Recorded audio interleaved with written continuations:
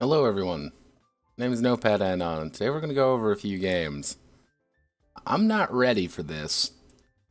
Gonna be frank with y'all here. I ain't digging it, kings. I ain't digging it. Wanna know why I'm not digging it? I'm not digging it for one very simple reason. Because this shit is exactly not what I do. I don't do PBTA. Never have. Never will. We're gonna be looking at PBTA today. Now, I think the most important thing what we have to do first is establish what the fuck is Powered by the Apocalypse. What is this game system we're going to be looking at today? Well, for those of you who've been living under a rock or who just don't much care for tabletop games, Powered by the Apocalypse is a relatively famous story game. Now, what do I mean by relatively famous? Well, Powered by the Apocalypse proper came out in 2010 by Vincent and Marguerite Baker. Now, these two designed this very clean story game at the Corpse of the Forge. Now, what is this game actually about? Well, Apocalypse World began with Apocalypse World, which is a relatively decent game. I quite enjoy Apocalypse World. I think it's actually pretty damn good. The problem is, hello, god damn it, every single goddamn time. The problem with Apocalypse World is pretty simple. Is that, let's just bring it up here real fast. Oh, this isn't looking too good. Apocalypse World engine. Yeah, there's a few Apocalypse World games. There's quite a few Apocalypse World games. And these quite a few Apocalypse World games are very numerous. Quantity means quality. No, it does not, Mr. Chainsaw. Far from it. Because the one very unique thing about Apocalypse World is that technically... Yes.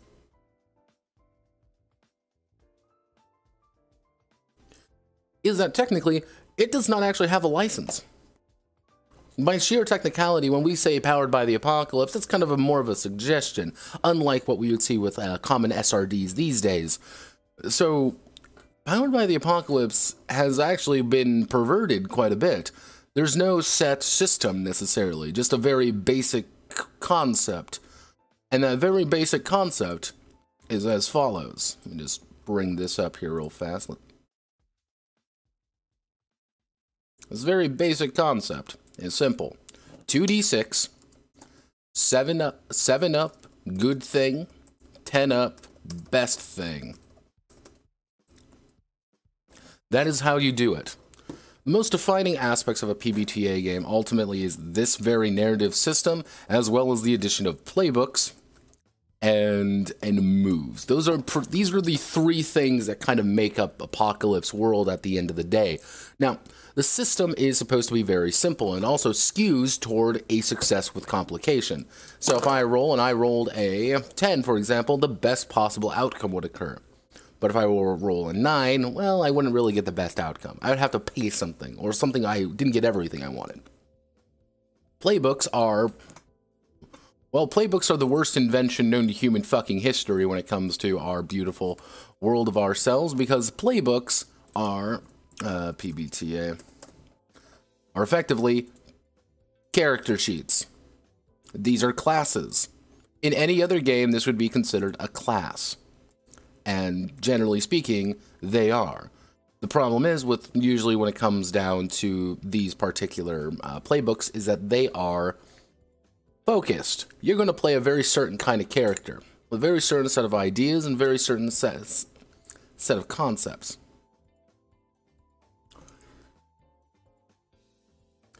Now, at the best, these are broad understandings, more of a calling with kind of to fit a certain trope or something similar.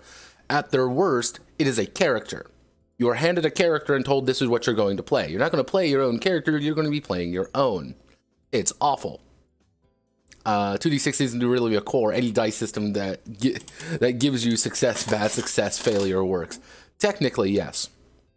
Technically, that is correct. But 2d6 is what Apocalypse World is built upon, and always has been. But moves, on the other hand, are probably one of the strangest additions to anything I've ever really encountered. Mostly because if we go here, let me see.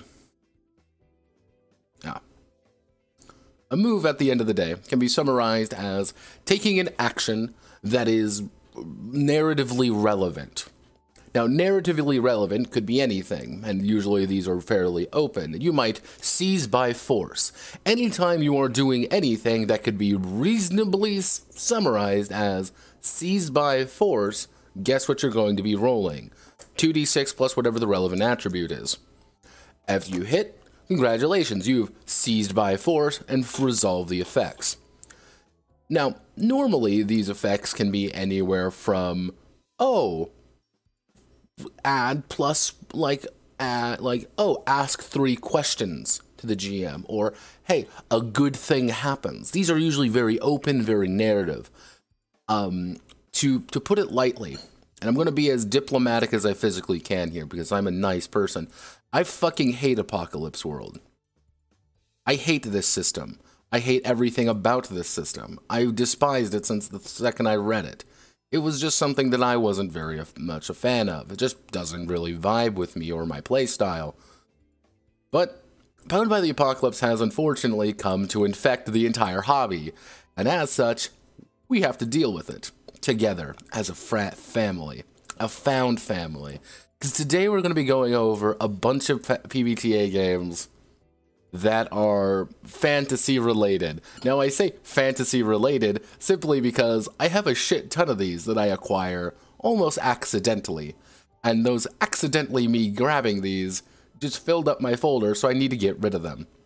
So, what games are we going to be going over today? Well, let me just make sure everything is... So this is Our Traveling Home. This is a PBTA game, a deviant PBTA. I'll go over kind of what I mean by deviancy. We're going to go over Wanderhome, which is PBTA, but also a horrifying deviant of the formula, because you can do that. Root, the role-playing game by Magpie Games, which actually sticks pretty close to things, which is odd. My Brazilian friend's utter nightmare, Broken Worlds, the Kill 6 Billion Demons role-playing game. For the Dungeon, which is another fantasy PBTA game that isn't really a fantasy. It's weird. And we also are going to be going over, not that, go away, the Fellowship, specifically 2nd edition, not the 1st edition, just Fellowship 2nd edition, and I'm going to glance over the many expansions of that game. The many expansions. The final game we're going to be probably going over today is going to be, come on, Heroines of the First Age. Yeah, we're going over quite a few different games today, simply because I hate you. Yeah, that's the reason. That's the reason. I hate you. So I'll query the heavens. Which one do you all want to see first? I didn't really get a good setup on how I want to handle this, because I genuinely dislike most of these games except one. So which one do you all want to see first? Come on, give me something to work with, everybody. I believe in you. I trust the audience, or I will randomly roll. That is entirely an option. The one you don't dislike. Start off with the one I don't dislike the most. Okay, we've got one. We've got one from Fjordkeeper. The one I don't dislike.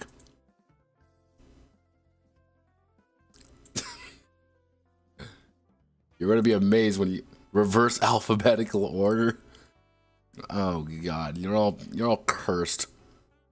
Oh God, see, it's pretty much okay. It's coming down to a tie between I can either do Wanderhome or we do Root. Which one would you all like to see? Would you like to see Root or Wanderhome first? Both with very similar premises, but very different quality.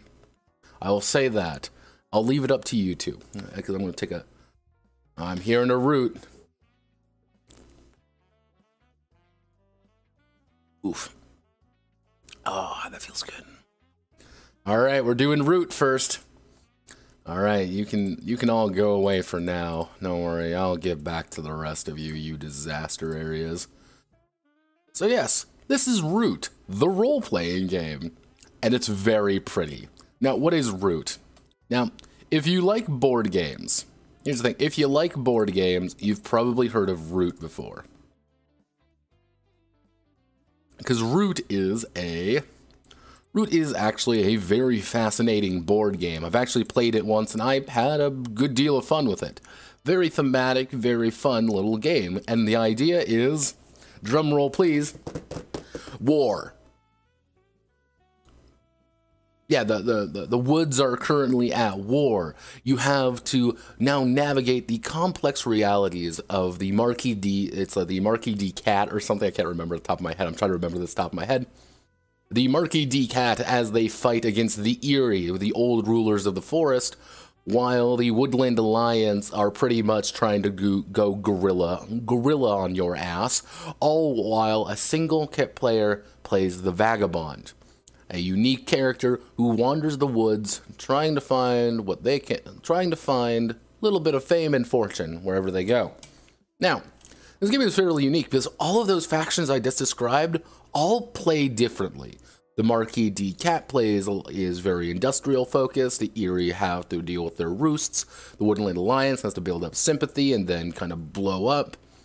The Vagabond is literally a single person, and he's moving across things and building up reputation as well as resources among all the other factions, while the players have to actually feed a character victory points, but they're going to be able to help them in the long run. It's a very fascinating game, and this one did a lot of work. There's actually quite a few expansions for the game. I think there are three expansions, and it did come out on Steam. There is a digital version, though I don't think the artwork translated very well to it. Not a huge fan, but I really like I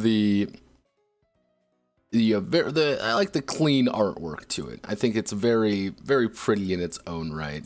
I don't think it, and I will give Root, the tabletop role-playing game, this very quick, very, very high.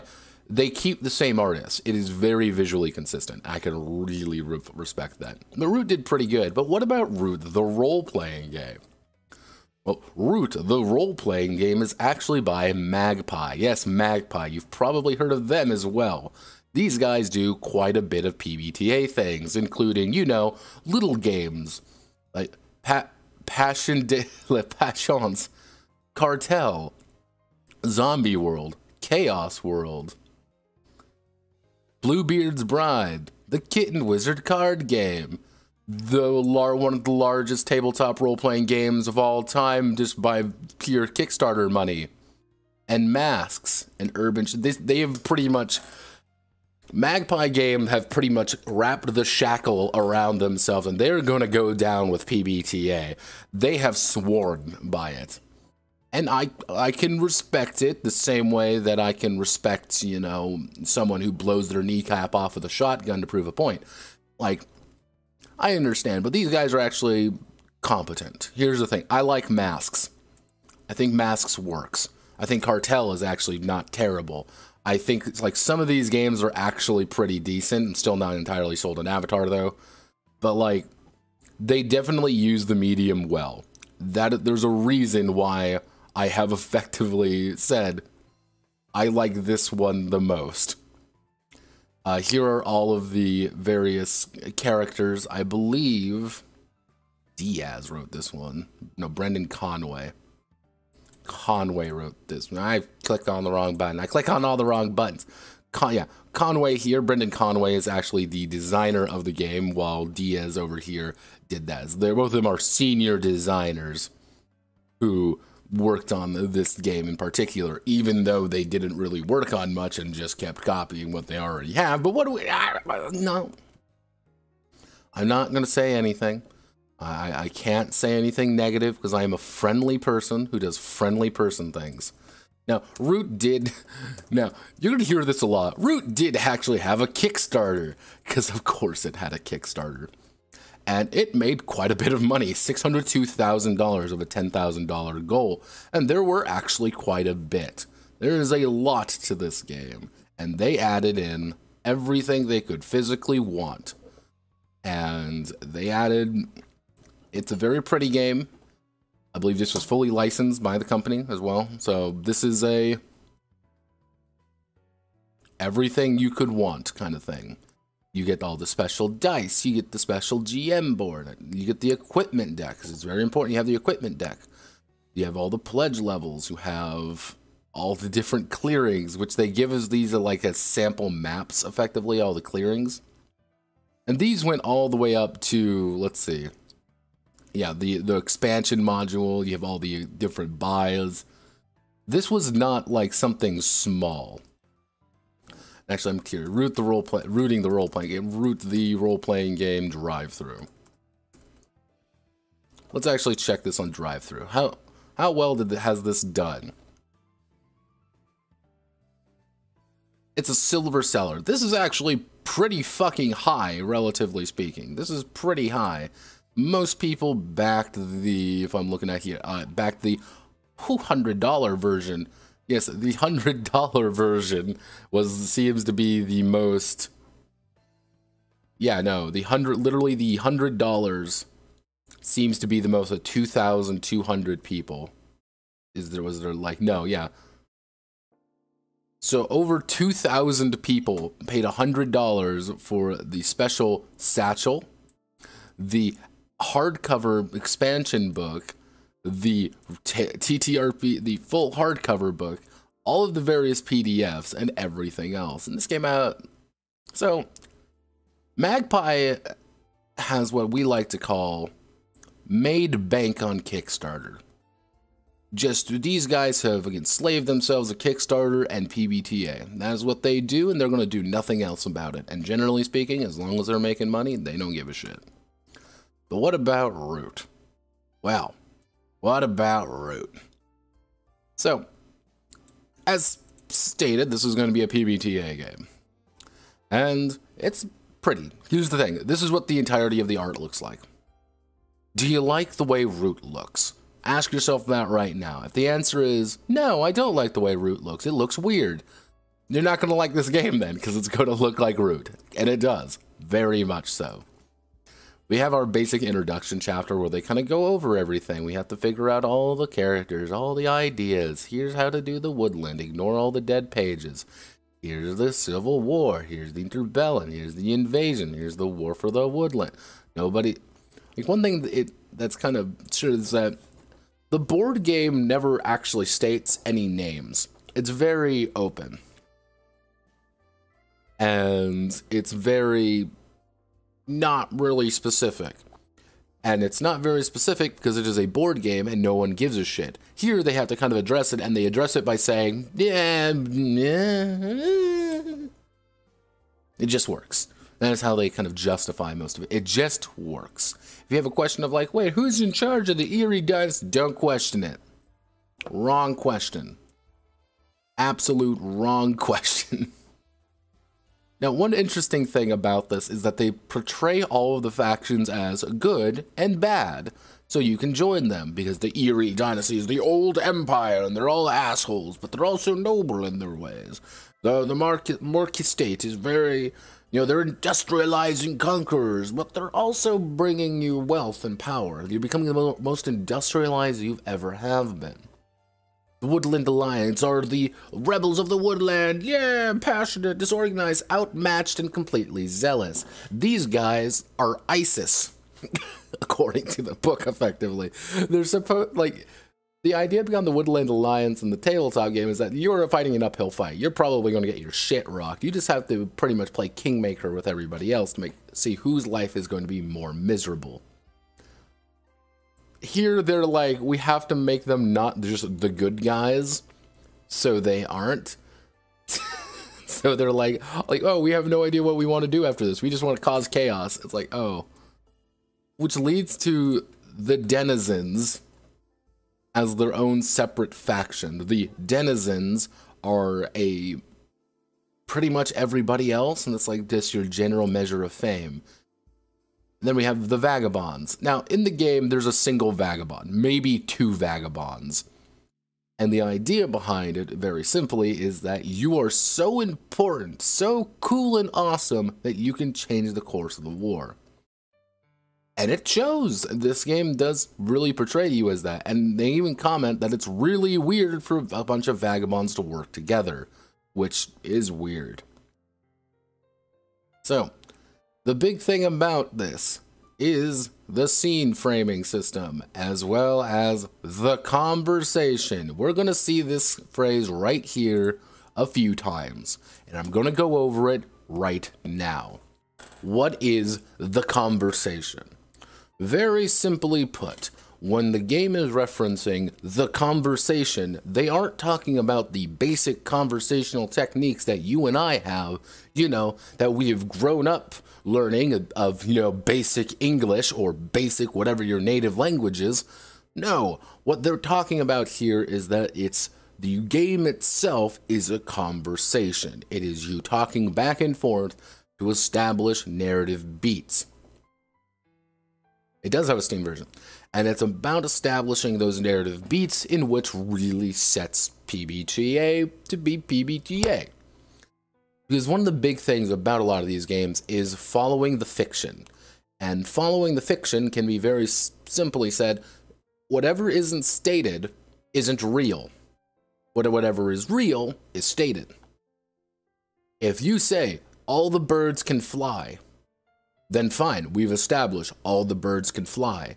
That is something that we all now have to deal with. And if you are playing a bird character, you can fly. Okay, this makes sense. You don't need to make a check to learn how to fly or something. However, if you establish all the birds can fly, but only if they wear really light armor, then guess what? All the birds can fly except if they except if they wear anything heavier than light armor. This is pretty standard stuff, but they have to detail it, because this is what the move system is actually based around. If you don't know this, it's not going to work. So, we're going it out. There is actually a GM in this game, which is something that's going to be kind of odd in some of these games. Now, one of the big things is basic scene framing and hard scene framing. When you frame a scene hard, you just start where it's the most important aspect of it. You might, instead of walking up to the office, you're in the middle of the conversation already talking to the person. Hi, Matt Mercer. What do you do? What's it? You only really do moves when things are uncertain. Which in this game is literally everything. Now, give me 1 second. I'm going to open up our character sheet here. I didn't convert these to PDFs, did I? I'm a silly boy. I didn't convert these to PDFs. So you want to know what we're going to do live on air. As you can tell, I was very prepared for this. I'm a very prepared boy.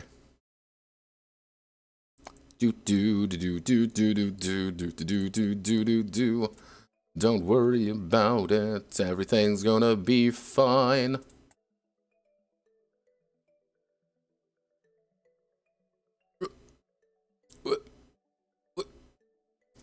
So this is our example character we're going to be working today. This is the champion. This is Henry Pro Tudor, Mr. Tudor. Obviously, if you've been on here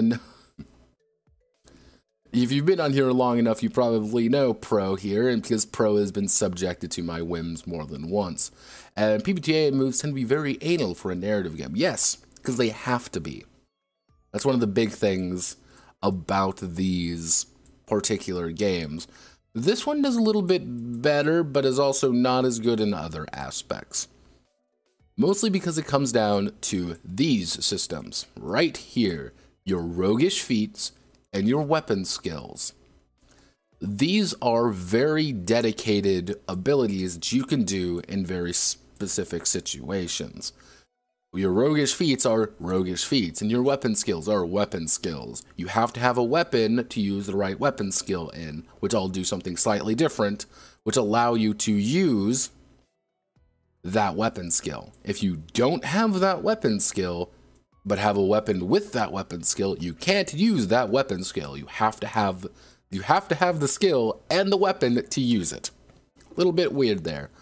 Then you have the roguish feats, which are exactly what you think. You can still attempt these. The thing is, you can still do these things, but you can't at the same time.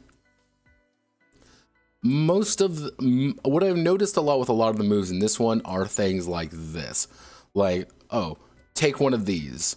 It's a skill against skill alone. When you grapple the enemy and roll this, or when you travels down a path at a relaxing pace. It's when you already use one of the moves in the core book, then it does something more, it's something better. Now, this is the hits and misses, as I kind of explained. 2d6, and 7 or higher is a hit. That's a good thing. You at least accomplish it. 10 or higher is a strong hit. You get everything you wanted. 7 to 9 is a weak hit. You kind of get what you want, but maybe there's some strings attached, or you get a miss. Misses are bad. You fail. Let's go, starting the Woodland Expectations. Yeah, this is kind of like they're setting the stage. The balance tips toward fables. The close to the medieval, but with a hint of the fantastic, even though that heroism with an edge. Focus on the vagabond band. And finally, why should you actually play? Very simply stating, this is like basic ideas of how you should actually be playing, kind of giving you some basic concepts to work with. What are your expectations of the Woodland? Well, you want to make things more fable-oriented. Are wolves the same size of mouse? Yes, they are. Fuck it, who cares? You're kind of medieval, but not. You're heroic, but you're also a little bit edgy, because that's cool. Because you want to be cool, because you're not lame, right? Playing Powered by the Apocalypse, you can't be lame. So, we have to choose our playbooks. Now, there's actually, I will give them credit. I'm going to give them credit for this. There are 19 playbooks. 19 of them. Which is kind of insane when some of these games are supposed to have things like 7. Some of them actually have very small amounts of these playbooks, but these ones, I will give them credit, these ones do have quite a bit of them. We're going to go over the basic ones, and then I'm also going to go over the big ones, kind of the expansion books, the other 10.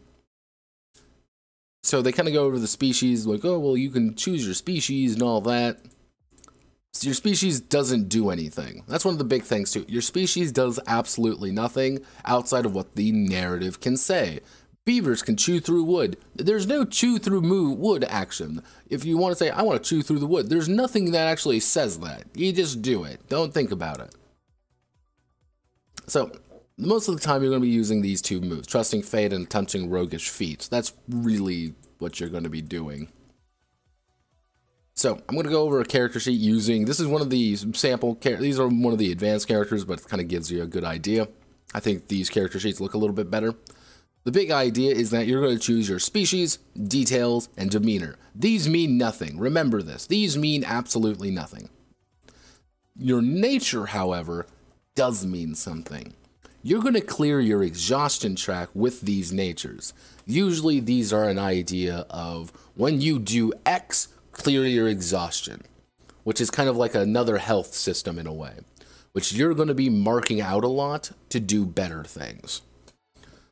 Okay, and then you're going to choose your drives. Your drives are things that you want to accomplish. You accomplish your drives, you're going to be able to improve yourself. Simple as that. Nothing too gigantic and fascinating in that regard. If you, for example, my drives as the champion are principles. Advance when you express or embody your moral principles at great cost to yourself or your allies.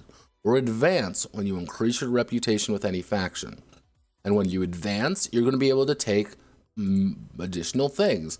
I want to take a bonus to my charm. I want to take of the people. I want to take a roguish feat or a weapon skill. Wow! The next big thing is when it comes down to your connections. Each connection that you have with other players is going to actually mean something. For example, Pro here is a protector of Chippy the Toad, because Chippy the Toad is a true hero, someone whom even I look up to for their moral clarity.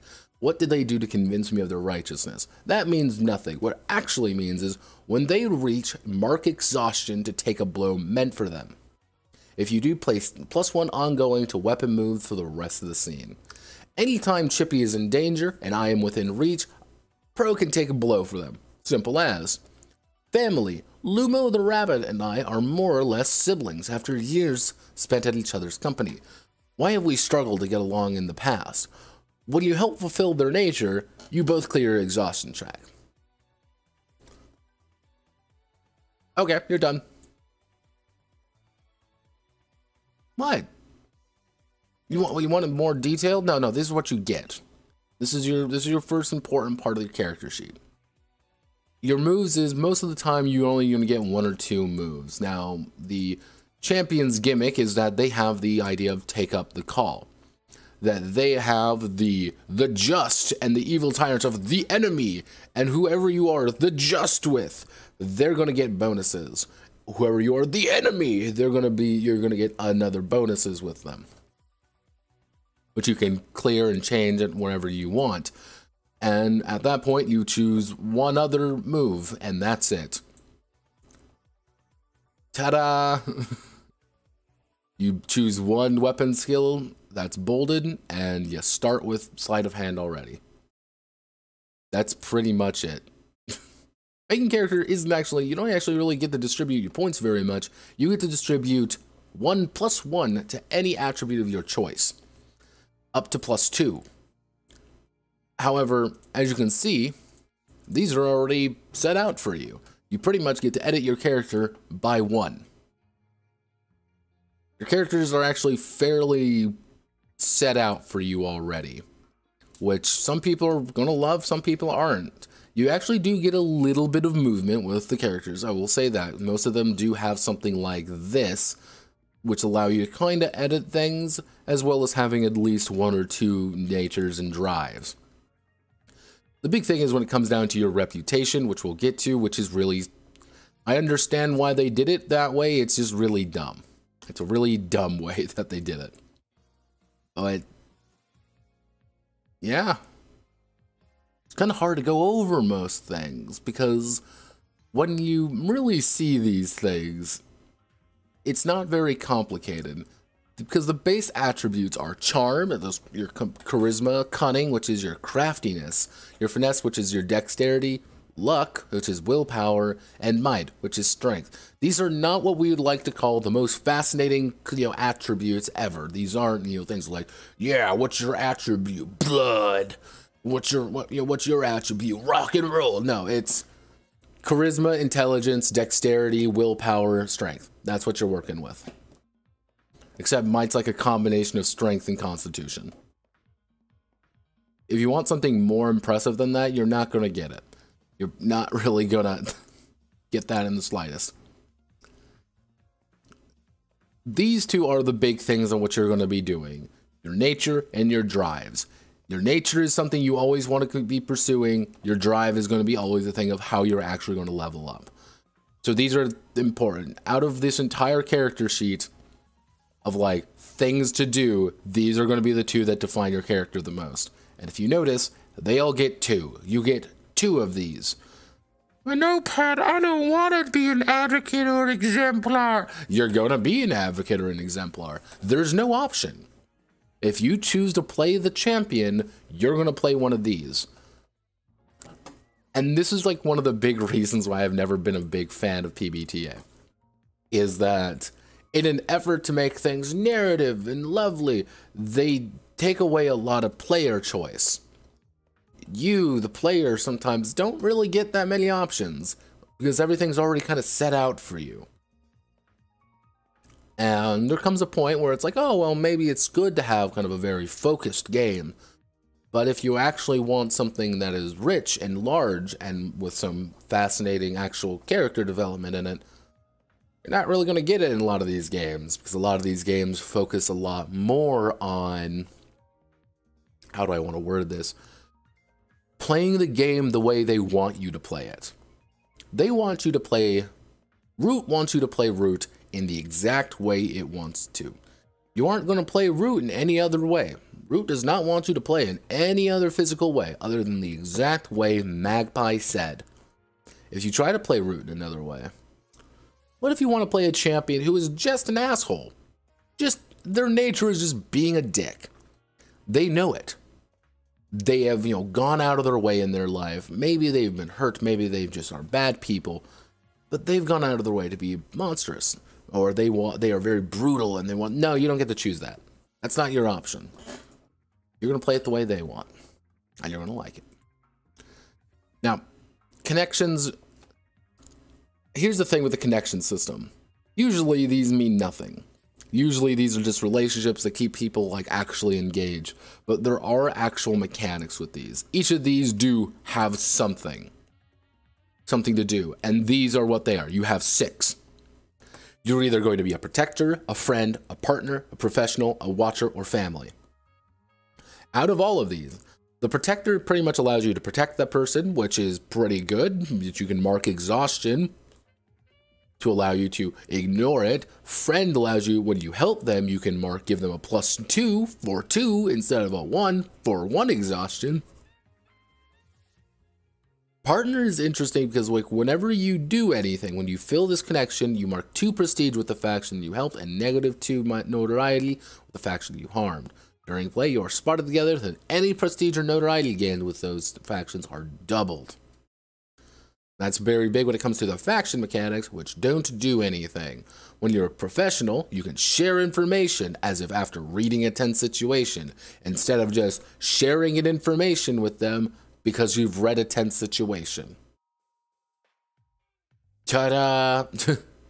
Which, interestingly enough, a professional and friend do the exact same thing, except only when it comes to roguish feats.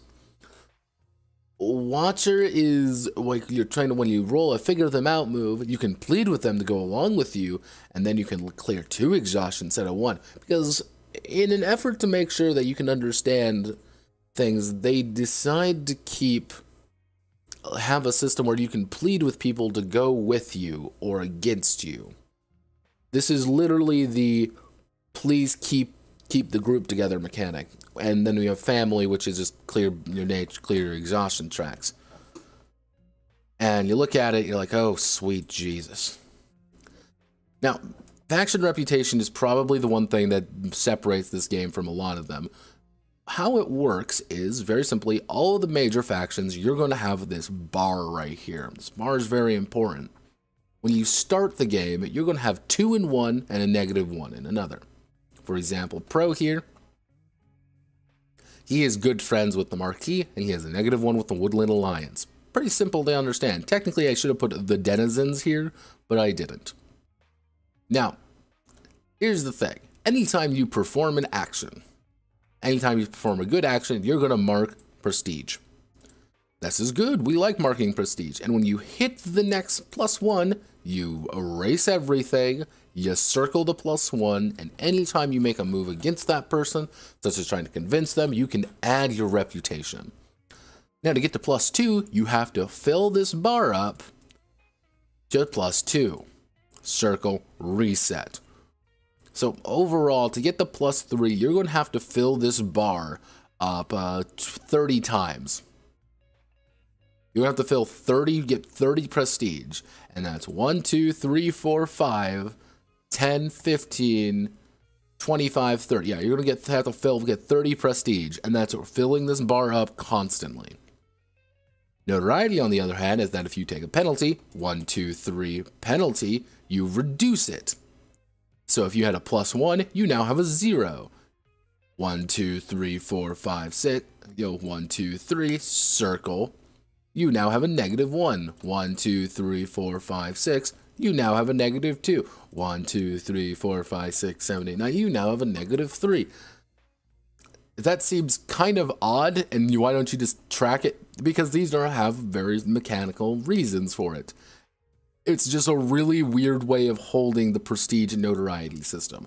This is just a really odd way of doing it. And it's very specific. This isn't just like a, hey, you hit 15 prestige with something, you get a +2, or you get a, hey, when you hit a +3 was the, you're going to get a +3 when you hit 30 prestige. You're going to get a +2 when you hit 15 prestige. No, no, no, no, no, no, no, no, no.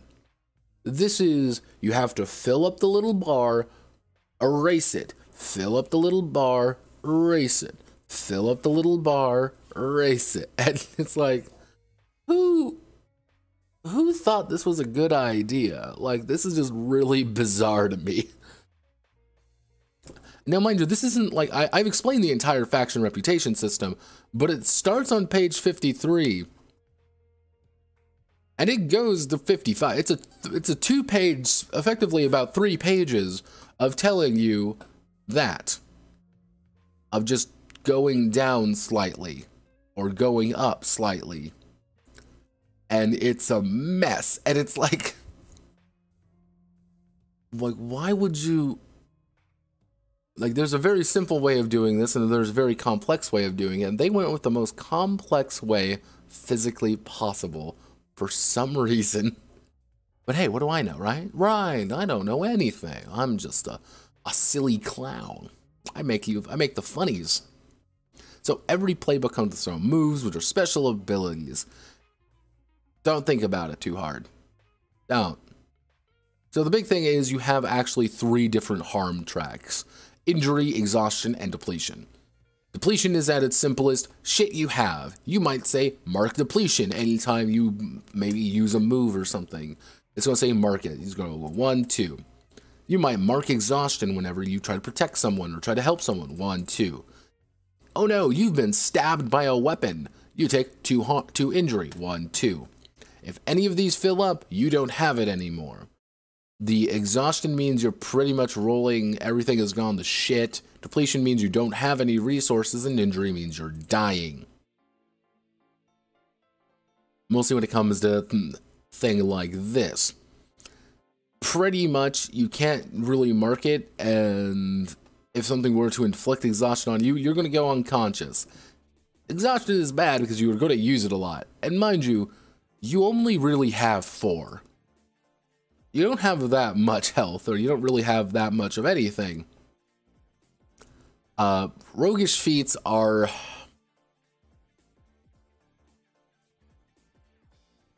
something that should really be simple, but it's not. Because anytime you try to perform one of these feats, you have to have it, and each of these are pretty much a separate move. Each of these separate moves are going to do something slightly differently, or you can do the same thing with a Tempt Fate roll, which is a different move. So, starting out, Pro has the Sleight of Hand move, Roguish feat. He can perform this feat whenever he wants, but he cannot sneak, or blindside someone, or counterfeit, or disable something, disable a device. He can't choose those options. Those are not available to him right away.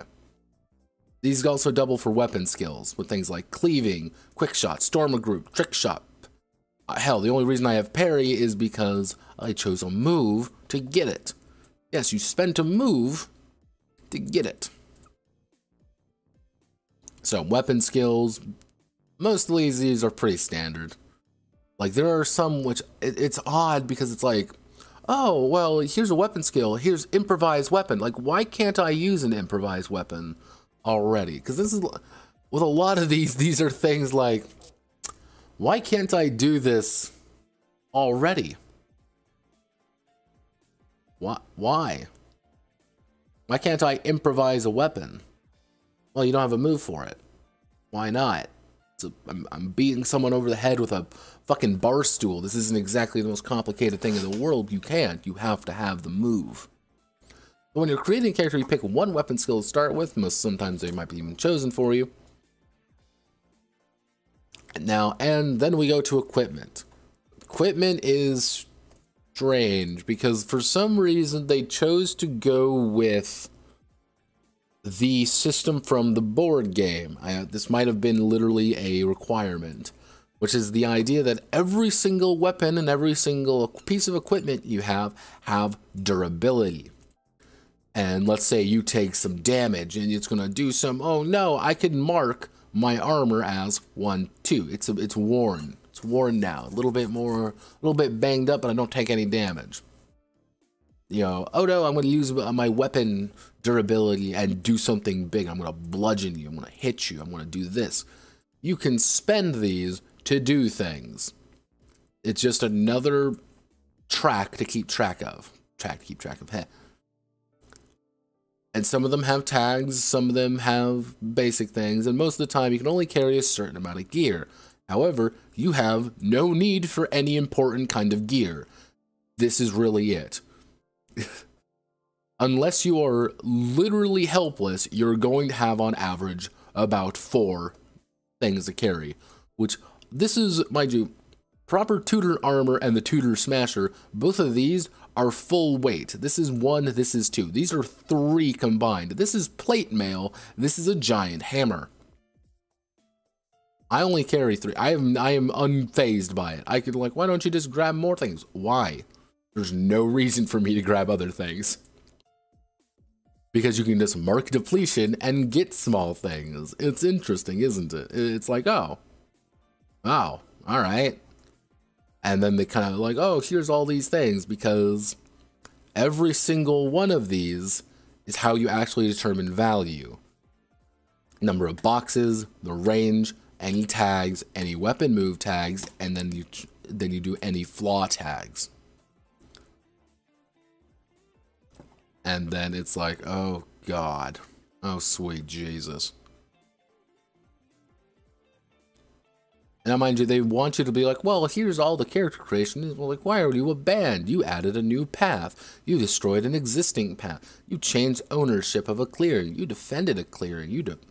These are things that literally happened before you start, which is always like, I always find it fascinating anytime things add parts like this, which is always like, yeah, you did something really cool before the game started. Can we play that section? No. You already did it. You can't do that. Unless you like really want to, then you just skip this section. But it's like, oh, that's kind of strange. But again, I like the artwork. I think like the artwork kind of fits. It's a little bit twee in some aspects, but it works. But yeah, congratulations. I've pretty much summarized most of the game to you already. Most of the basic moves are things that are basic to be triggered. Weapon moves require either the proper weapon or requires you to have a certain requirement. These are just combat options. They say these are weapon moves. This is just the combat system. That's all it is. It's not something like, oh wow, I've never seen this before. It's just the weapon. It's just the combat system. Like, there's all of these different moves and things like this, but nothing is really too out there. Mostly when it comes to things like, oh, here's hold, +1 forward and +1 ongoing. When you have a hold on something, you have a resource you can spend. When you have a +1 forward on something, you take a +1 against it. When you have +1 ongoing, you get a +1 until something occurs. That's it. Basic moves are, when you attempt a roguish feat, you can have to, usually it's like mark exhaustion and then something happens. Or you're just going to trust fate. So you can do anything, but also not. For example, sleight of hand, you can palming, switching, ditching, or flourishes, draw unwanted attention, leave evidence, or a weak result. That's what happens if you do something wrong. So, for example, Pro has sleight of hand, so he can try to palm something off on somebody, but he might draw unwanted attention, or he might leave some evidence that it was him. This is so important that it has its own dedicated section to it. You know, it has its own dedicated thing for something that is fairly standard. Yeah, the artwork is like a children's fairy tale book, but that's like one of the things that I actually quite liked about Root. The Root was very pretty, and that's what kind of drew my eye to it initially. It was like, oh, I'm interested in this. I like the way it looks. It kind of has a unique look to it. And kind of you would think like, oh, the RPG, like an RPG in that style would be pretty damn good. And it is. Looks good anyway. It looks good. It doesn't mean it is good. And then you have the options for the roguish feats. And then you have all the different kind of roguish feats. You can also, there's also kind of the flashback mechanic, which you can say that you already did something when you, with a roguish feat. Because again, these are so fundamental that you need to use them constantly. These, like, roguish feats are such a fundamental aspect of the game. If you do not have them, something's wrong. No, Pat, I don't want to play a roguish feat, though. Well, you are going to. But it's also the same way that by technicality in the rules, you can't join any of the factions, because you would stop being a vagabond then. By according to the rules, you have to do, you can't join anything. You have to follow exactly what the rule says. According to the rules, you were a roguish vagabond. You aren't really anything else. You're going to play a vagabond. You're going to like it. Again, usually the case of what occurs is you expend supplies. You expend a resource. Something goes wrong. You roll that 2d6, and I rolled a 7. Oh, you tried to palm something off, but oh no, you leave some evidence behind. Oh no. Okay. Yeah, cool. That's it. Figure someone out is the question move. Every single one of these PBTA games have these. You can, like, oh wow, I want to try to figure you out, plus my charm. I rolled a 10. I can ask 3 questions. Is your character telling the truth? What does your character intend to do? What does your character wish I do? Instead of saying, looking at me like, you're bullshitting me, aren't you? And I clearly know you are. They look at you being like, I would say, yeah, make me a charm check. I rolled 2 1s. Yeah, you fucking failed. Like, yeah, they're telling the truth. Like, everything that could be simply explained always has to have something more complex behind it. This is literally, can you ask a question? But the GMO has to tell the truth, and you have to ask. Can your character ask a question? It's like, no. It's like, oh god. Persuading an NPC is the same idea. Usually you have to give something, and you have to give something up. Usually it's like resources. Like, I want to give up a resource. I want to give up 2 of my depletion to feed the hungry beggar. So he lives it. You're going to get your depletion back. Don't worry about that. You're going to get that back pretty easily. But you gotta do it. It is an honest move, and you will ultimately not follow through on your end of the bargain, whether because you can or because you chose not to. But you're not trying to deceive the NPC. And this, you're not deceiving them. Oh, no, no, no, no. You're persuading them. Very different. Read a tense situation. Instead of asking like a normal human being, being like, hey, GM, what's the best way out of this situation? Or like, hey, is there an exit? Like, yeah, there's an exit. It's over there. Like, okay. It's like, who's the most vulnerable to me? What's the biggest threat? Like, I hate these moves so fucking much. I hate these kind of moves. And some people are going to love them. Some people are going to hate them. I've never been a big fan of these particular kind of moves, because it's a basic question that you now must roll for. Trick an NPC, same idea. Trust Fate is the do anything else roll. Play Exhaustion. Pay Exhaustion. You're going to be amazed when you say, just pay Exhaustion and Depletion. Like, it's just like, Trust Fate is the do everything. If there is any time there's a, oh no, that you have to take a risk for something, you're going to Trust Fate. This is your fallback for any other action that could possibly take place. You're going to be rolling the Trust Fate, most likely.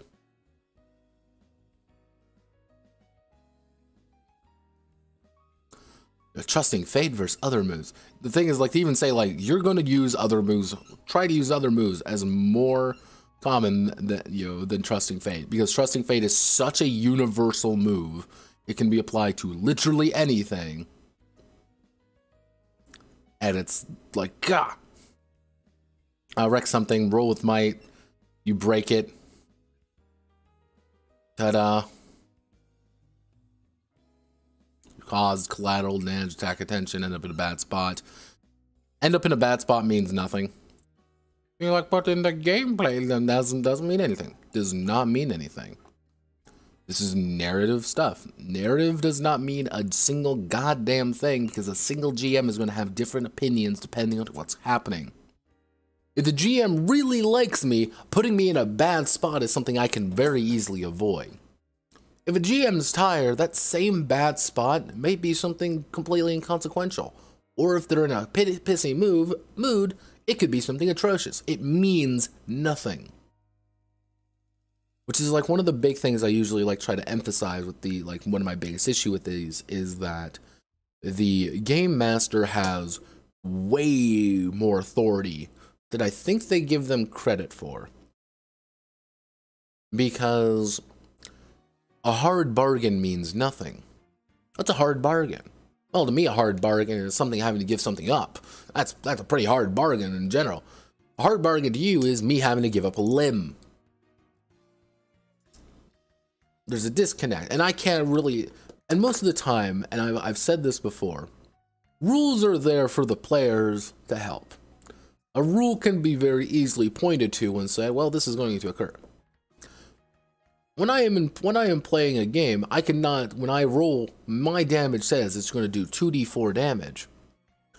And I roll 2d4 damage, but my GM's like, no, you're only going to roll you're only going to roll 1d4. Why? They cannot answer that question, being like, okay, hey, no, you cannot answer that question. But they're like, well, there's magic at play. Okay, what magic? Well, you don't know yet. You haven't found it. Like, all right. If there's something you've established, all right. I can accept it. But there's no rule for a player to point at and say, like, why? Being like, well, this is a hard bargain. Being like, this is bullshit. Being like, well, fuck you. And I don't like that aspect. I never have liked that aspect of PBTA games. Yeah, help and interfere.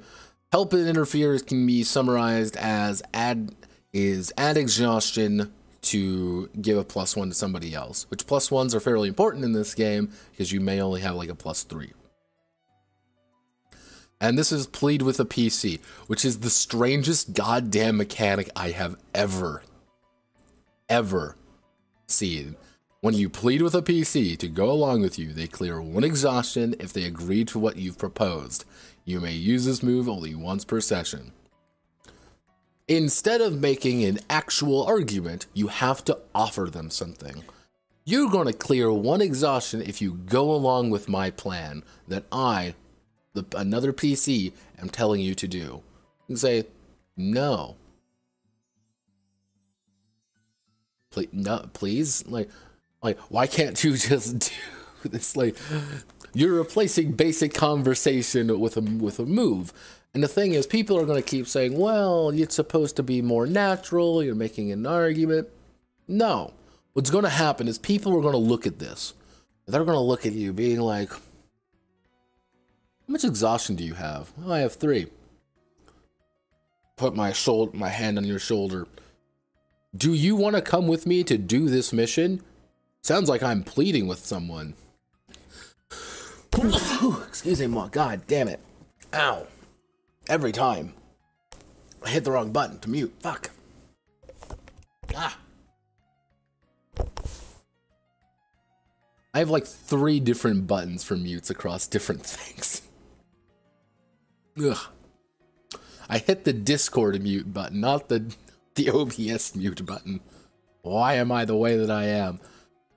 But yeah, you can use this move aggressively in a way. Being like, oh no, my ally is in danger. I'm going to just say, no, I'm gonna go out of my way to do this unless the GM goes out of his way to say, no, you can't do that. You're not pleading with this person to do this. Be like, yeah, I am. And what's the GM gonna say? No, like you aren't. Like, oh no, you don't get that move. So then suddenly this move becomes void.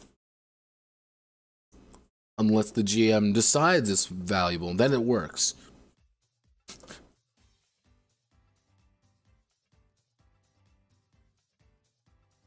Get along or to get along to play along. Or a team. Yeah, no, it's... The idea is that they really want you to stay together. Now, this could be something very simple and them just saying, hey, stay together. You are a team. You are a group of vagabonds, and alone you're gonna die. But they make it out to be that you are such an independent force of nature that you really don't need to worry about anyone else. And if you leave, you leave. That's it. The character's done. You know, if the TV show, this would be a fundamental promise of that TV show. If TV show is set in space station, then when someone leaves the space station forever, they leave the TV show as well. The show is set up and exploits of a band of vagabonds. If someone leaves the group, then they leave the show.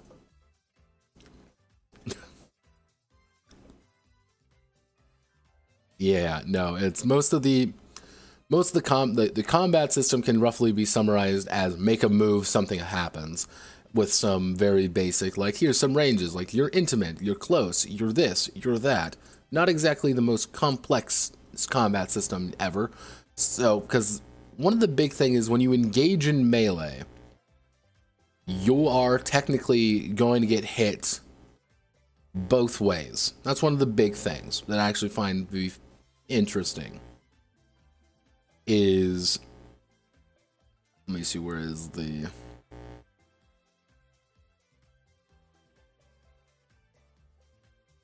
There we go. Because one of the things is, for example, I'm going to roll with might. Now, pro's might is 2, so I'm going to... I rolled a 9. Yeah, I rolled a 9. So I can choose only one. Now, on a hit, you're going to trade harm. I'm going to do harm, then you're going to do harm to me. We're going to hit each other, because that's what combat is. I'm going to hit you, you're going to hit me.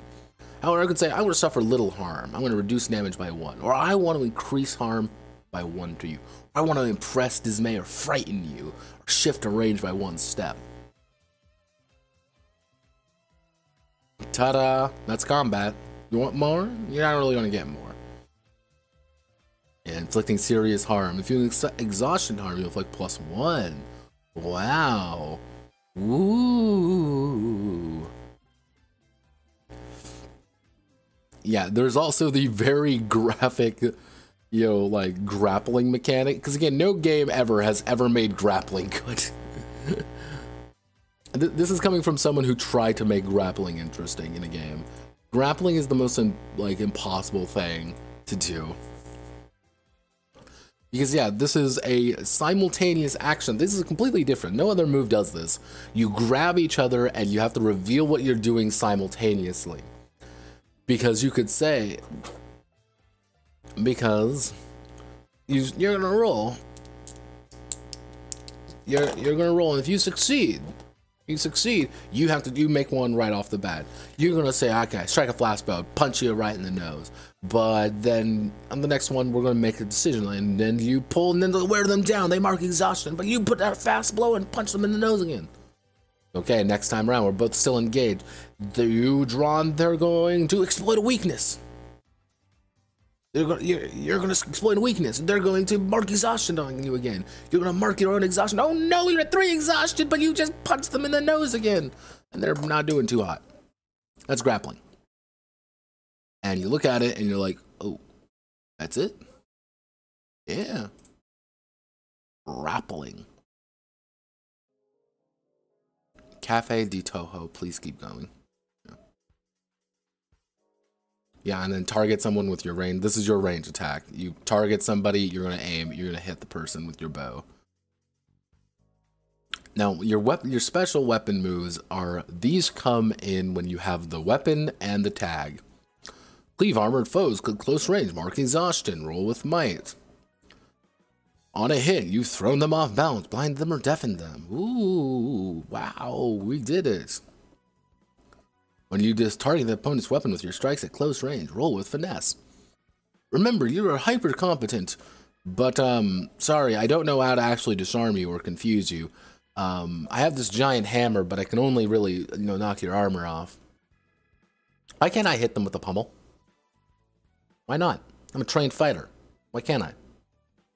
Now, I'm not saying it's going to do well. I'm not going to say it's going to be good, but why can't I? Nothing to say you can't outside of you not having the prerequisite skill to do that, which most games get around that by saying you can't disarm unless you have a special ability or something. Or they just say you can, but you're not going to take a penalty to it. All right, this is fine. It's a penalty. This one just says you can't. And there's 15 different rules for disarming.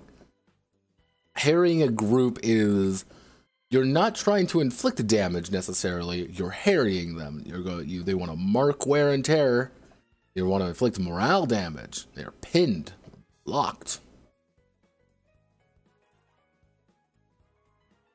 Improvising a weapon.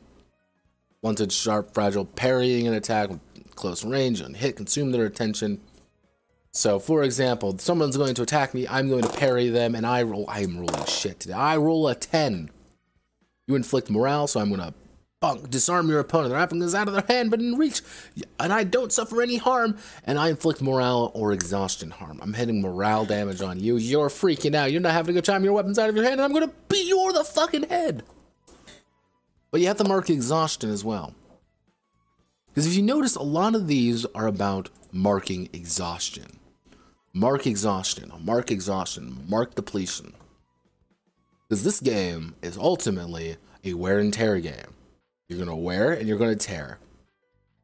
You're going to sit down there and do something. These moves don't mean as much as marking exhaustion. And you always want to mark, and you don't really want to use some of these moves because it's just like, well, my finesse isn't really that high, so I want to mark. I'm like, why do I want to do this? This isn't like. Wait a second, this isn't what I want to do. This is a terrible idea. Or like, wait a second.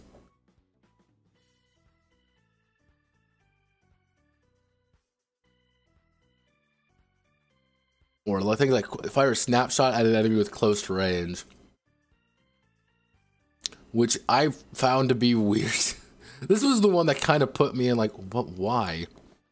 It's a ruffian with a hammer is closing in on you where you're hiding behind a tree, so you quickly step out of cover and loose an arrow on her with barely any time to aim. You're making a quick shot. You've rounded the corner. You are still a ways away. You cannot physically attack me.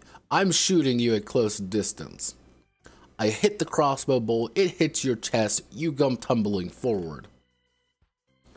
That would, if in any other game, I would say that's a penalty, though. That's a penalty to hit. They're a little bit close, and you're doing it pretty quick. You're around the corner, and you're shooting real fast. Small penalty. Not this, which is already at a penalty because you have to roll a 7 or higher, and you're going to be rolling with luck, not finesse as normal range attacks do. Your luck.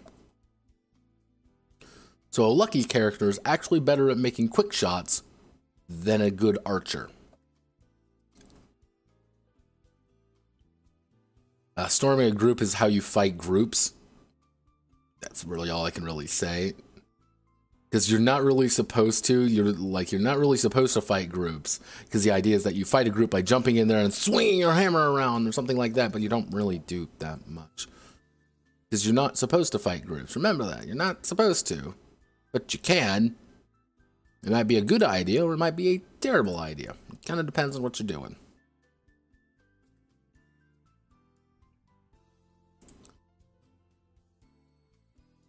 It's my favorite ping tuber, yes. I am always the PNG tuber.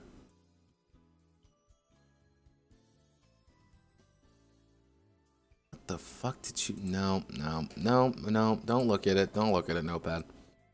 So, yeah, trick shots. If I'm being a little bit short with some of these, it's simply because there's a lot of them. Vicious strike an opponent when they are weak and an inch of close range. Oh no! Mark exhaustion. Mark exhaustion. You want to mark exhaustion real fast? I think you should mark exhaustion right now. Why aren't you marking exhaustion? Yeah, and then you're going to be marking prestige. This is kind of like how they view you. Mark notoriety. Ask for favors. Regional favor based on your reputation. He's someone important. Draw attention. See, like, one of the odd things is that you have secret factional vagabond goes to ask a favor of a denizen, and that denizen is secretly a member of the Woodland Alliance. The vagabond doesn't know that yet, though, so do they roll with reputation with the denizens or with the Woodland Alliance? The answer is the Woodland Alliance. Vagabonds are sharp enough to pick up on small cues and signs of an NPC's true loyalties, especially when those NPCs aren't really trying to hide it, aren't that deft at hiding their loyalties. GM can always tell a PC to roll with the correct reputation, even if it gives away the true loyalty of an NPC. Yeah, it's like, but why? Why would you? No! If there's a secret loyalty, unless you damn well know, if you were to be like, I want to roll intentions, and you rolled well, be like, yeah, okay, yeah, he's being a little bit weird about it. Yeah, he's being a little bit smidge weird. And they're like, hey, or do you just roll and I like don't add the, or I secretly don't add the bonus? I'm like, oh yeah. Yeah, draw attention. You have to have a negative reputation, which is just being available, which is just being annoying to you. Swaying at NPC, making a pointed threat. Nested moves and uncertainty. Demonstration move, dangerous intent. Oh no. Command resources. You can't join the factions, remember that. Now we have travel moves. Travel through the forest. Travel along the path. Because the thing is, like, when you travel, you're not supposed to travel through the forest. And anytime you do, you can either go slowly, foraging heavily. Everyone clears to depletion, but you take a -1 to the roll. As everyone marks an exhaustion. Carefully avoid trouble. The band collectively marks 1 depletion or exhaustion for each band member, but they get a +1 as quickly as possible. Everyone marks exhaustion and depletion. If you haven't fucking realized this yet, if you haven't kind of got it through your skull, is that this game is about resource management, not the narrative. No one gives a shit about that. Fuck that. This is about resource management. And can you... and I thought about this, is can you paint thinner this game? And put it in... Can you run root OSR? Yes, you can run root OSR. That would be... Honestly, it would be a hell of a lot easier. Which is weird to think about, isn't it? Really weird. Like, why don't you just run this in an OSR game? Why not? Think about it. Why don't you? What is here that isn't in an OSR game? Think about it. As we go through some more of this thing, such as traveling along the path. Everyone clears 3 exhaust. This is the way you actually clear exhaustion, by the way. You go fast down the road. You mark depletion. Because again, resource management. That's all it is. That's all it ever was. Yeah. And mind you, the big thing is anytime you're going to be able to mark where when you're getting hurt, you are getting hit by a weapon, you're going to mark wear on your armor, which is fine. Anytime you mark depletion, this is what I mean by, like, anytime you can mark depletion to get something. Instead of having those supplies, you can say, I have a torch, a small lantern, 30 feet of rope, a grappling hook, climbing gloves, food and water for the day, supplies for repairs or healing, a small pocket knife, small smoke bomb, you know, a basic map. Like, you already have all these things at all times. Then making harm, marking harm, inflict 2 harm, clear harm, clear 2 harm, harm, additional harm, fewer harm, harm past the end of your track. All depletion is marked, you're broke. All exhaustion is marked, you're wiped out, you're unconscious. All injury is marked, you're dead, you're dying. All items quick, it's about to break. NPC's morale is marked, they're just about ready to retreat. Ta-da, we did it. It's resource management. This is kind of the secret about this game, is you're managing resources, which a full-on resource management game, which is just entirely about managing it would actually probably be closer to the root board game than I think they would like to admit. And maybe that's the point. Maybe that is the point of this game, which is kind of weird. Think about it.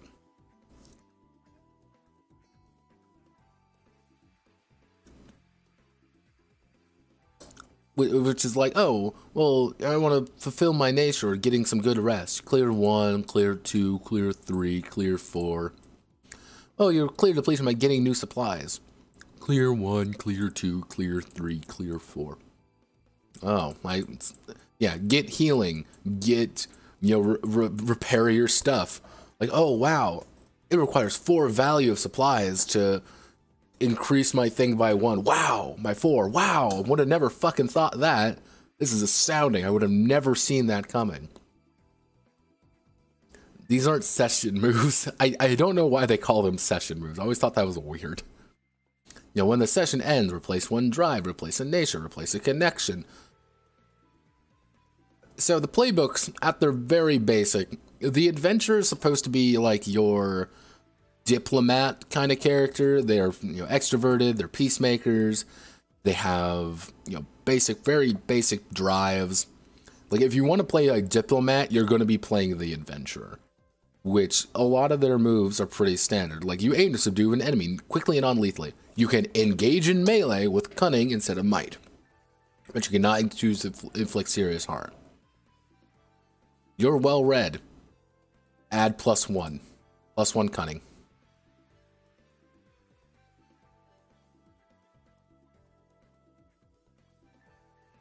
My friend wants to play a game right now, but little does he know I'm suffering for the amusement of others. The Arbiter is kind of like your fighter in the base book. Like you're a fighter, you're kind of trying to defend people. You are the scary man who does scary man things because you're a big scary person. The Harrier is just an asshole.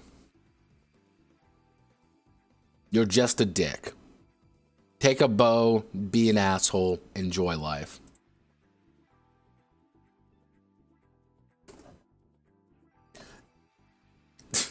Parkour, cross country. Wow, you take 1 extra box of exhaustion. When you mark exhaustion track is full, you must mark exhaustion.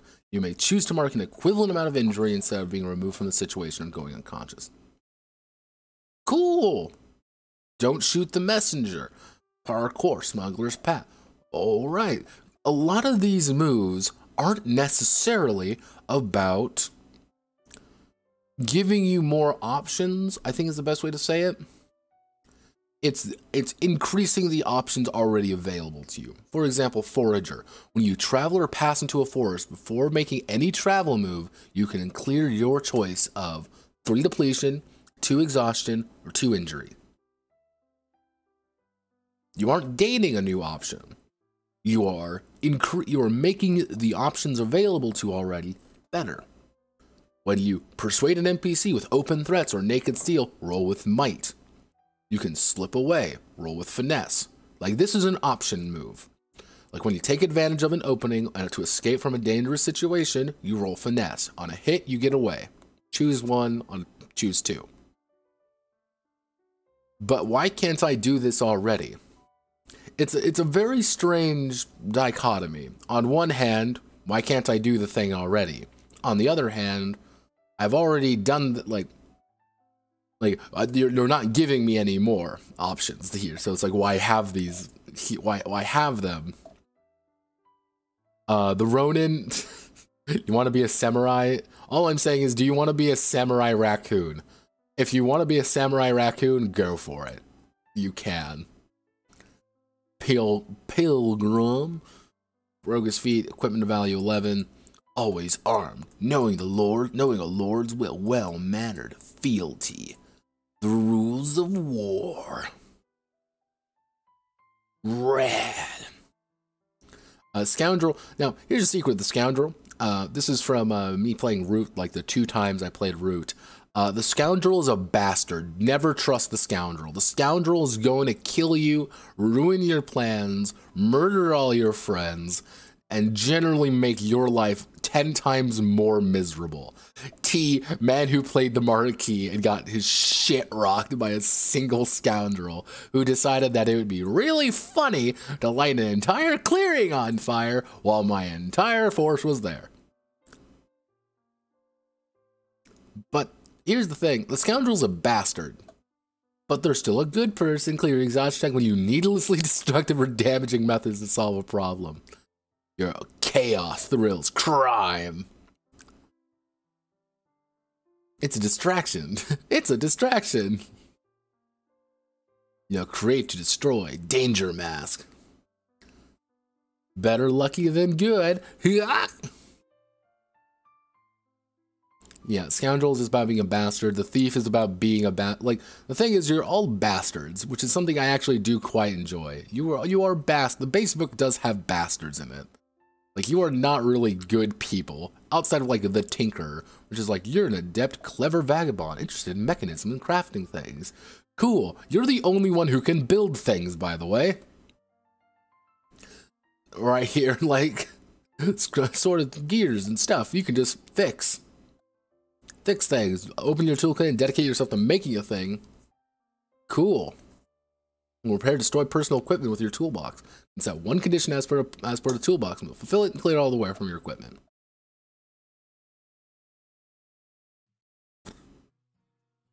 So yeah, this is the only one who could actually like repair things. Normally you can't. So like you're kind of encouraged to have a tinker in your team simply because having a tinker means you have just more stuff to do. The vagrant's like just your vagrant. Nobody likes you, but you're also the one that's doing everything. You are the most classic vagabond TM in the game. Like charmingly offensive. Let's play pocket sand. 'Cause that's funny, right? Now, the other book. Let me bring. This is the Traveler's book, and this is kind of all the expansion. These are just the expansion playbooks. There are quite a few other ones. The Champion is what Pro is, as you can see. They're supposed to kind of champion a cause. Get it? Where was the line that I actually... the Defender of the Innocent, Standard Bearer of Lost Causes, which is... I've used that term before, because I really like it. The Chronicler is supposed to keep the story going. The Exile is probably a member of a powerful faction, but now you're exiled from it. Define, which, yeah, know it all. Bring you up. I bring you the greatest age. The Envoy is like a professional representative. The Heretic, which is someone like, can you just go full nut job and praise the sun? Yeah, go for it. You can just play a pirate if you want. Because there was that one expansion where it was on the rivers. Remember the one where they're on the rivers? I do. The Prince, a second-generation vagabond.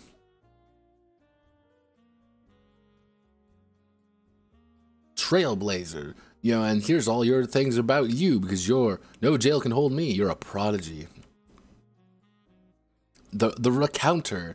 You are a storyteller. Ooh, look, you're a storyteller. You're just a violent bastard. Ooh, look, you're a little rat man, but you're an asshole.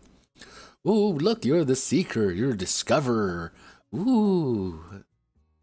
But again, most of these are...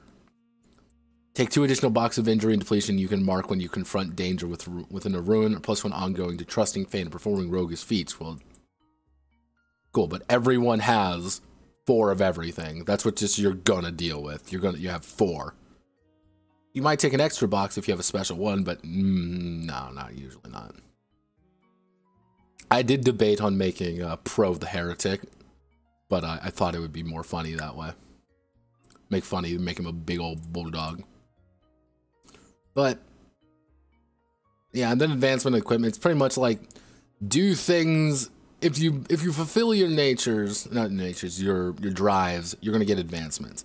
This is what you're gonna end up with.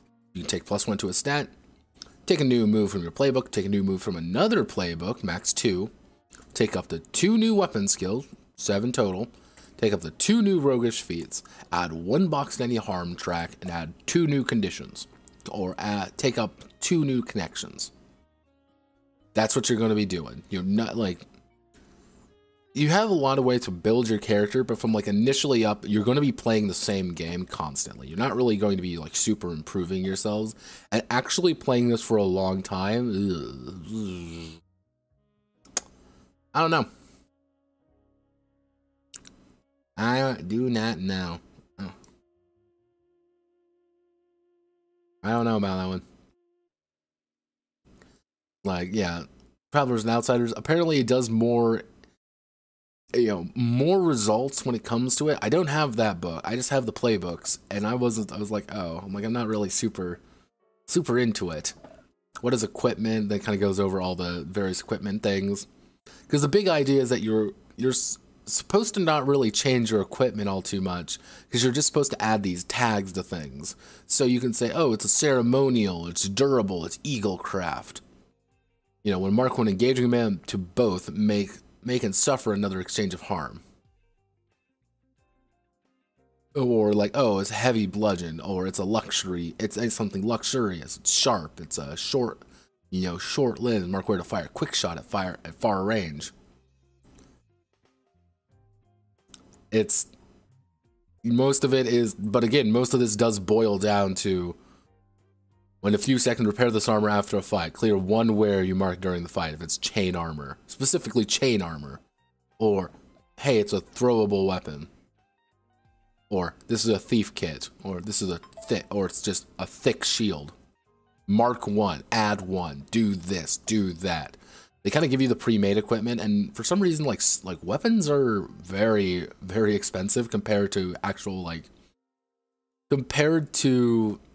armor, which armor is very good, because like plate armor, this has a little fucking bug in here that time of the year. Plate armor has four marks, is completely arrow proof, ignore force dealing injury from arrows that you suffer in the scene. It's cumbersome, yeah, you mark 1 exhaustion when you don your armor, but cool, you can remove that for making it 4. It costs 1 additional load. There's a reason for Pro I gave him the tutor armor, which the tutor armor ignores that completely. He gets the best of all the worlds. And then it kind of goes over like, oh, here's make drama, here's make agendas, kind of the GM section. Like you've already kind of seen it. If you've seen a GM decision section before, you've seen this. They also say these are moves. These aren't moves. These are you being a GM. They're going to call it moves, but it ain't. These are just things that you do because you're a GM and that's what you've signed up to do, is to game master. Not exactly the most complicated thing in the world.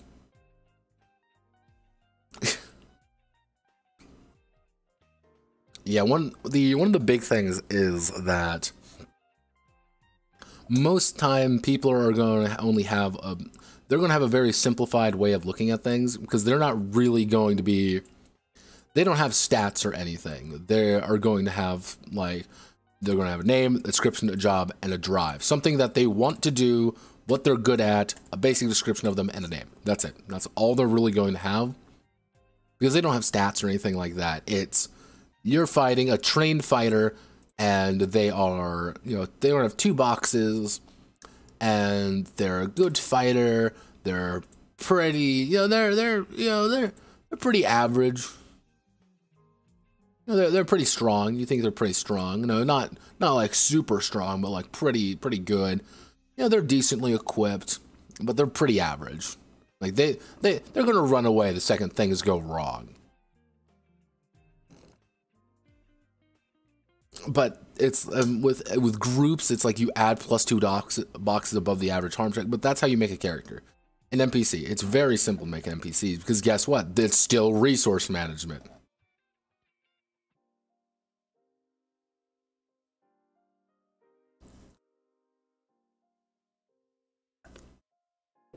Because then you get things like a bear, which is 5 injury, 5 exhaustion, 2 wear, 4 morale. A bear, run. Crafting tension, portraying NPCs, adjudicating PC versus PC conflict. The woodland at war. Yeah, they kind of want to get you like how to build the woodland properly and like kind of sorting out things. Like I think this is kind of a cool system because they want you to kind of build like a game that's halfway done. I think is the best way of wording it. Like a game of of Root that's almost done. You can kind of already get an idea of where the battle lines are being drawn, how people are operating. Like, oh, look, Blackpaw Dam and Oakenhold are cut off from Tonnery and Alaboro and the Windgap Refuge. They're all cut off. So maybe you're a band of vagabonds and you're gonna cut a path from Oakenhold to Milltown. You want to cut a path through there. That's your job. So if you cut a path through there, suddenly you've opened up a little bit. And maybe that's like a big thing you want to do. Or, oh no, we want to forge a path and fight off the Woodland Alliance. Cool. That's what you can do that. Kind of more GM stuff. So here's the 411, my personal opinions on the Root RPG. I said this was my favorite one of the bunch, and I wasn't lying. I like Root the RPG, but I don't like Root the RPG right now. I don't like the system. I could care less about the game. What I want to do is I want to take Root and its core ideas, saw off the PBTA aspect, and give it a better game. But out of all of these games, this is one that's actually my favorite because it doesn't really feel like PBTA half the time, and it feels like I could take half of this and put it somewhere else. This is the most redeemable out of all of them because it is the most redeemable. It is one that is genuinely interesting to kind of follow. I want to engage more with this. I don't want to engage more with PBTA. I want to take Root and just do something different with it. Just make it an OSR game. There we go. Boom. I've literally written you a better game. Make it OSR. You may be saying, OSR isn't that interesting. Exactly. That's the problem. This is worse than that. Is there someone who's going to like this? Yeah, I think there's going to be someone who's going to like this because they want this. I think that's the best way I can summarize my feelings on this particular game. They want this. They want to open it up. They want to see the art. They want to like, oh, wow, this is so pretty. Because they want to put this on their shelf that someone's going to be able to take down. They're going to flip through and be like, oh, that's pretty nice artwork. Oh, this is really pretty. Look, it's all like, look at the little beaver man. Look at the little beaver man, little mouse man, little cat man. Little bird person. Oh, that's adorable. They want to scroll down. They want to flip through the pages. I'm like, oh, he looks kind of cool looking. He's kind of neat looking. That's cool. All right. Oh, look, they don't give a shit about the game. Who the fuck cares? They just want to look at the art. Which, I like the art. Some people say they don't like Root's art style. And usually the case with that is that it looks a little bit too cartoony, and I can understand that. Like, I get it. I get that it's a little bit too cartoony. But, yeah, I think that's kind of like my big issue with this game, with Root in general. It's like, cool, I want to play something different, though. Which brings me to the next game we're going to go over. Let's see, what other game do we want to go over? Let's go over this one. This one's nice and quick. This is For the Dungeon. For the Dungeon is definitely a game. This is a game that exists, and we all gotta learn about it. While this is going, I'm going to... My boy Gino became the character. So, who wrote this game? Well, this is For the Dungeon, and this was written by a person named Jordan Palmer. Jordan Palmer is this person, Tabletop Crow, and Jordan Makes Game. RPG designer, autistic, very ADHD, designing. I have no idea what the hell that is. And he's from Idaho. Though I have a strange feeling he's from the shitty part of Idaho, otherwise known as South Idaho. God, South Idaho is the worst. Burn it to the ground. Nothing good comes from South Idaho, I say.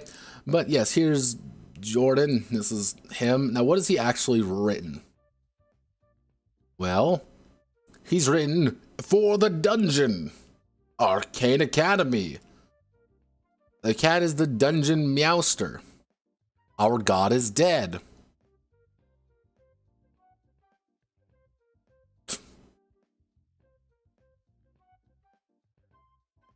Comedy role-playing game about clerics hiding the fact their god has died just before a celebration in their god's honor. Player will make the devotees of the god start scheming up increasingly impractical miracles in order to fool everyone into thinking their god is still alive.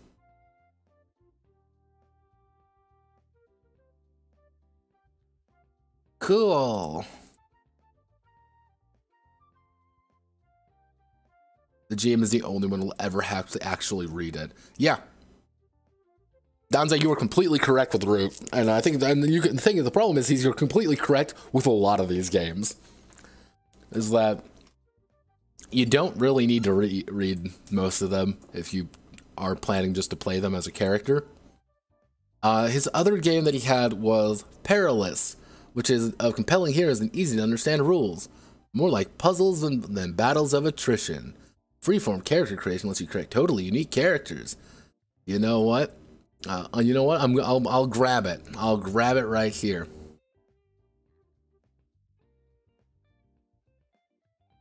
There we go. I obviously cannot afford it because I'm an oppressed gamer. So, one of the big thing about this For the Dungeon is that For the Dungeon is a game about being the monster. Oh my god, you're the monsters of the dungeon. It's a comedy role-playing game. You're the hapless minions instead of the hero. Oh my god, I've never seen this one before. Wow, fuck yeah, wow. In addition to playing as minions, all players get to influence what's going on in the dungeon. Oh wow, it's bad prompt, character fail. Oh wow, look everybody. $15 for the privilege to play a game that has never been made before. Oh wow, look everybody, it's a Kickstarter. Yay, we love Kickstarter. But yeah, here's a Kickstarter. He did do a Kickstarter for it. $20,000. Jordan, have you done anything else? Yeah, all his other games have also been this in some capacity. Wait. He's from Nampa? Yeah, he is from the Godless South. Fuck Nampa. But yeah, it's like cool. Also, strangely, about 70 pages of full original full color art. A guide for creating characters and selecting traits. Alright. 70 pages. Cool. It is 47 pages.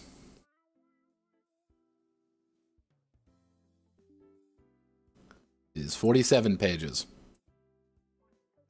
And it is a game. So, obviously, I brought in the only person capable of being a true goblin, which is Gino. I'm ready. Now, For the Dungeon, obviously, we have all this content. How do we play comedy role-playing? And we play the minions protecting their dungeon. Wow. Elements of exploration. Wow. I've never seen a game like this before. This is entirely new and will know when it get old. How create a conversation. Remember, all the fiction comes first. Fiction comes first. Character traits. Triggering move. Now, character traits are very basic descriptions. This is how you actually play the game, are your character traits. These. You get a few of these to start with, and that's it. What, did you want something more? For the dungeon. Yeah, unfortunately, this is not the Gachi Muchi RPG of our dreams. I already wrote that one. When the player discovers an action fitting one of their moves, they roll a die for each trait that would be beneficial in this situation. If you roll a 6, it's a success. If you roll 4 or 5, it's a complication. So, what the system actually is for every trait that's relevant, you roll a bunch of d6s. You roll the d6s and you choose the highest one to be your success. If you roll poorly, you're not going to do very well. Normally, you're going to be rolling about maybe 2 to 3 dice. But it's the same idea of success, failure with success with complication, failure. Interestingly enough is that if you roll a 1 and still fail, if you roll a 1 and fail, you have critically failed, which is the only way to actually advance in the game. So you actually have a very low chance of actually advancing. But don't worry, you'll always roll between 1 and 3 dice. If you have no applicable trait, you'll still roll a single die, but your 6 is complication. There are 6 moves: avoid danger, cunning ploy, get violent, look around, don't get caught, talk it over. Core aspect of all minions for critical failure. 3 or less, utter failure because lessons to be learned. Because the idea is anytime you were to do a critical failure, you get to write down an experience. That experience can later be used as a trait in a different role. Pretty much you can bank experience for extra dice. But you can only ever roll 3 dice. Remember that. You can only roll up to 3 dice. But then you also get to possibly use it, to lose it permanently if you roll a 3 or less. If you roll poorly, you can just lose everything. And then you also start with Zeal, which you can trade it in for automatic success. You get 5 Zeal, but you can only use it 5 times. You can really only use it 4 times before you die. Well, how do I determine whether or not I'm injured? You don't. It just happens. You know, those fighting experience, such as guards or mercenaries, require 2 harm to be taken out of the fight. Usually you only need 1 harm. Adventurers can use stunts, but you have to deploy all the stunts, because yeah, the adventurers are going to show up, but they're not actually that important. Shinies are your items as well as money. That's it.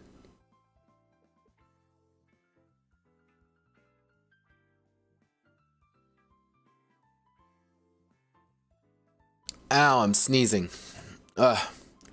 Yeah, most of these are like mundane items. They don't grant traits, so there's things. Minor items are traits. Major items are traits with sustained effects. Wow! Yeah, anytime you make a move, you are pretty much... Yeah, pretty much, you know, don't ask if you can get violent, just do it. But you're going to ask if you can get violent. That's the thing. You're going to keep asking, because that's always the thing that's going to occur in these games. You're going to ask, because that's what people do. You know, avoid danger. When you attempt to do something without regard for consequences, make a roll. Cool. Cunning ploy. When you make preparations or an attempt to create an advantage, make a roll. On a 6, you temporarily get a new scene trait. Get violent. Because anytime you get violent, you're going to take harm, they're going to take harm. And remember, you can't take too much harm, so on a roll 4 or 5, you can only choose 1. So, oh no, I'm going to roll, and I rolled a 6, so I get to choose 2. So I'm not going to take any harm, and I'm going to deal harm to them. Which is going to be a majority of the time you're going to do things. So the get violent action may not be actually doing any violence. Inherently dangerous, and you're inviting the GM to give you harm unless you specifically choose to avoid taking harm.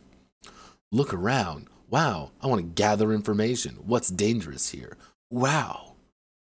Don't get caught. Wow. Yeah, this is the deceive people move. You like deceiving people. Talking it over is your charisma attribute. It's kind of like your charisma. Let's talk it over.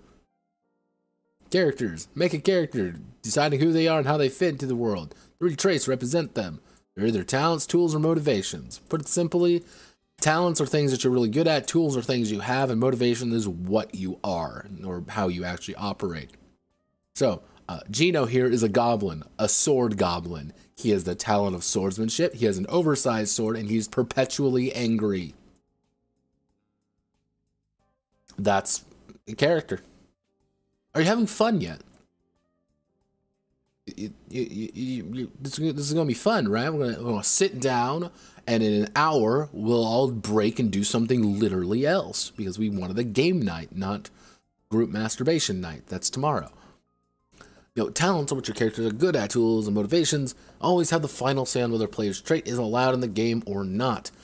Then you choose perks, and you may choose prompts from critical failures if they were traits.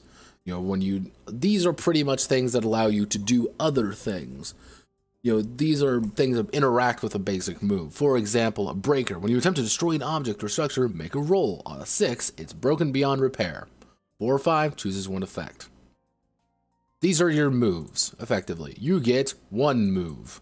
You get a single move. And that single move is going to be as lame as physically possible. Wow, look, everyone. You're able to use that by spending zeal. Ooh, wow. Leader, when you tell everyone what the plan is, they may roll an extra die when following that plan. Whoa. Wow. Never seen this one before. This was... Because remember, this apparently was worth $20,000. Remember this. This was worth 20,000 United States dollars. For Gino, I chose skilled. Choose a trait and a move. Whenever you use these together, you may treat any rolls 5 or 6, regardless of what you actually rolled. I'm never going to not roll damage. Tribe and prejudice. Protective. Tough. When rolling harm, you survive if you equal to your level of harm, because anytime you take damage, you roll a d6. If you roll higher than your current harm, you're fine. If you roll below your current harm, you die. That's it. Not exactly the most complicated thing in the world. Sometimes you can choose custom perks, and that's it, really. Mostly because the idea is between sessions, your dungeon is going to do one of 3 things. They're either going to raid a village, meddle with magic, or send a scouting party. They raid a village, everyone's going to get a shiny, everyone's going to get some money, but you're going to increase your notoriety by 1. What does notoriety do? Notoriety does fucking nothing. Unless it specifically does it with this system. Nothing else.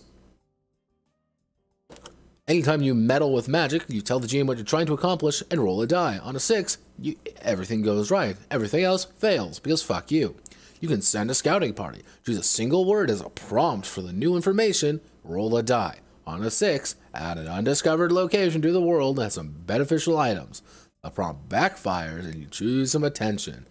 Ooh, wow, I'm fucking amazed.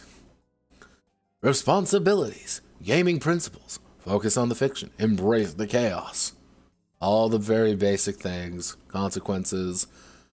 One of the big things is that every scene is going to have a number of traits on it. And those number of traits are going to affect what's going on. So you could say you are in the tight hallway of the dungeon and there's a person at the end of it trying to kill you. You could say, I want to use the tight hallway to try to get past him or something. I want to barrel into him really hard and I want to knock him over. Cool, that's using a trait. You're going to add a die to it. That's pretty much how it works. Not exactly the most complicated thing in the world. It's the same for adventurers. Once an adventurer shows up, anytime you harm them, they're going to remove a trait. One of these. And these are things like armored. The players must remove this stunt before any other stunt. Surprise! When the adventurer shows up, they make a flashy entrance and instantly harm a character. Disguise. When this adventurer shows up, the players are not tipped off that this is an adventurer unless they attempt to harm them. Now, one thing about this game that I fucking hate, and Jordan, I'm going to kill you and your family. Why isn't this alphabetized? It's not hard. It's all English. A, B, C, D, E, F, G. Not exactly the most complicated goddamn thing in the world. Why is it armored then surprise?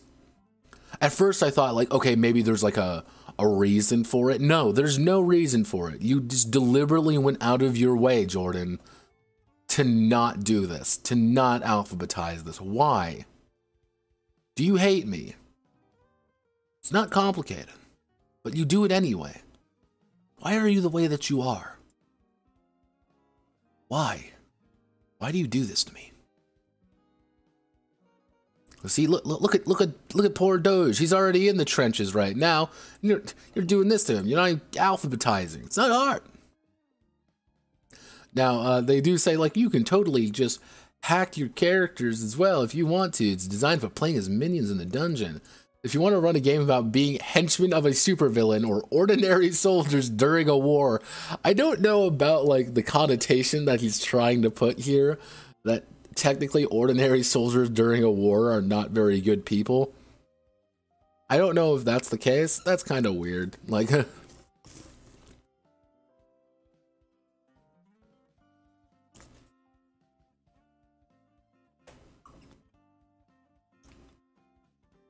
yeah. And then we have the basic play example. Yeah, that's for the dungeon. This is the game. Is for the dungeon good? No. No, it's not. I don't know why anyone would ever think that this is a good game. This is literally 40 pages of saying, oh. Most soldiers prefer the term underling over henchman.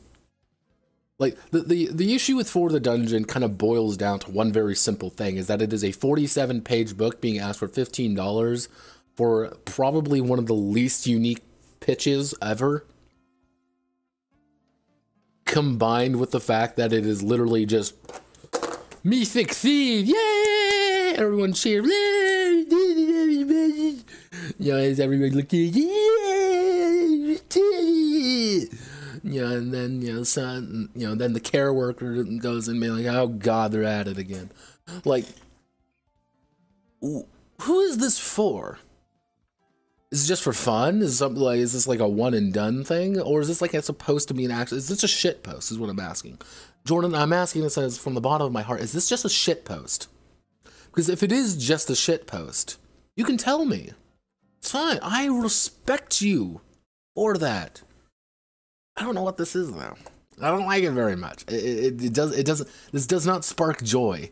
Let's just say that this does not spark joy. But let's see. Which one do we want to do next? Which one do we want to do next? I guess we can go into. You know what? We're gonna go into this one because this one's very long and also amusing. It's gonna be kind of also the final one where I get to stop bitching about. Bitching about resource management. This is Fellowship. Specifically, Fellowship 2nd edition. Now, Fellowship is a very unique game. And I think it's here's the thing. Here's a nasty little secret from your boy Notepad. I was actually interested in the original Fellowship. I was actually very interested in it because it was actually kind of something that was kind of like, oh, this is kind of a neat idea. It's right up my alley. Because Fellowship is, yeah, it's wanting me to really Fellowship game. Fellowship is a game about pretty much going on an adventure in the same vein as Lord of the Rings, Wakfu, or JoJo's Bizarre Adventure, specifically Stardust Crusaders. Nothing else, none of the other ones. And this is a mithril seller. This game is pretty big. People really enjoy this game, and I'm like, oh right, what's the big thing about it? LiberiGothica is the people who actually wrote the game, and this is their main thing. This is their thing. Like you don't really have much else outside of this. Like this is the thing that they're going to do, and you're going to like doing it. Let's see. They have their website? I could have swore they had their website. Where is the website? Do they not have their website anymore? No, I guess they don't, actually. Yeah, there we go. Itch. And they have quite a few games, because you have things like Panic at the Dojo. I was like, oh, Panic at the Dojo. I remember seeing this. I'm interested in this. Is it actually something kind of a little bit weird? Alright, kind of interesting. Final bit about uncovered plot using an auction. Oh. Dungeons with Dragons, a one-page RPG. deadbeat monster dad. I don't know why that's a thing that exists, but this is their... This company doesn't exist without Fellowship. And first edition was, we're playing Lord of the Rings. And it was like, cool. Because one of the main draws of this particular game is that you are designing cultures. Cool. And one of the other interesting... There's also another interesting little tidbit about these guys I forgot. Which kind of, if you combine everything together, it makes a little bit of sense. These guys did Dungeon World stuff. This was one of their big things, was Dungeon World. You remember Dungeon World before Adam Koebel decided to rape somebody on camera during a stream? That was horrifying. We don't talk about that, but I remember. They have a mech game, I guess. It's a 2-player. Oh. Yeah. That's what they work on. They were a Dungeon World guys. I'm assuming they were probably back in the day when there was actually, the Google Plus community that's all gone and dead, like it deserved to be, because Google Plus was bad. But it's like, all right, this is what they do. Because it kind of makes sense of like why they are the way they are. But what is Fellowship? Actually, that reminds me, I gotta go look at the Fellowship 2nd edition Kickstarter. Because, yeah, of course there was a kick. Do you really think there wasn't a Kickstarter? Come on, do your fucking homework. Come on, guys. Seriously, this isn't hard. But yeah, Fellowship is a game about going on an adventure. And Fellowship used I can't actually find the original Fellowship anymore. It's just gone. And it's mostly an updated core book, 2 new books with 7 new basic playbooks, 2 new powerful playbooks, a ship playbook, all of the different things that they wanted to in the original game added together in kind of a cohesive whole. And they add some differences. There's the Inverse Fellowship, which is their Dungeon World setting that they decided to make a Fellowship game. In Rebellion adds different things, which is mostly based off of Avatar: The Last Airbender. Yeah, so this actually made a decent bit of money as well. This made $24,000 of $14,000 goal. They increased the artwork, which they didn't because they reuse artwork a lot in this book. But shine on, Mr. Randolph. Shine on. What games have you made? Wow, look everybody. There's Fellowship. Yep, here's Fellowship right here. Yep, you can play like, yeah, no, they reuse like all of the artwork. Don't you doubt that they're not going to reuse the artwork constantly. They're going to keep reusing it constantly. But we're not worrying about that. We're not. And you shouldn't either. We're going to use Mary here. Mary Hagler, our dwarf. Most tired-looking dwarf imaginable. But what is this game? This is 271 page book about playing a game. Unfortunately. So, basic GM section, and this is one of the reasons why we bring Doge here. This is, now, people wonder why I actually have Innocent Doge here. I have Innocent Doge for shit like this. This is white and black and sadness. This is all this book is. Like, a vast majority of the book is going to look like this. This is possibly the most simplest designed book you could possibly come to. And it got to the point where I actually thought that maybe I had like a different version of it. I don't. This is just what the game looks like. But yeah, basic idea of the Fellowship is a coalition of the people, as you have to stop the villain, and you have to stop the villain to save the world. Again, it's JoJo's Bizarre Adventure or Lord of the Rings. Well, actually, JoJo's Bizarre Adventure, Stardust Crusaders without any of the interesting bits, or character development, or anything like that. We don't talk about that. Because, again, people only like JoJo for Stardust Crusaders, and there's nothing else ever in JoJo. Remember that.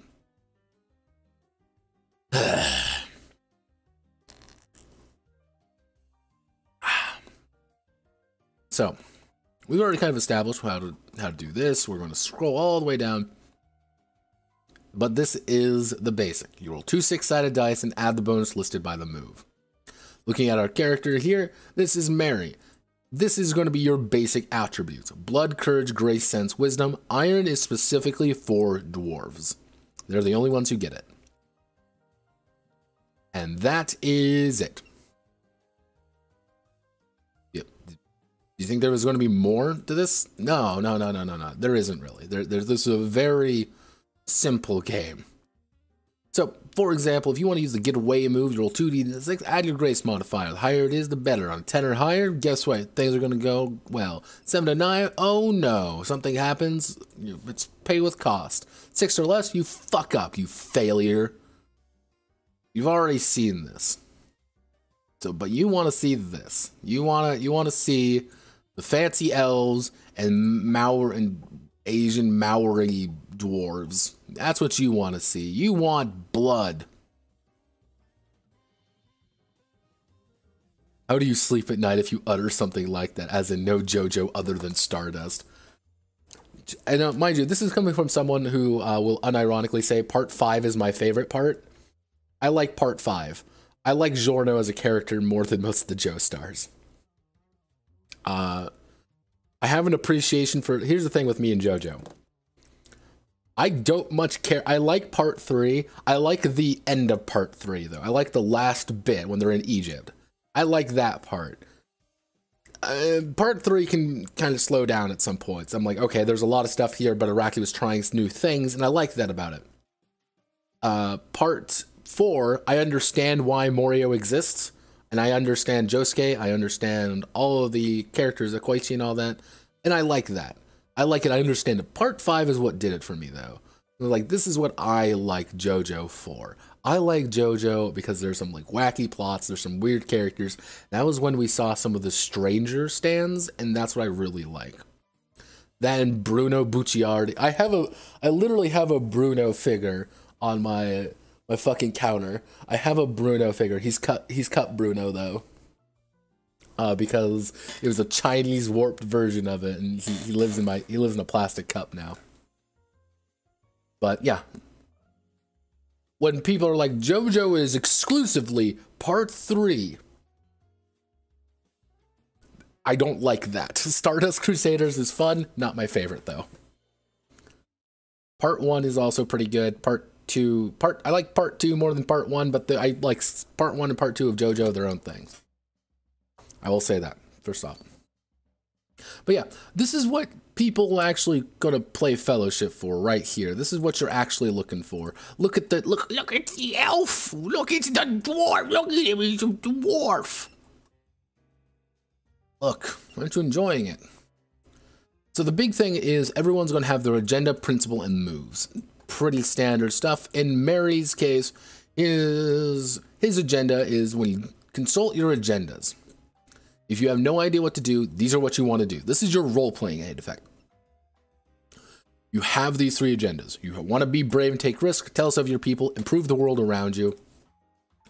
And your 4th one is whatever you want. Now, Mary has insatiable greed. Take for yourself which was meant for others. He wants to be a dwarf. He wants to take things from other people. Not necessarily steal, but he wants to have money. He wants to have resources. He wants to be good. Every single playbook has these, because the thing is, most of the playbooks are about people. You are a dwarf, you are the elf, you are the heir, you are the chosen. Like, that's kind of the idea. You are playing a race, and the idea is that you, as a player, tell the table about your people, because you are the authority on your people. And it's like, cool, that's fine. Now, mind you, this is not what the actual character sheet looks like. It's 4 pages of character sheet, mind you. I put it in here for my own sanity. Now, part 4, then you have Dwarven Court. You're always going to have these ones. Your Dwarven Customs, you only get 2 of these customs. These customs are what makes you, you. These are what makes your dwarf a dwarf. So you can say, all that glitters. When you have a bad feeling about something, you can ask, is there a trap or ambush here? Where does it come from? They will answer honestly.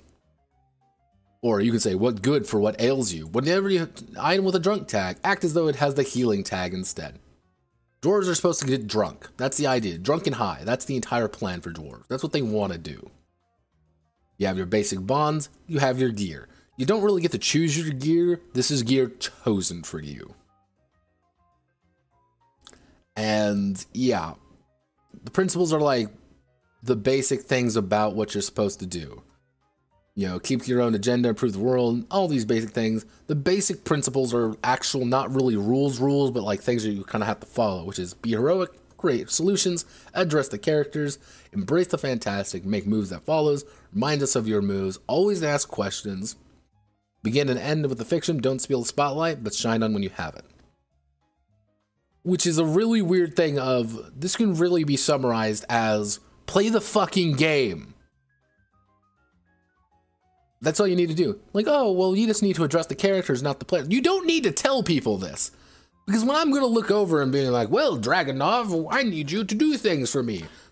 I'm just going to do that. That's me playing the game. You don't need a paragraph telling me to say that. That's not important. Because every table is going to be different. Sometimes I tell my friend to fuck off because he's an asshole. I say, God damn it, you idiot. Why are you doing this to me? Why do you make these choices? But then I'll play my character as him being befuddled or confused. I'm asking in character to the character, why is he doing that? I can be mad at my friend. You don't need to say that. You don't need, or like, remind us of your moves. Cool. Because they're all unique and we need to make sure that remind us of your move. Make a move that follows. It's like, oh, sweet. And again, this isn't like a page or two. Like, these are a few pages of like, just learn how to play the fucking game. Like, play the game. Like, not like a fucking moron. Now, luckily speaking, I have an advantage. You may be wondering, what do you mean, Notepad? What do you mean you have an advantage? Well, I have something that you don't. I have a shit ton of these. I have this. This is the basic rules thing. You can download this right now. These are the basic rules. And this is what we're really going to go through most of the time because it's a little bit easier to kind of follow at some points and it's not as eye-melting. But here's the basic moves. One of the big ideas, where is it? Is this. This is the finish them move. Now, when I want to finish someone, I need an advantage over them. If I have an advantage over them, I can attempt to finish them. And I'm going to roll my 2d6 and I'm going to slay you using the power of God and anime. And if I do, cool, I'm going to force them to retreat. They won't be back anytime soon. I'm going to blood them when they die by your hand, outsmarting or terrifying them. This is the combat system. Right here. If you have an advantage, you're going to kill them. You're going to be able to stop them. Now, the advantage can mean a lot of things. And once you have that advantage, you need to kind of, exploit it in a way. That is literally what is an advantage. It's some fictional superiority. When you do something that sounds like an advantage, then you have the advantage. That's it. They die by her, forcing them to retreat, outsmarting them. Oh no. It's like, for example, when you finish them, you leap into the enemy from behind, plunging your sword into them. When you trade blows with them repeatedly until they can take no more. Overcome. When you attempt to avoid, redirect, or prevent harm. Overcome. Keep them busy. Buy people time. Now, this is one of those things where they encourage you to exploit and kind of work together. You may say, I'm going to keep them busy. I'm going to distract them over here. I'm going to try to block some blows. But now you have the advantage and you're going to finish them with your blade as you leap on their back and stab them in the neck. Cool. You did it. Okay, done. boop, boop, doop, boop, bop, boop, bop, beep, bop, beep, boop. You're keeping them busy, you know. Then you want to get away, just run away from problem, avoiding any harm, or look closely, speak softly, and carry a big stick. Or you can try to talk sense to people, or look closely, speak softly. But when you have a quiet chat with someone, you may roll plus wisdom, ask them 3 questions. But then you have to pay the price. When a move tells you to pay the price, tell us what the cost is. Your price can be taking damage, losing or using equipment, suffering a setback, or losing an advantage. Command lore! When you ask someone about your character or your people, tell them. Fill your belly. When you are between scenes, you may use food to heal 1 damage. When you share a meal with friends, 1 person may heal an extra point of damage. Hope and despair. When you have hope, make a move.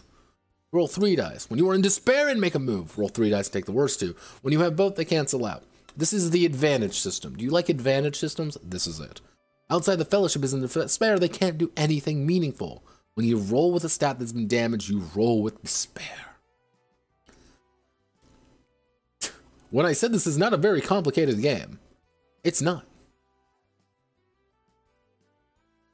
It's really not. Usually the only big one... Oh, someone... Who the fuck are you? Troy Bunny. Troy Bunny has been messaging me, trying to get me to follow... Trying to get me to do... No, blocked Troy Bunny.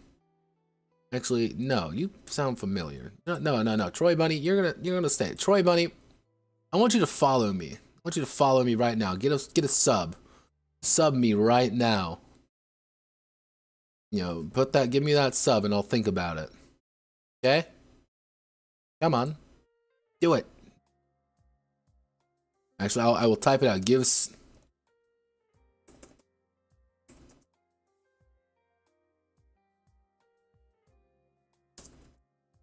There we go.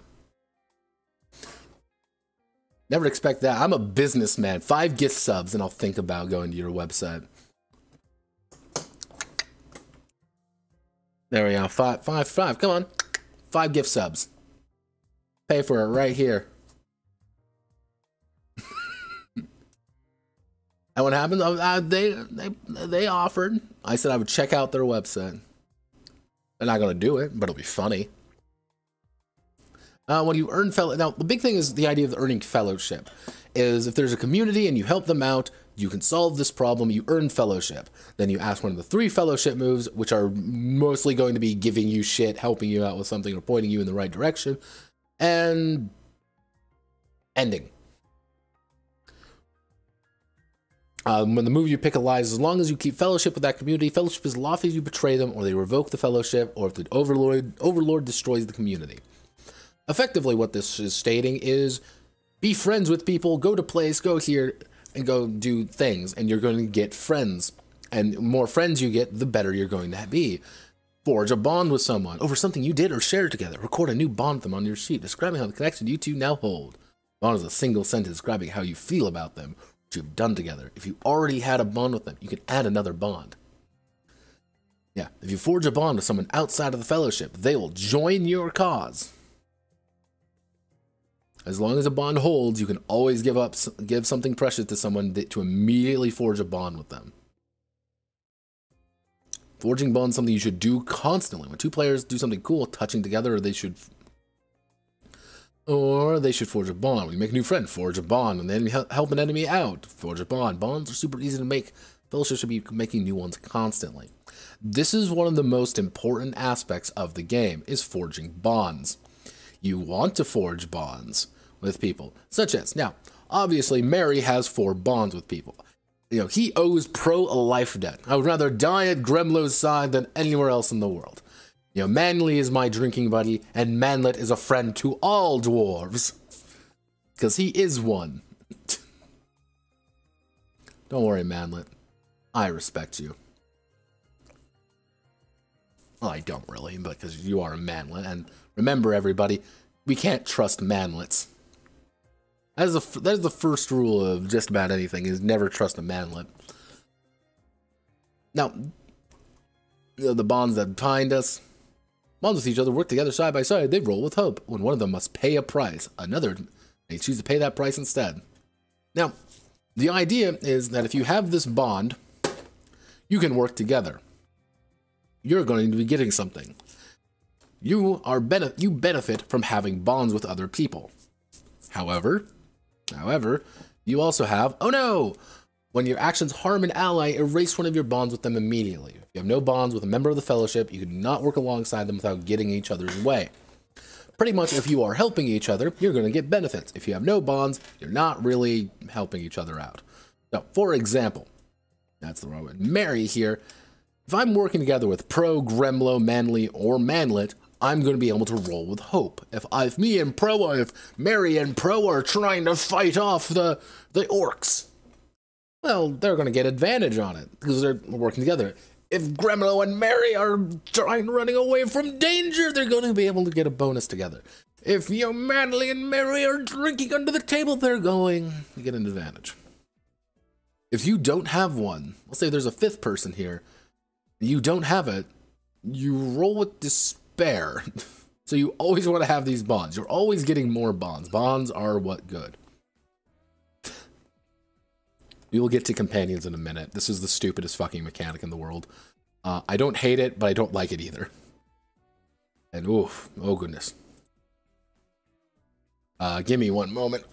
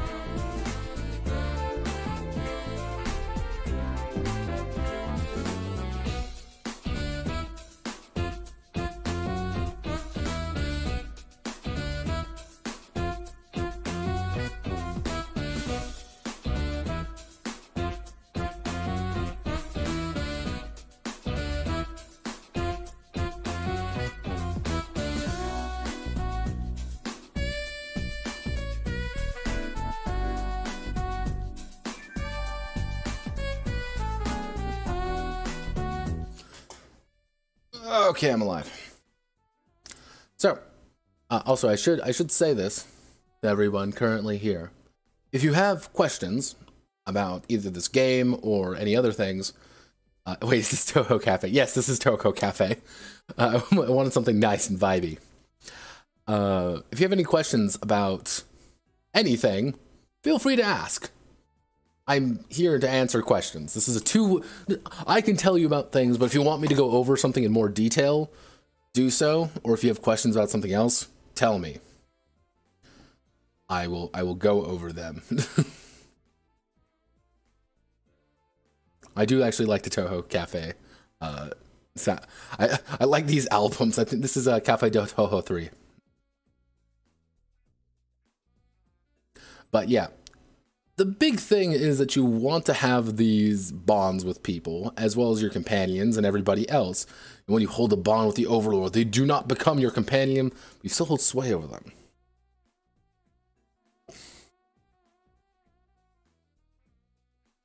So everything you do is about these bonds. You want to do bond. Bonds are good. Who tells you to pay a price? Tell us what it costs you. taking damage, losing some equipment, or using some equipment, or losing an advantage. So, end of session. Did we save a community in need? If the answer is yes, you choose one of the following options. For each yes, the group chooses one of the following options. You may choose an option more than once. So, pretty much at the end of every session, you want to do these three things pretty much. And anytime you can, it's saying like, oh, each player refreshes a piece of gear, which is important. Each player chooses to heal one stat. Now, mind you, this is heal one stat, which you can do a lot of damage, and you're not doing this too hard.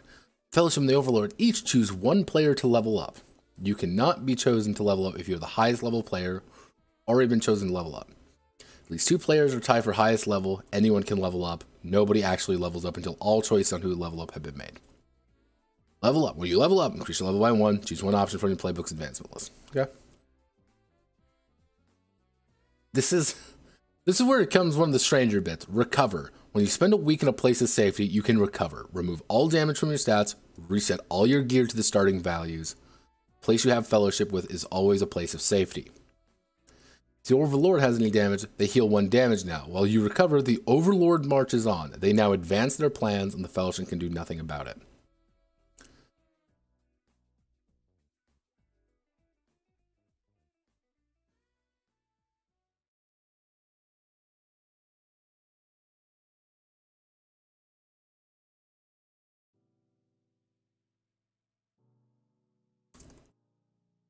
So I'm asking if I've gone over something. So, I wanted to ask, how's your Bannerlord game doing, actually? Bannerlord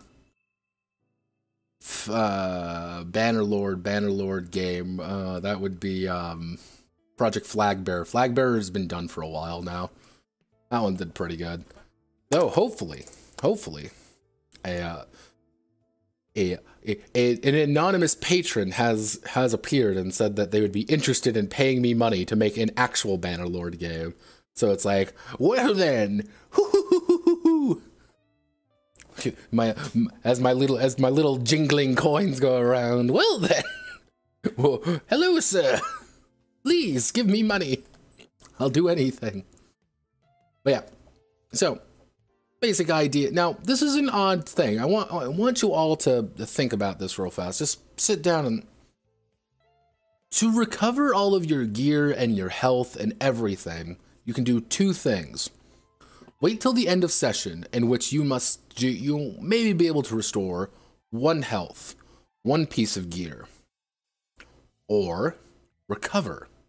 Spend a week in a place of safety and recover all your health, all your gear, and everything else.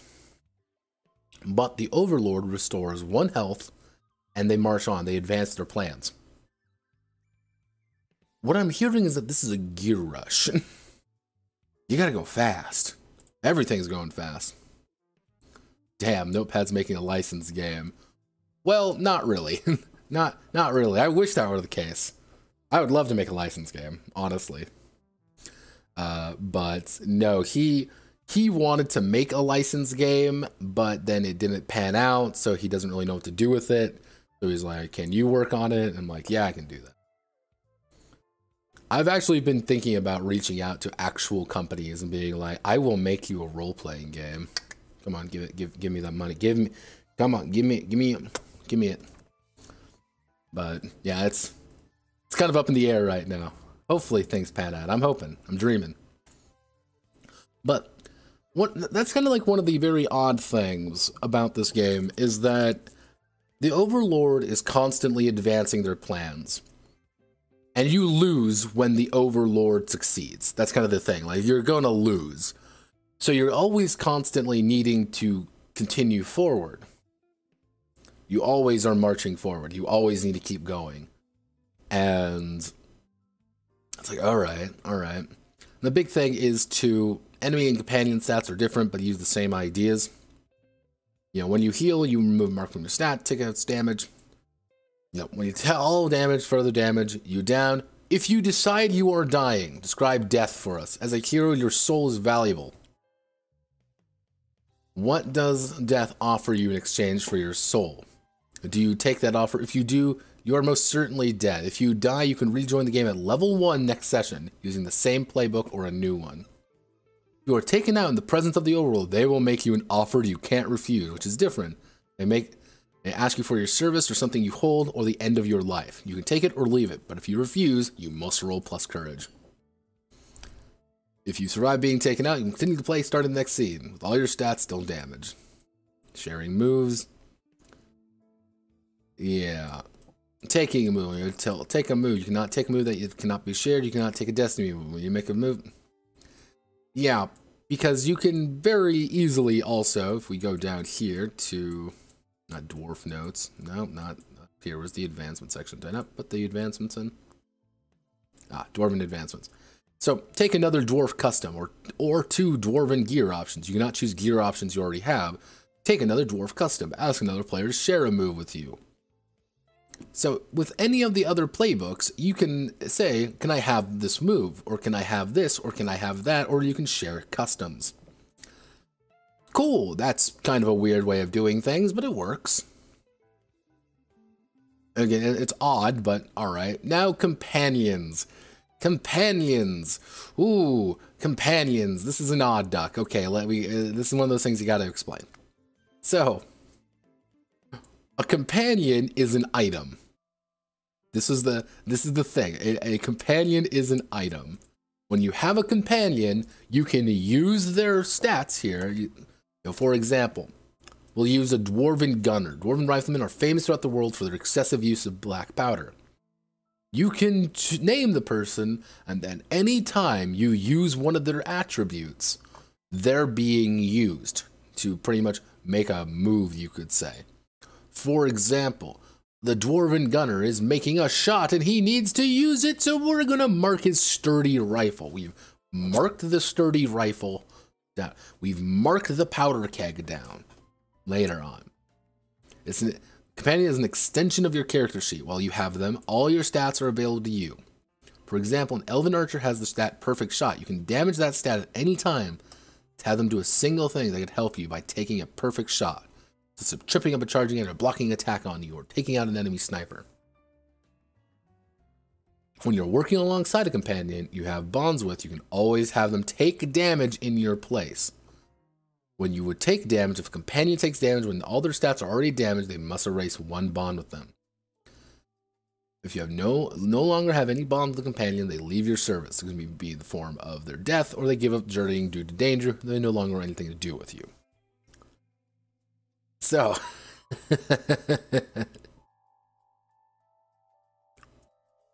yes, these are items. Oh no, I've been attacked. Take away your shield bearer because you're defending me, or take away spare weapon, or strong arms, or blind rage. Take away a thing so I can get a thing. These are not characters. These are not people. These are items. These are no better than me having an axe or anything like that. These are items. These are equipment. Yeah, it's like, it's very strange for me, where it's like, the Fellowship was the Fellowship of the Ring, for example, is about having a group of people who are very disparate and kind of they'll grow together. And while the companions grow closer to one another, you kind of understand that they are unique in their own ways. And it's like, oh Jesus. We have all the equipment. Every single class has their gear. These gears are not equipment, they're special equipment. These are things which you have. So, for example, I have a dwarf-made weapon here, or I have the gunpowder, I have a rifle, tunneler's gear. So, what dwarven companions did you bring with you? Oh, dwarven stout. 2 uses, vigor, then drunk. But I chose good for what ails you. So, technically, that is not vigor then drunk, it's vigor then heal. Because all drunk is healing. It's like, okay. Most of these are pretty standard. It's usually like, oh, when you are drunk, you intoxicated and weakened. You roll despair. That's it. Traps are things that you have to set up in advance. Once you use the trap, when something triggers the trap, you can trigger the trap and it occurs. Like, oh no, I have an arrow trap, and you move into it. Haha, aha, an arrow trap has been triggered.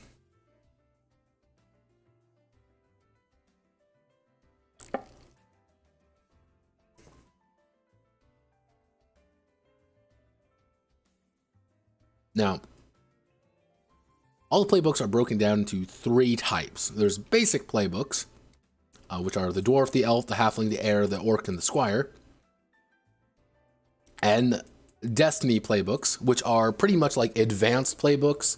It's the same thing. You usually have to succeed at a requirement, then you're able to take a destiny playbook at level 5.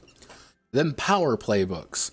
Powerful playbooks are big. They're things that change the world. You can't take any destinies from them, but they are usually much stronger than a basic playbook. But it's kind of like an issue. This is your Gandalf. You're playing Gandalf.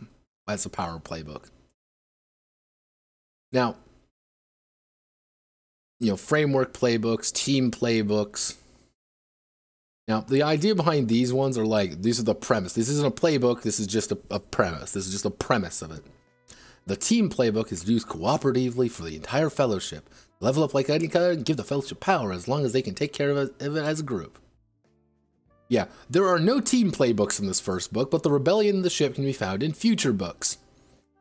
I have no fucking idea why people do this. Being like, well, in future expansions, we'll be adding this section. It's like, why? Now, here are Chapter 3, Being the Fellowship. Now, let's play a game, everybody. Who do you think these people are? Right off the bat. When I were to say these are members of the Fellowship, what do you see? The answer may surprise you. Now, remember, these are the basic races of the world. I'll give you all a second to think about it. Looking at these beautiful images here, these 3 fine ladies here. Don't worry, she's old enough.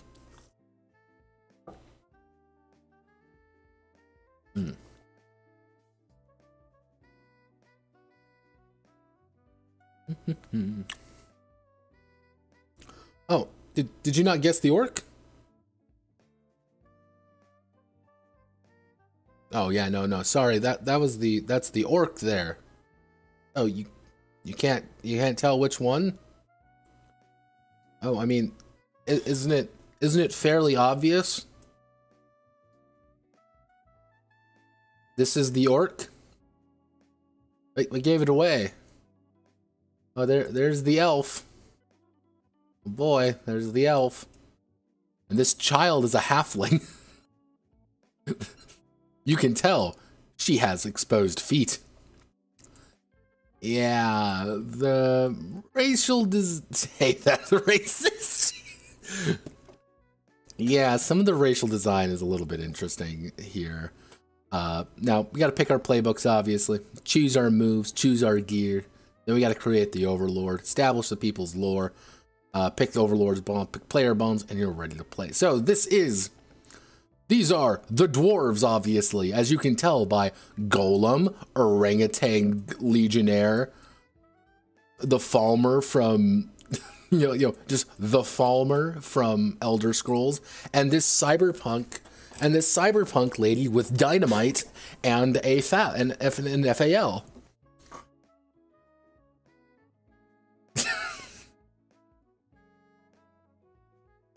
What the fuck, dude? That elf is just Jinx from Pokemon. Yeah, we don't talk about it. We don't think about it. Yeah, these are the dwarves. You can tell they're dwarves because they're stout and such. There's the FAL. The traditional dwarven, battle rifle. So yeah, dwarf is built to last. Their entire thing is that they're supposed to be like super strong and super tough and do super strong and tough things. People of Stone, when you finish them off by outlasting them in a contest of power and endurance, roll plus iron. Clear a path, unbreakable. Yeah, pretty much having an all-dwarf team is pretty much just bringing a bunch of rifles and going nuts. Just going gamer mode. Which, honestly, this could be a very interesting, fun game of, like, you're just a bunch of dwarves armed to the teeth with fucking Rhodesian arms. You just go on a bush war against the Elven Overlord. Yeah, is that supported? Is that supported, Fellowship developers? Can I play can everyone just play the dwarves as we go on a one-way bush war against the goddamn elves? We have more weapons than sense, but damn straight we can.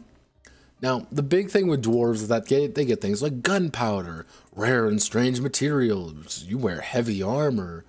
Oh, are famous for their trade. Ooh, look, dwarf made.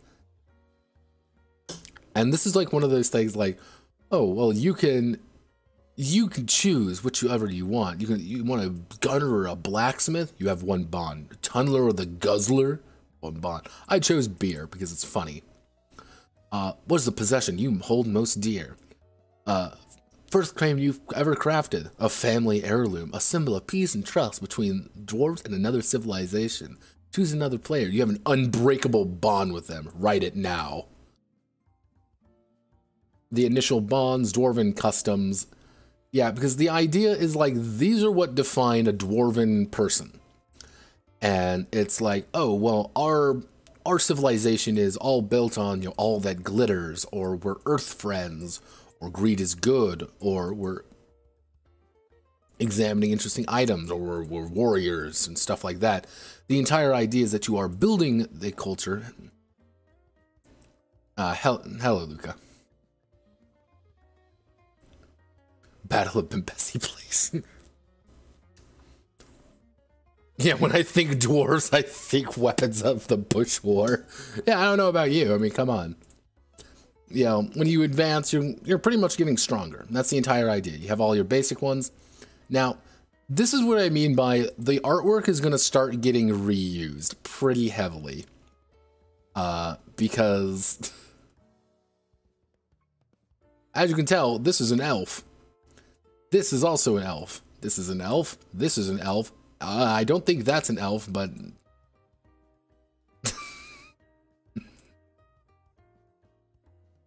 yeah. Now, the big thing is when they say, like, oh, well, this is supposed to be all your cultures and stuff. Here's the thing. Your dwarf is always going to be the hardy, no nonsense, we don't like this, drinking Scotsman with a rifle. That's just who they are. The elf is going to be, you guessed it, a holier-than-thou, hoity-toity, I am better than you, but don't worry, we're also all friends here, elf. You know, we elves may sometimes forget the world, lost in our dreams of beauty and perfection, but the world does not forget us, and we shall not let the world fall. A graceful eternity, oh my. There you go, where's that TG fantasy setting? You know, what guns do you associate with fantasy races? Ow. Ow. Ooh.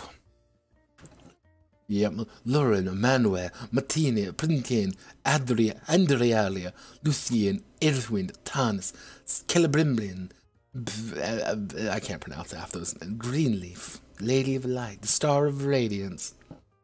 I like as if you want to shine like a diamond with like you being stylish and graceful, if you want to be the coolest person at the table, or if you want to play as a serious magical being.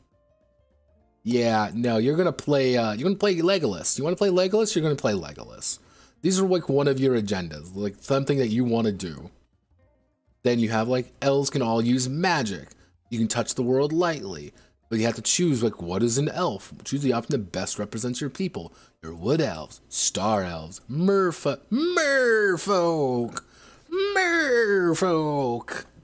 You know, fairies. You want to be a fairy?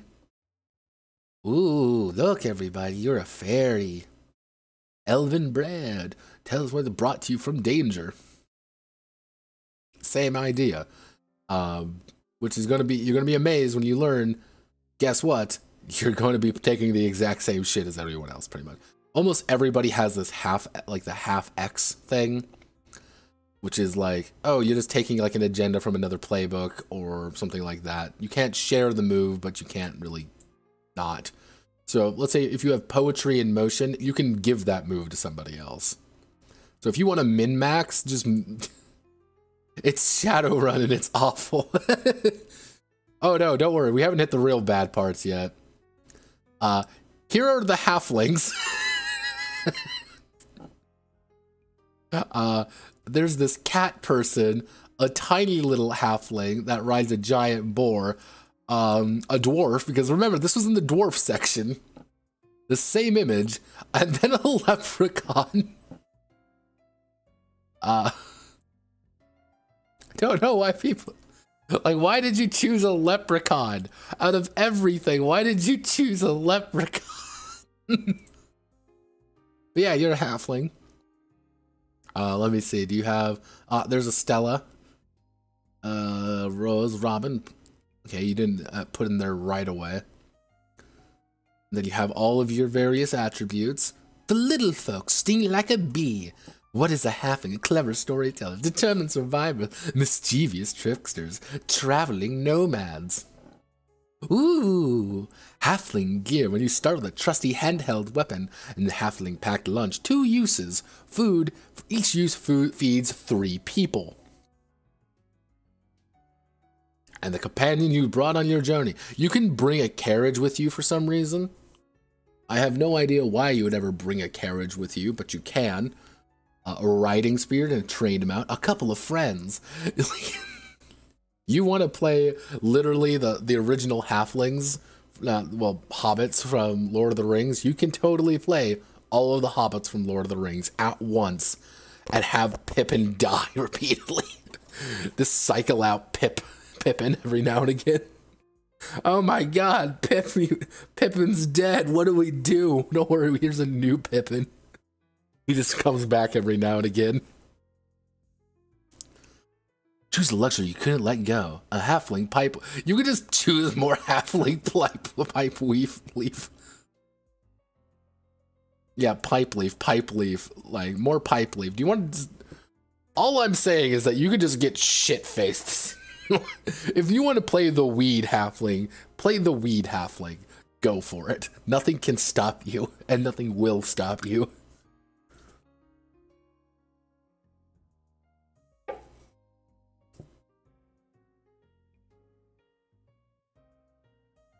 An adventuring contract with all the terms and conditions in writing. You can use this item to win an argument with another player. Because that's an option that you have for some reason. All of your thing, whenever you feel you better, you make as much food as you like. Anyone trying to compete with you, half a halfling. Why not quarterling? Let's call it a quarterling then. But yeah, you're half a halfling.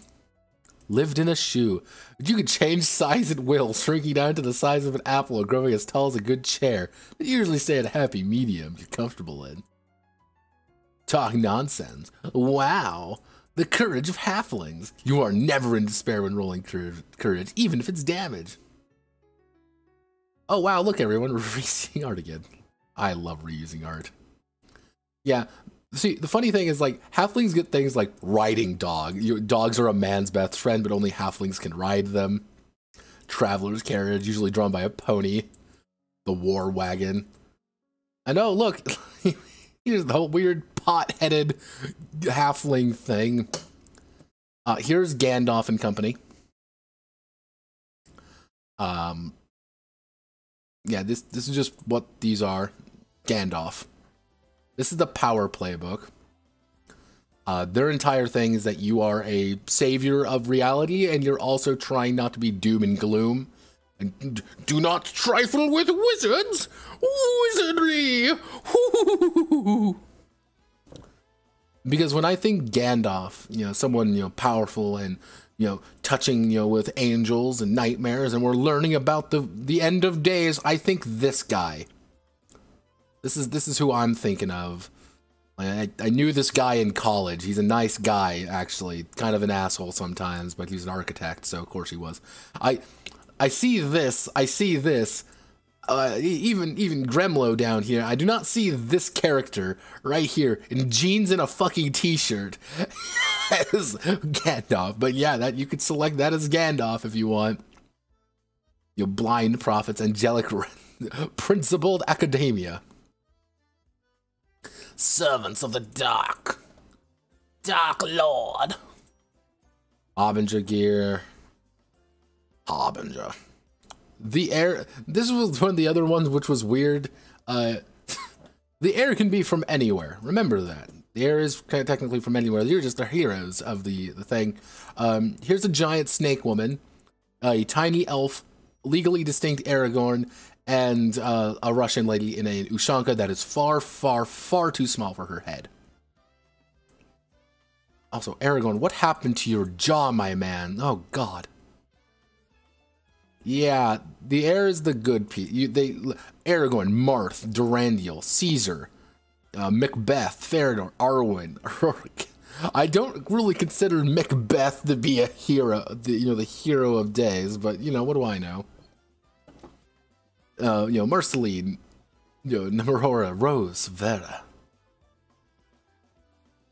Yeah, you're playing Aragorn, effectively. And do you want to play Aragorn? This is how you're going to play it. How dare you? But you're playing asshole Aragorn, but not cool Aragorn. Always remember that part, too. Then the Orc. Now, I ain't racist. Let me preface this real fast. I'm not racist, and I don't see race. However, I distinctly remember an argument about not calling black people orcs, and all I'm saying is, this is looking pretty sus. Looking pretty sus there, guys. I don't know about you. I don't know about you guys. Like, something's looking a little bit sussy baka. I can't put my finger on it, but yeah, you can play an orc as well.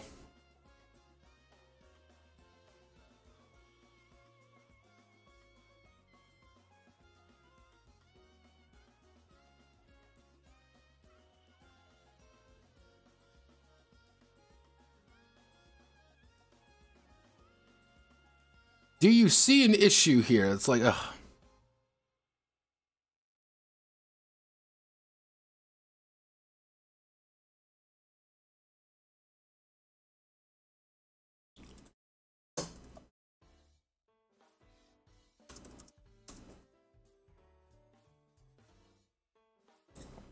Yeah, no, I don't know why, like, this game looks really fucking cheap.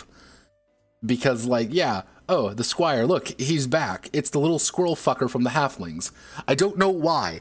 Fellowship Dev, like, it's okay to reuse artwork. Here's the thing, I always say that. It's okay to reuse artwork sometimes. But don't make it really obvious.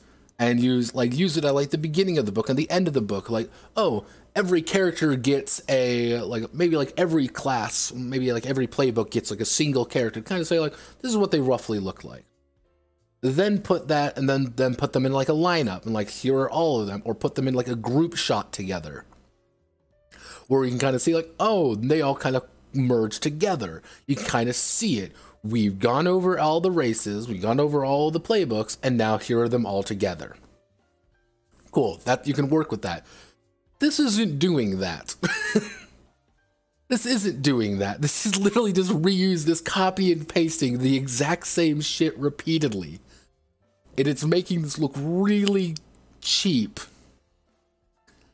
Yeah, the Squire is you are different. You're a nobody, you're no champion, you're no hero, but somehow you're here and somehow you are. Yet you do not command lore, you have no people to call your own, no hold in this world, but you can make friends, people like you. Your people are the friends you made along the way. Literally, it's the people are the friends you made along the way. Companion, like, you don't really get any companions or anything with the Squire. You are a secondary character, which there's no problem with being a secondary character. You just are. Or horses, but anyone can be a new friend, for example. Ogre, monster, small army. Yeah, pretty much anything else goes there. Going over, kind of like commanding all the lore, guided establishment. This is really this is what you're supposed to do. You're not playing the elf. You're supposed to go over this entire section and tell us all about your people in detail. And you kind of start out what's going on, like, oh no, we're being chased. There's a set piece. The Overlord strikes. You granting fellowship thing. Here's the fellowship moves. Like, anytime you secure one, it's like, oh, a beast most foul. You're given a strange beasts. A halfling at heart. You know, the halfling core moves sting like a bee. Your ancestral spirits, the touch of magic, a big friend. Because again, you want to get all these items because you can use all these items to take damage for you. These are resources. You're not getting a big friend, you're getting a giant ogre that has giant strength, a huge club, as tough as nails, and has a simple mind. You can exploit those. Simple. Blade of the darkest night, blessing of fire, bountiful harvest. This is really at the end of the day, one ring to rule them are. Ha!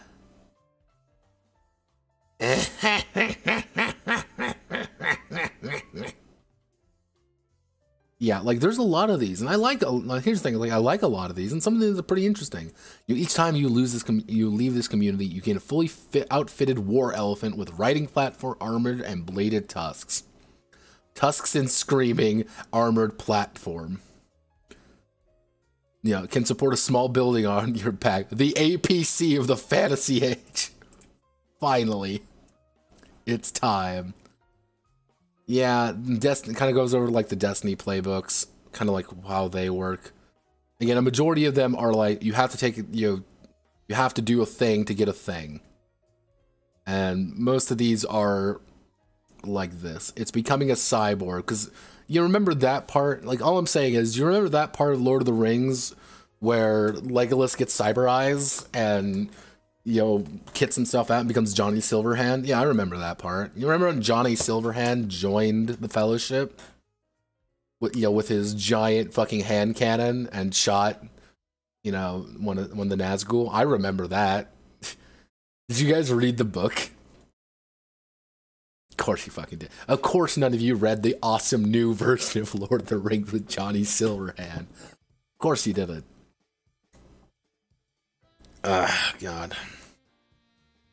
Yeah, a lot of these are do a thing, get a thing. Hey, you're the halfling sheriff. Reused artwork. You're the leader. You're the legend. It's like, oh, okay.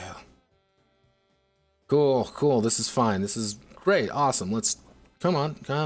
We're making it. Now, they keep using this girl as the overlord, as like the true evil nightmare, not like Sauron or anything, or something obvious. No, they use this tiny black child to really highlight the ultimate evil of the world, which again, guys, lads, please, we're trying to be PG here. We can't say those things. Take off. Fellowship developers, take off the white hoods. It's okay. We're writing a game here about good and evil. You don't need to show your racial politics at us. Like, we get it. You want to be based in red-pilled Fellowship. You don't need to tell us about it. But yeah, like one of the big ideas is that the Overlord is technically getting their own moves. They want to do their own thing. They kind of get their own player sheet. And they want to build up their power. Also reused art. Yeah, and you want to build up ultimate power. Like this is like one of your sample things that you want to do. And the idea is having these cuts. Every time a cut occurs, you're allowed to do something. Or something to make life worse. For example, if you're trying to ultimate power, show signs of the Overlord's increasing power. You cut into it. Every time they go somewhere you've been, let them know it. Remnants of your ritual. Collateral damage gets worse time they cross paths you fought in. Make more and more impressive shows of power as the campaign goes on. Place wonderful things in jeopardy. That's something you want to do. No, the world is mine.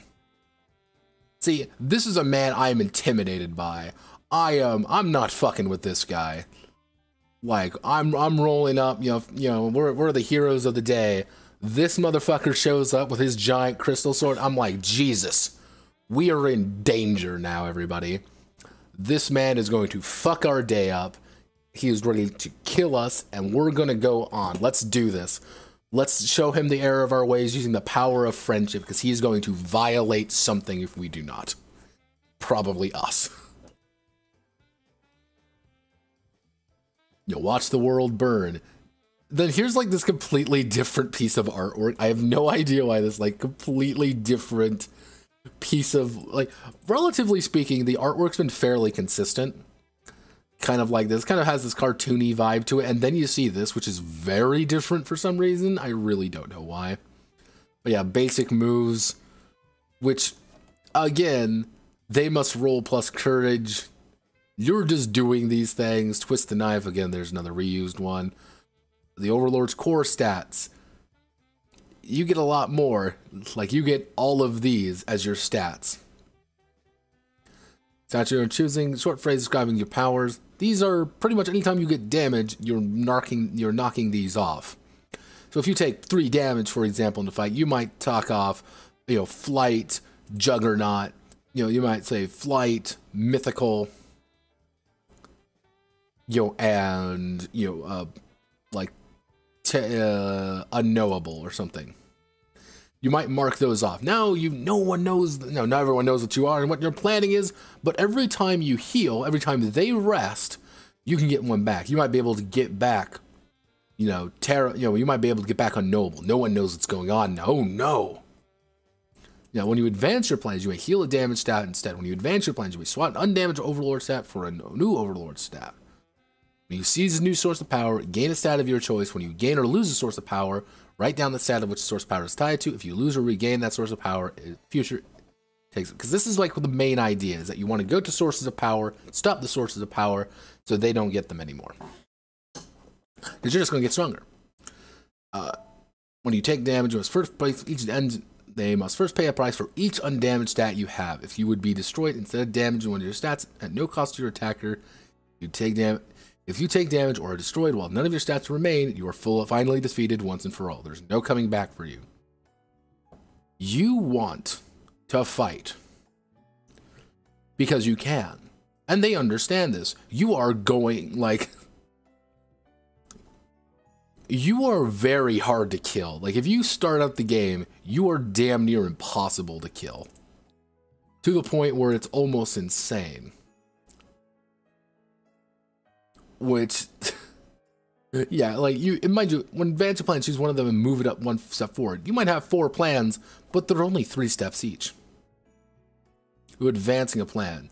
We're going to do it. This is happening. It's, you seize a source of power. Destroy a named community. Destroy a community no longer grants fellowship. So you're destroying something. You're taking over something. Even little downtimes, like, oh no. But yeah, you can also level up, mind you. Don't forget that. But don't worry, you can keep going. And there's some quirks. You have generals, which are kind of the same idea. Your recruiting new generals allow you to pretty much damage more, and they become threats to the world. And because they are threats to the world, they are difficult to actually kill.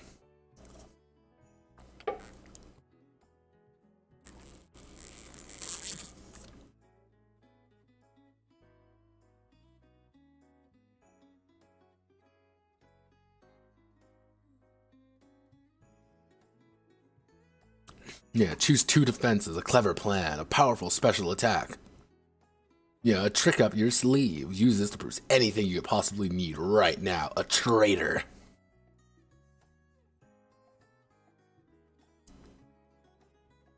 Choose a secret reason you're doing all this. You don't have to justify it. Yeah, the Overlord is arguably more important than anything else, which could actually lead to an interesting game of having an Overlord versus a player playing the Fellowship, rather than kind of like everyone's playing the Fellowship and then the GM is the Overlord. It could be kind of an interesting kind of 2-player game of I'm playing the Fellowship, you're playing the Overlord. We're trying to kind of kill one another. And yeah, Jesus, there's a lot. But yeah, most of this is like challenging the Fellowship, which is, interestingly enough, this is the odd thing. They pretty much have to outright tell you, do not kill them. Don't do it. Don't kill them, because you can kill them very easily. You know, because one of the interesting ideas is that every enemy is able to be recruited by the Fellowship. So everything you send against them, it's something they can just add to their repertoire and then use against you until they die. You want to forge bonds with it, then they want to join you. It's like, oh, Jesus. Like, oh, God. Because this is how enemies work, and it's like, there's the rule of threes, and it's like all the set pieces. Most of these boil down to use a resource to do a resource. And like, here's all the various traps and things that you can kind of get. Different set pieces, different beasts. Like, oh, there it is, reused artwork. We love reused artwork. Oh my God, it's the best. Wow. Like, how do I word this? Glossaries and clarifications. It talks sense. All the little things. You have to have a section called the instantly defeated generals. A general can lose his single +10 finish them roll if they're supposed to be big and terrifying. Oh, because that's the reason the story of the Fellowship is based on. Hard part is beating a general isn't beating them part. It's the reaching them. Oh, wow. Designing new threats. Yeah, here's the thing with Fellowship. There's a lot to Fellowship. There's a lot. The problem is that Fellowship, at the end of the day, does boil down to using resources to fight the enemy. This isn't a story necessarily about the heroic, odyssey of a group of people as they try to do something. We need to defeat the Overlord. No, it's okay. I have a dwarven gunner. I have a dwarven berserker, and a couple of items that I can use. What do you have? Oh, you have an elven archer and an elven blade warrior. And do we have that giant still? Yeah, we have the giant still. I'll mark the sturdy rifle. He's going to take a pot shot over there. That means we can then have the advantage, so I can then finish them off, and I'll try to get past them with the TD6, and I succeed at, so he's kind of knocked off balance a little bit, so now you can follow up with your advantage. And because the thing is, you do not want to ever stop. The second you stop in Fellowship, you're going to let them heal. The more they heal, the harder they are. The more they're advancing their plans. The more you're at a disadvantage of losing. And the thing is, you want to have those moments of actually talking with each other, because that's what makes the game. We enjoy the story of Legolas and Gimli because these two start out disliking one another. Well, you're a stupid elf. Well, you're a dumb dwarf. But by the end, they've had scenes together. They've grown together. These two are now best friends to the point where after the story concludes, they go on an adventure together because they're best friends. And of course they would, because these two are probably the closest things that, come down to brothers from different peoples.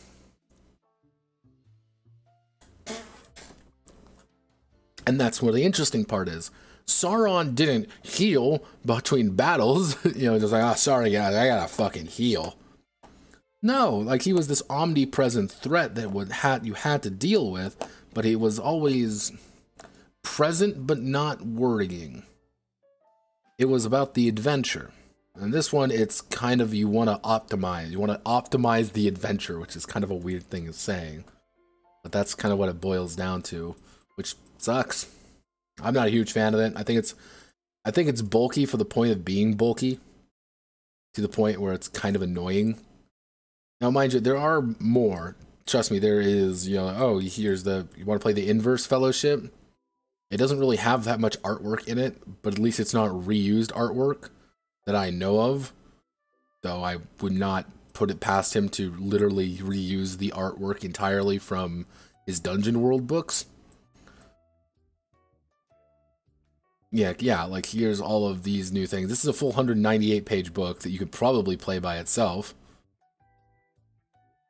But you probably can't as well, but this also isn't dealing with the, the third, the third book. Like, I'm not... Do I think that this game could be interesting? Yeah, of course I think it could be interesting. I just don't think it does itself justice. I think that's the unfortunate. God, we have so much more to do. We have 4 games left to do, but the last 2 are going to be pretty easy, I think. Let's do... We'll finish off, we'll do Broken Worlds. I'm not gonna go over Broken Worlds too much, because Broken Worlds, you've already decided whether or not you like Broken Worlds. I'm gonna tell you that right now. And you wanna know why you've already decided whether or not you like Broken Worlds? Is, do you like kill 6 billion demons? If the word powered by the apocalypse, kill 6 billion demons is right up your fucking alley, then yeah, you're gonna like the fucking game, because it's just that. With one issue. One small issue with this game. It's just thick. There's just a lot of it. Just a lot of this, and it really doesn't need to be this. So what is Broken Worlds exactly? Well, Broken Worlds is, at its simplest, a kill 6 billion demons game. I've talked about it a little bit before, and I need to Pilkins. There.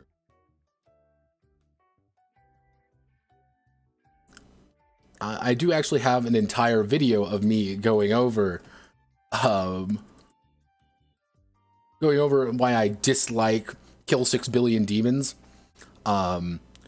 Because, fun fact, yeah, here it is. This is Kill 6 Billion Demons. It's by Tom. Let me see. Give me your Patreon. How much money are you making on your Patreon? Oh, $7,000 a month. Yeah, that sounds about right. Can you drop my RPG content? Patreon. Wow. Yeah, this was Tom's first game. And Tom's first game was a PBTA game. And it was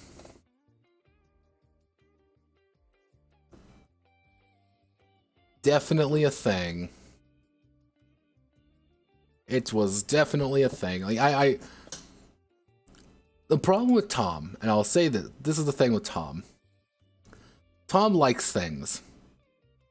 Tom also likes to sometimes get distracted with things, and he'll say, I really like PBTA. PBTA is the coolest thing in the entire world. Oh my god. And then he'll immediately be like, I don't like PBTA anymore. I'm done with PBTA. Me want D20. And they'll make a D20 game. Or he'll be like, oh my god, I love Blades in the Dark so much. I'm going to put Blades in the Dark on top of my Lancer game. And make it fantasy because I'm playing Final Fantasy 14. Icon. That's like one of the big issues with Tom. He kind of goes back and forth a lot. And I haven't heard anything of Broken Worlds in a while. It's been kind of AWOL in that regard. So if you want like deeper content or anything like that, like you can only really find it on his Patreon. Either way, like you can't, like you can't really buy this game anywhere. You can only find it on his Patreon. But like if you, and that's why I say like, do you like kill 6 billion demons? Yes. Do you like... Wait, did he do Kickstart it? No. This is a completely different one. Yeah, like, if you like Kill 6 Billion Demons and you like PBTA, then you're probably going to like Broken World. I kind of fell out with Kill 6 Billion Demons a little bit. I kind of fell out with this world. I fell out with it a lot, actually, just because it kind of went nowhere. Again, I have an entire fucking video on me, like, yelling about it. But generally speaking, it's a fairly standard PBTA game. I will say that. It is a fairly standard 2D PBTA game. However, there is the advantage system. If it's clumsy, broken, or empowered, 2d6, well, any positive modifiers, 2d6 take the 3d6 take the lowest, and 3d6 take the highest. That's all it is. You've already seen these ones, so this isn't exactly the most exciting thing in the world. But instead of saying, let's fight, it's reach heaven through violence. So that's kind of like one thing you always kind of gotta understand more than anything. Now, let's bring out my boy Pilkins. Now Pilkins here. Pilkins punish Goober, level 1. As you can tell, I met Mary in a contract once. I look degenerate and worse British. Shoot, kill, dismember people with big gun, itchy trigger finger. This is all your stats. This is what it is. Strength, dexterity, pretty much your willpower, your magic stat, and your mind, your intelligence. That's pretty much all you're working with here. Yeah.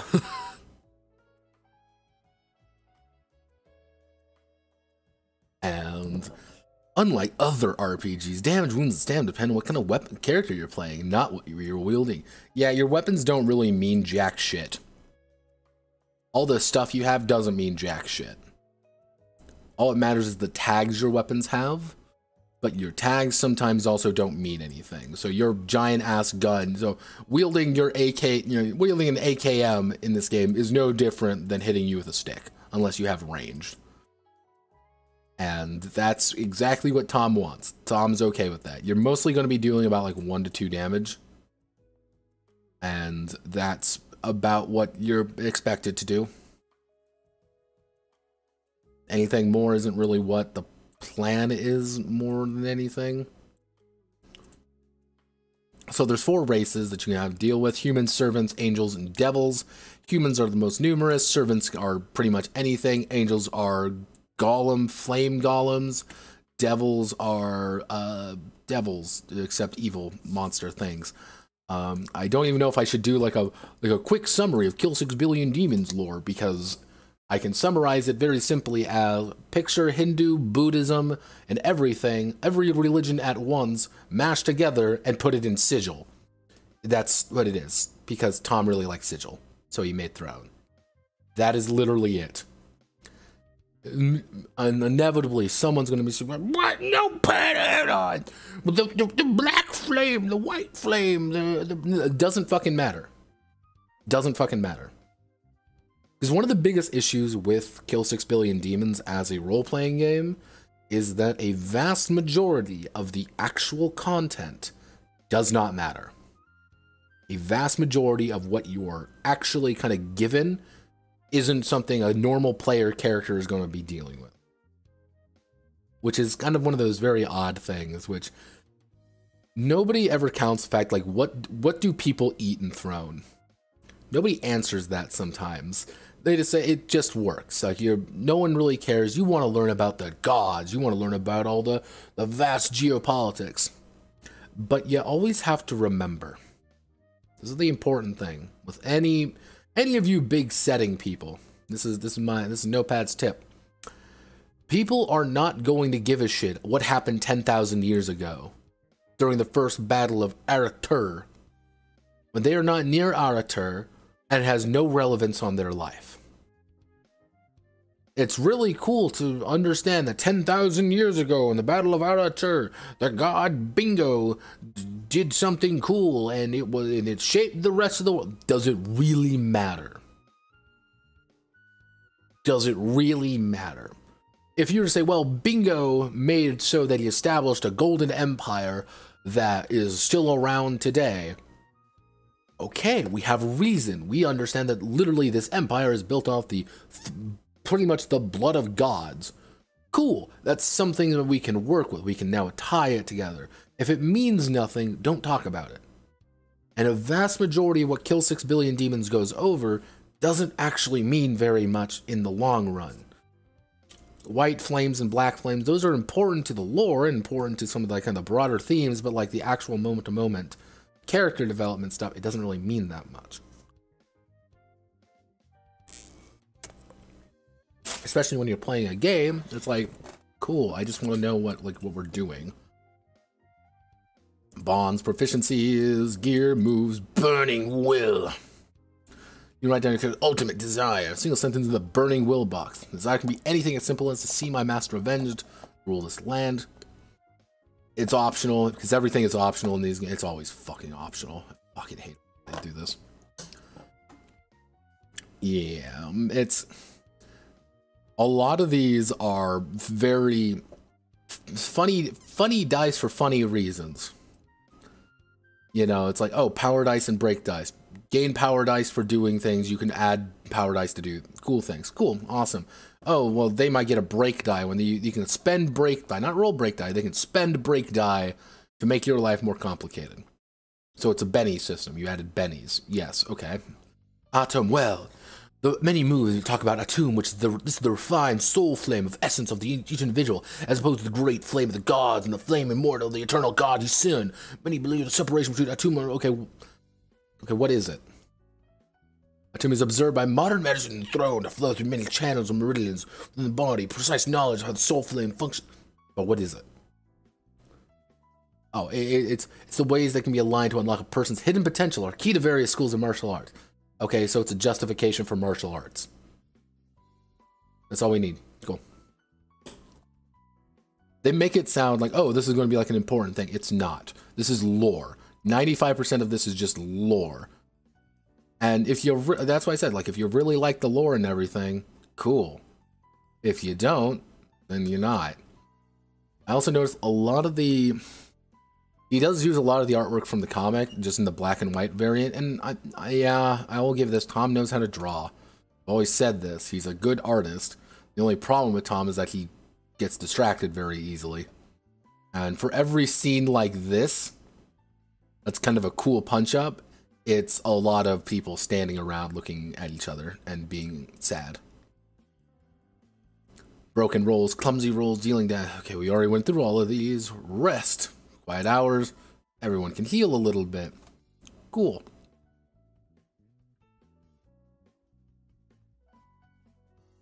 Wounds you chose, all stamina and all armor. Healing is odd because the idea is... Let's say I want to restore 3 wounds. Let's say I want to restore 2 wounds. So I'm going to have to roll 2d6 plus... Nah, it's 2d6, I believe. 2d6 minus 2, for example. I'm going to roll, and I rolled a 10, minus 2, an 8. I choose one of the miss options, but take out the word significant. Regain wounds on choose all stamina and all armor. What is your enemies gain something from your rest? What does significant mean? Significant means nothing. Never has meant anything. Never will ever mean anything. Like, oh, well, it's significant. What? No, that doesn't mean anything. Give me something to work with. What does significant mean? Well, it's narrative.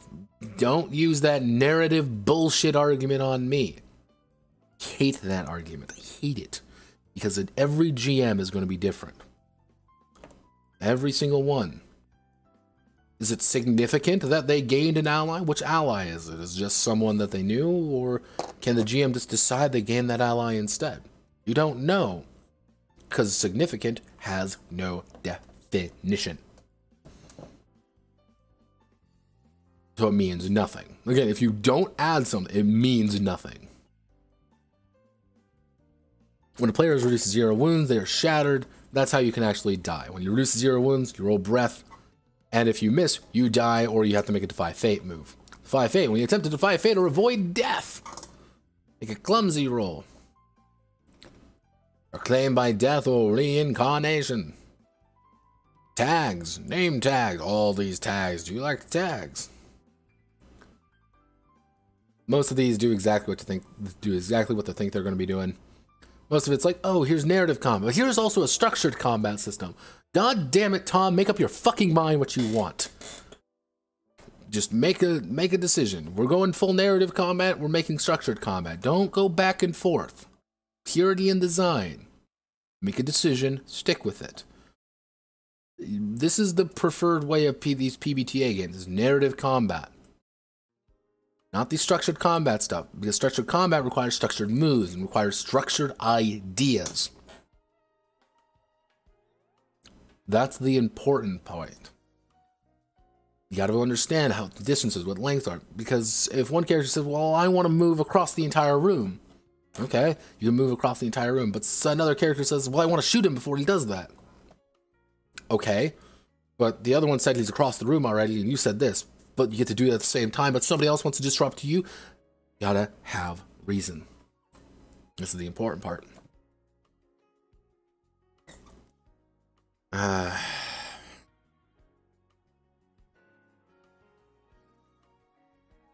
lot of moves, universal moves, channel flame, push. The big idea behind it is that you can push. The idea you make your life harder, but you take power dive. Power dive makes your life easier in the long run. Combat moves allow you to reach heaven through violence,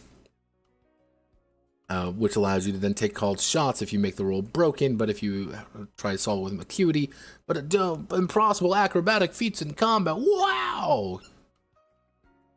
It's a combat-focused game, but combat isn't very interesting. It's great. I don't know what you're talking about. But a vast majority of the moves are things we've already seen before, so I'm kind of rushing through this. If you have any questions, always ask. But, like, yeah, it's like, oh, cool. Whoa. Powered by the apocalypse. I cannot escape this nightmare. Please save me. Okay, so the playbooks are pretty simple. The Fated is the protagonist. They are just the protagonist. They are the destined. That's what they do. You are the main character. This is the Allison playbook. The Master. This is the White Flame playbook. You're going to like playing the White Flame playbook, and you're literally supposed to insult your students all the time. The Beggar is the Medi playbook. Be a homeless asshole and do drunken boxing. The Fury is technically the Princess playbook. Just be mean and beat the shit out of people because you're angry, boiling blood. Look, it's Princess. The Law is also the White Flame playbook, but you're also just playing early White Flame, you know, the interesting one. They decided to not do that. The Boss is literally the Oscar playbook. Play Oscar, like, this is actually, like, the only one that's relatively interesting to me that, like, jumped out. I'm like, oh, this is kind of fun. Like, this is something that actually could be interesting to play, simply because you have a gang of guys to do things for you. The only issue is you're playing Oscar, and it's the hard holder from, you know, Apocalypse World. Some people are going to like playing this. Other people aren't, because you get a completely different stat. So it's like, cool, that's fine, that's great, lovely, wonderful. The Refined, this is the one girl, I cannot remember her name. She's an irrelevant side character that Allison always hangs around with. She saved her in the first book, and she's done nothing else since then. Also, you can technically call it the Zack playbook. The Hunter is, technically, you can argue to be the CO book, but not really, because Hunter's the only cool one. The Hunger is a character that is, like, never actually talked about, and they don't actually exist in the world, but they totally exist in setting. They're the magic people. They're the magic ones. They do the magic things for magic reasons. Magically. So, Pilkins here, as you can see, he is a hunter. This is the big thing. He is the hunter. Now, the big idea is that you're going to get a lot of starting moves to just do things what you want. You know, your shadow arts, you have to choose one of the following. So, obviously, I decided to poison all the bullets. And most of them are like this. You know, you can sense it, rough direction, emotional state, physical health of living beings of the far range. They're abilities. There are abilities that you would take in a pretty standard game. However, a lot of them are roots and branches. I kind of went over the... So, to take Ovis's 5-way sword, you need to take the silver blades of Ovis. So you take this one, then you can take the branch of it. Usually there's only a single branch. There's only a single way it goes. You take the initial one, then you take the second one. Which is like, alright, that's fine. I wish there would be a little bit more to that. Most of them don't really have that. And some of them for the races just only have like 1 or 2 options. This one's actually fairly unique because it has all 4. So you can choose any of the 4. Most of these, however, are things like, wow, you have underworld connections or the invisible area of deep shadow and darkness. I chose human because you get the great gun proficiency and 1 other of your choice. So you can just get guns and invest more into firearms because it's funnier that way. This is also, again, a base and red-pilled one because you can technically buy slaves in this one. Yeah, Tom, we can't say those things, but yeah, you can technically buy slaves in this game. Little bit weird there, but we're not going to say anything there, Tom. But yeah, the purchase of slaves is present in this game. Let's see, very pretty transport, a lot of items. These are all money. Some of these have flourishes, which is the idea that if you roll a 10 plus on a move, you're going to be able to flourish. If you already know a blade style, you can take it again when you reach 3, 6, and 9. First time you learn a blade style, each time you do. Choose a flourish for your style from below. Wow. Ooh, cool. I invested in the gun. Yeah, assault gun, great gun, wield any of the below guns. Yeah, it's like, oh, a great gun. Oh, large firing explosive, massive shells, high caliber bullet means fell powerful targets. You know, oh, it's an auto gun. You have an automatic rifle. Typically loads 1 clip at a time with multiple bullets. So yeah, you can just invest in firearms in the setting, and that's fine. That girl, I can't never remember what her name is. These are kind of some of the optional rules. Like, again, this is the game right here. Like, this is the game ends on page 77, but there are about 120 more pages. And if you really go over all of them, most of them is like the GM toolkit, kind of goes into like how the enemies work. It's exactly the way you think it. It's mostly based off of the threat level system. And then it goes into like, oh, all the different, how the arts work. And then it goes into like, hey, how the denizens of throne work. All this is lore stuff. So here's the thing. Do I like Broken World? Am I a fan of Broken World? Not really. I think this was... Broken World is what happens when you have someone make a game that they feel like they really want to make, but then don't do anything with. It's the most bare minimum you can actually get. It's mostly kind of a supplement to Kill 6 Billion Demons. Do you like Kill 6 Billion Demons? Yes, you will like Broken World then. Even if you don't play it, it's all the setting information you need to play a game with it. So run it in any game you want. Run it in Savage Worlds. Probably do a better job of it. But everything you need is right here to play your legally distinct version of Tom's comic that you already are buying, that you already are subscribed to, because you have to get to his Patreon to get this game, unless you're like me and go through side channels. But that's Broken World. I have really nothing else to say on Broken World. It's just not that interesting. Like, not really my jammerino. This might be somebody's jam, but it's definitely not mine. So, the last two we're going to go over are a little bit weird because they aren't really traditional PBTA games. And we're gonna the two we're going to be going over is going to be Our Traveling Home, followed by Wanderhome. Yeah, we're going to end off on Wanderhome because there's nothing actually to fucking talk about in this game. But I'm kind of bringing these up together because these are a very unique branded game, and I want to kind of have a longer conversation with myself about them. The reason for their existence, more than anything. Bring out Chippy the Toad. Do I have... Yeah, okay. So we'll start with Our Traveling Home.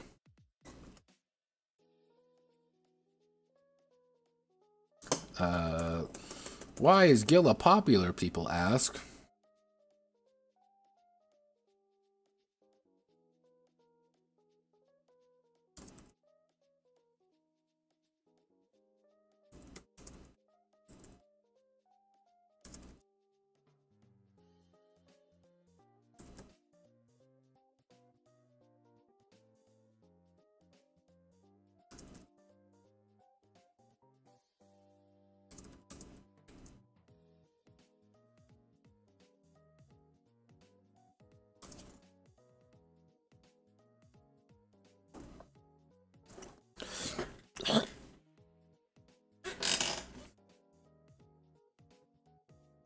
let's see.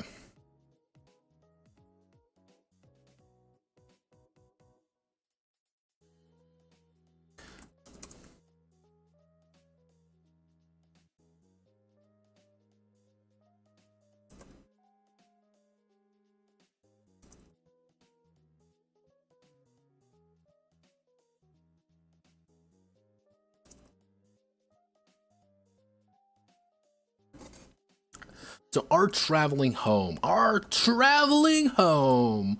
What is this game actually about? Well, it's a Howl's Moving Castle.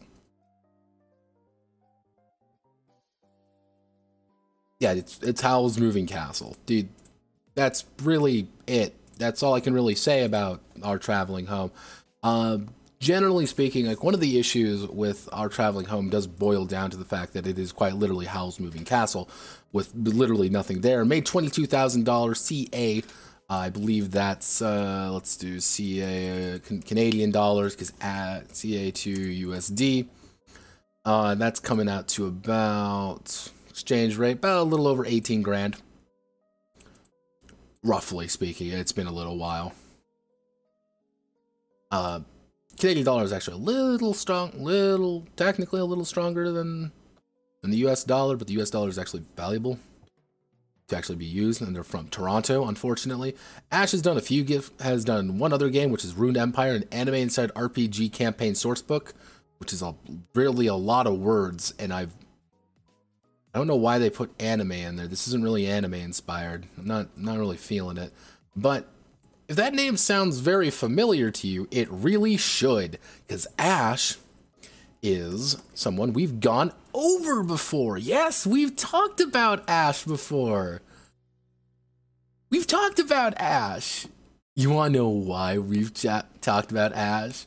Because Ash here is what we like to call a danger person, or a fucking idiot. Yeah, this is Ash. She went over she was actually a writer in Advanced Lovers and Lesbians. That's like one of the only things I really know her about. And generally speaking, I found it interesting because Ash doesn't actually have a Patreon. It says she does. She does not actually, and I do respect that somewhat, not a lot, but doesn't mean I actually have to like it. But the big thing about Ash is that she made this with Muslim knights. I don't know why people keep saying it's not knights. They wouldn't be fucking knights. They're Ghazis. It's not hard, guys. This is something that she made. Other games she's made include Sexy Time Adventures, the RPG, where men are men and the women are sexy. Cool. It's for Dungeon World. It's for fucking Dungeon World. That's even funnier. Let's see what else have you done. Our Traveling Home, the budgeting tool for Kickstarter RPGs, the Abusers playbooks. Yeah, and then yeah, you're gonna see this one too. Let's discuss. Let's check in. Wait a second.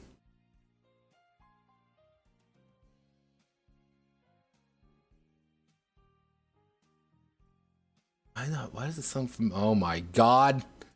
This all makes sense. All makes sense. Yeah, Final Fantasy themed campaign setting and source book. Starlight, it's like, cool, you exist, I guess, and nothing really else. Most of their stuff, like, I've not really seen much about. Couldn't really find anything. Like, it looks like they're only. Oh yeah, they have a LARP called "The Straights Are Not Okay." Yeah, they don't have a Patreon, even though they say they have a Patreon. They don't. So yeah, that's that. Give me 1 second as I need to. Let's bring our boy out finally. I think it's time we bring Ray out. Ray's a very special character because I'm gonna give y'all a secret here real fast. Our Traveling Home is not very good. You want to know why Our Traveling Home is not very good? Because it's not a game. This is the secret between Our Traveling Home. is that this isn't a game. I genuinely don't know what to call it, though. That's where things get complicated. That's where things get real complicated. Because it's not a game, but you play it, but you don't play it.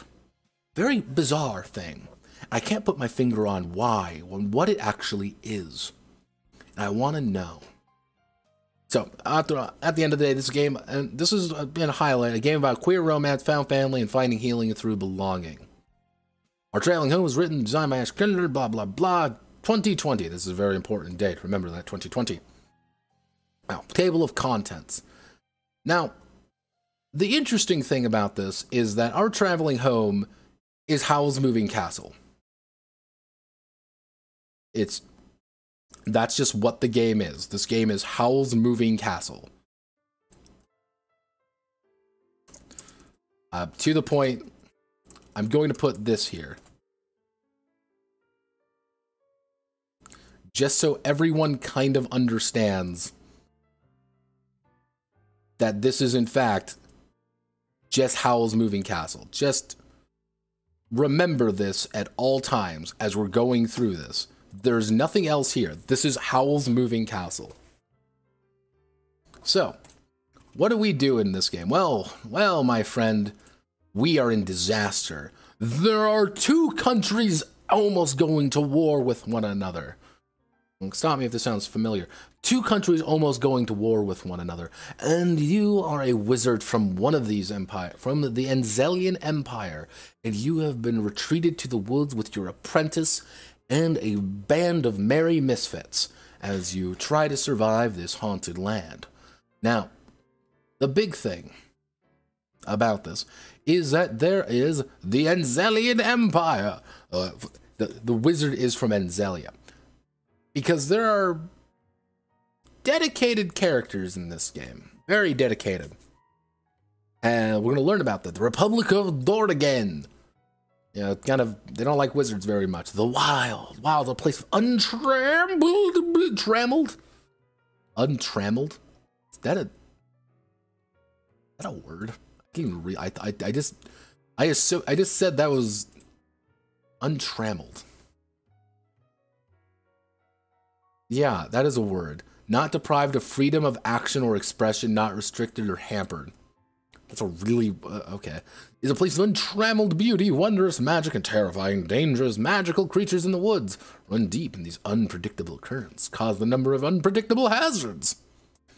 Then there's going to be a war coming. There's a war coming, and it's going to be bad. We're all going to feel sad about it. So what is this game about? It's about queer romance, found family, and finding healing through belonging. That's what the game is about. Now, the smart of us would realize we have to ask ourselves, what does Howl's Moving Castle have to do with queer romance? And the idea is nothing. It does nothing to do with queer romance. However, this is not Howl's Moving Castle. This is Howl's Moving Castle, except the homoerotic fan fiction version. Remember this. This is Howl's Moving Castle fan fiction. This is what this game is. So let me edit this real fast.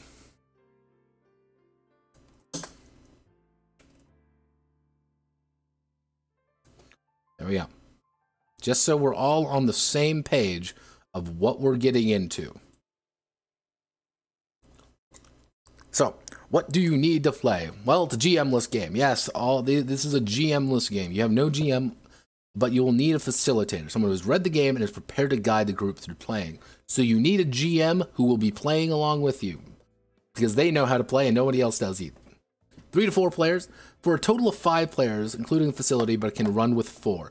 Now, here's the thing. You need 4. Actually, I should say you need minimum 4. You would like to have 5. So that is the facilitator and 4 other people. That is the ideal character. That's the ideal. If you do not have that, if you have 3 players, if you only have 3 players, for example, does not work. Game does not physically function. 4 players, you lose something important about it. You lose a very certain character from it, which is very important because he's the protagonist. So, The big thing is you're going to be rolling 2d6s, referred to as the text as d6s. And when I say that this is a move system, I was also kind of lying, because it's not quite powered by the apocalypse, but it definitely wants to be powered by the apocalypse. You know, depending on how long your sessions are, our traveling home should take around 4 to 6 sessions to play the completion. I have no fucking idea how you would make this 4 to 6 sessions. I genuinely do not know how. Because it's like, but why? That's my question, but why? So, big thing is, different other games you play. If you're a veteran story-focused role-playing, it's story-focused. It's prompts, it's everyone's talking with each other. Now, this is the big thing I want you all to remember. Right here. This is Rhyme the Wizard, Vixel the Demon, Swallow the Monster, Sable the Child, and Eris the Cursed. These are the important characters. These are what you are writing about. Now, Rhyme the Wizard is played by Ash. Now, one thing I want you to remember, and one thing I am guaranteed has occurred, that the writer has has at least written fan fiction of Rhyme the Wizard before. What's my confidence level of saying the writer has written fan fiction about Rhyme the Wizard? Pretty damn high. I'm thinking there is at least some erotic fan fiction of Rhyme the Wizard, who's definitely not Howl. Not Howl. Remember that, it's not Howl. Definitely fan fiction of Rhyme the Wizard getting fucked and fucking other creatures. Am I saying that is almost 100% guarantee? Yes. Because you want to know what's something funny? This is Rhyme. This is Rhyme the Wizard. This is Sable the Child. That's Vixel the Demon. And that's the other one. This is a non-character. This doesn't exist. I don't know who this is, but they shouldn't be here. That's not a character. This character does not exist anywhere else in the book. They do not. I do not know why they are there. And it's very strange that they are. But that's very important that you understand that they are here, including Sable the Child with she, they, and he, played by Sam, which is a he, him, which is odd because that's probably a grown man playing a small girl, which is...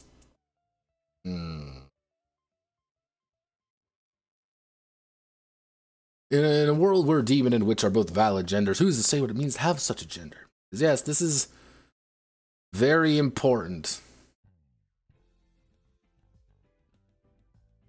If the monster is demon gender and the demon thinks that the gender is irrelevant, what does this say about the world you're creating? Who fucking cares? Yeah, and then we have to go through all the very important one. Note the definition don't convey the full complexity of these terms. Someone different gender than my own, such fears are very common. Fixate on the correct way to play a character with gender that is the same as yours. Simply play a character according to the background and motives you create during play. This game is not for turfs, fascists, or bigots. Luckily for everybody involved, I'm just an asshole. So if you've gotten this far, designed to center a story of queerness, queer sexuality, gender outside the binary. But remember, this is Howl's Moving Castle Fanfiction Edition. Remember this at all times when reading this. This is not its own independent entity. This game does not exist in vacuum. This is the most creatively bankrupt thing I think I've read so far, and this is pretty fucking hard. So, safety. We gotta go over the safety tools. Then they go over their own safety tools that they made. And this is the main character. These are the main characters. These are who you are playing. Now, you may be saying, what do you mean, these are who you're playing? These are the characters you are playing. You are not playing your own characters. You are playing variations of these characters. You're going to be playing Rhyme the Wizard, Sable the Child, whatever the fuck his name was, Vixel the Demon, whatever the fuck your name was. You're playing variations of these characters. You're not playing your own independent characters. Remember that right fucking now. Before we even begin, before anything even happens, you are not playing your own characters. Remember that. So, the intro script, we all have to do all the simple script. Character creation, we have to choose by choosing the playbooks. Yeah, we like playbooks.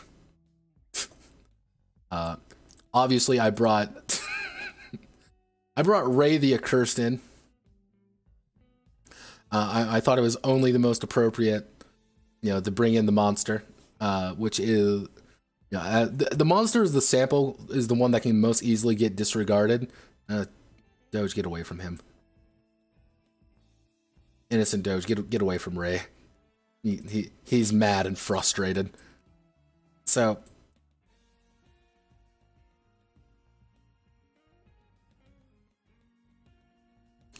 but yeah, this is what the game is. Notice how you don't have any stats or anything. You don't need stats. Stats are irrelevant.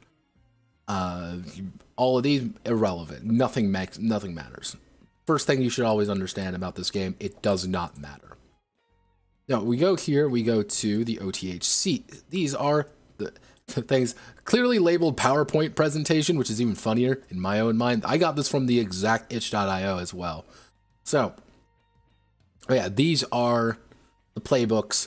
These are what's going to occur. The wizard is an immensely powerful person who made a short-sighted pact with a demon they are now starting to regret. Their story themes revolve around queerness and the search for emotional connection and falling in love with the cursed. They will always fall in love with the cursed. There is no other option available to you. You don't get to choose any other option. That is your option.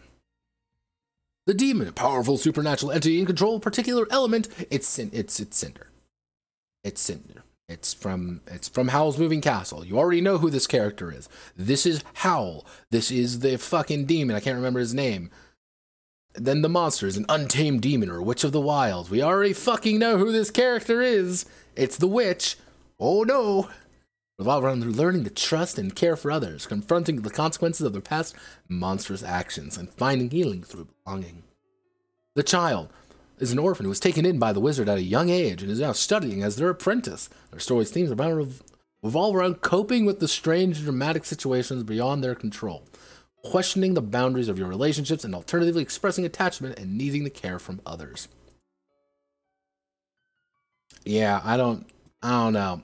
Normal human has been transformed into a body that's strange and incorrect. The story's themed around transness, deferring your own needs by caring for others and falling in love. This is the protagonist girl from Howl's Moving Castle, where she's turned into an old lady. They are the cursed. Here reimagined as a allegory for being trans. Jesus fucking Christ. This is Howl's Moving fucking Castle! Why does this exist?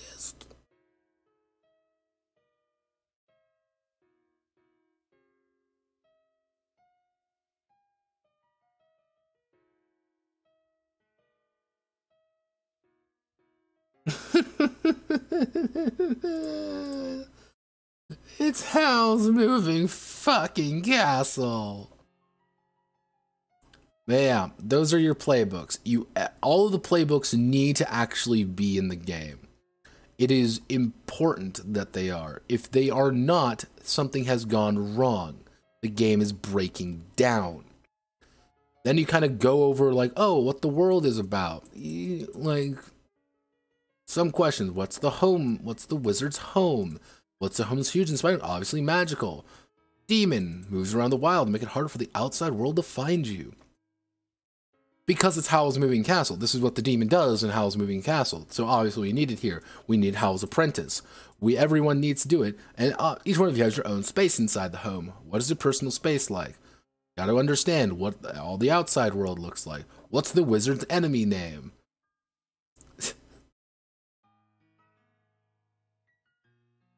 It doesn't matter. It's very bizarre of like why this is the way that it is. Because this is Rhyme. This is Howl, by the way. This is Howl. And if you do you like Howl moving? Do you like Howl? Like this is what they're supposed to be, but instead of a bird monster, they turn into a demon monster. Ooh, look how cool they are. They're demons, because demons are cool, because I'm 12 apparently.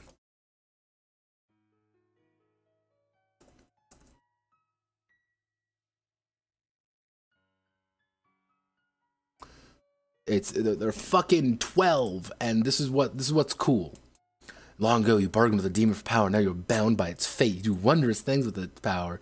There's the pact. You discuss what the relationship is, and this is the most important aspect of the game: the marks. Now, what are the marks? The entire idea of these marks is that you need to do these things. You need to do these things. And when you do, you mark it.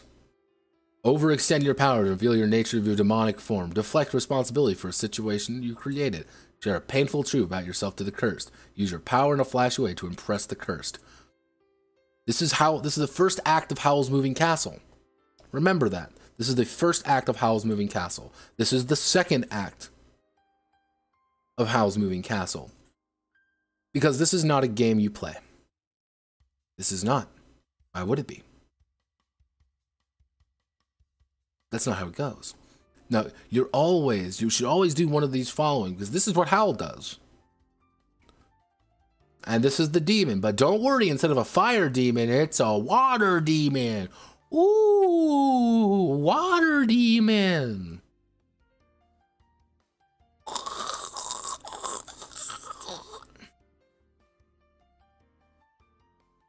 Complain about being taken advantage. Yeah, you are mandatory to complain about being taken advantage of.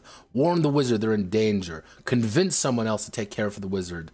Grudgingly use your power to make the family happy. Because that's what Cinder does. Because you're strange bond. You complain about the wizard or the monster. Talk about embarrassing story from the wizard's path. There's the monster. Look, everybody, it's the monster. Now, Ray is the monster, as you can tell, obviously. This was Turnip Head, effectively. And this is what you're supposed to do. You answer all these questions, and that's how you form the family. But the problem is, these are Howl's Moving Castle. Therefore, this is what you're supposed to do. It's entirely GM-less. Everything is already chosen for you. You don't have any options. You're not supposed to have any options, because that's not what the point is. There's a child because there's a child in the fucking story. It's like, hey, it's Ghibli inspired. It's not Ghibli inspired. You just wrote the fucking book again. You wrote fan fiction of it. Holy shit. People bought this.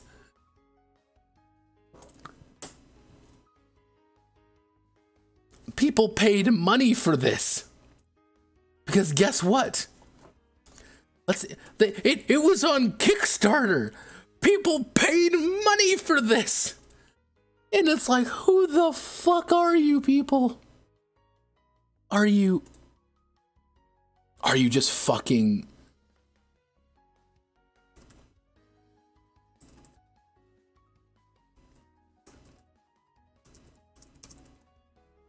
I don't know if you're just fucking stupid.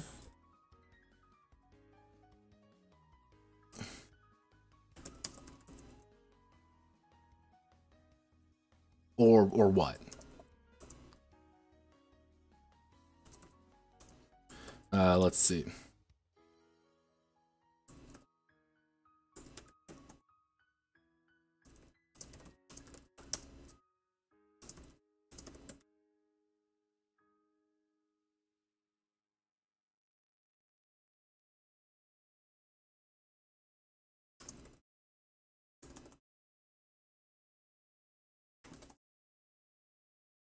Yeah, and it's like, who thought this was a good idea?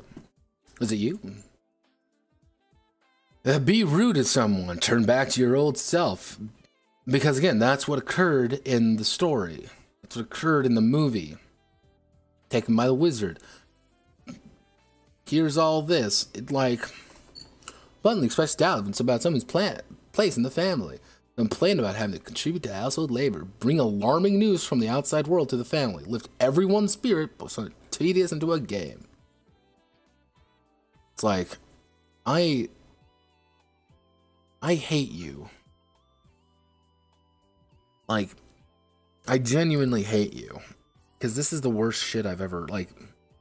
I'm mystified by this game. I really am mystified by it. because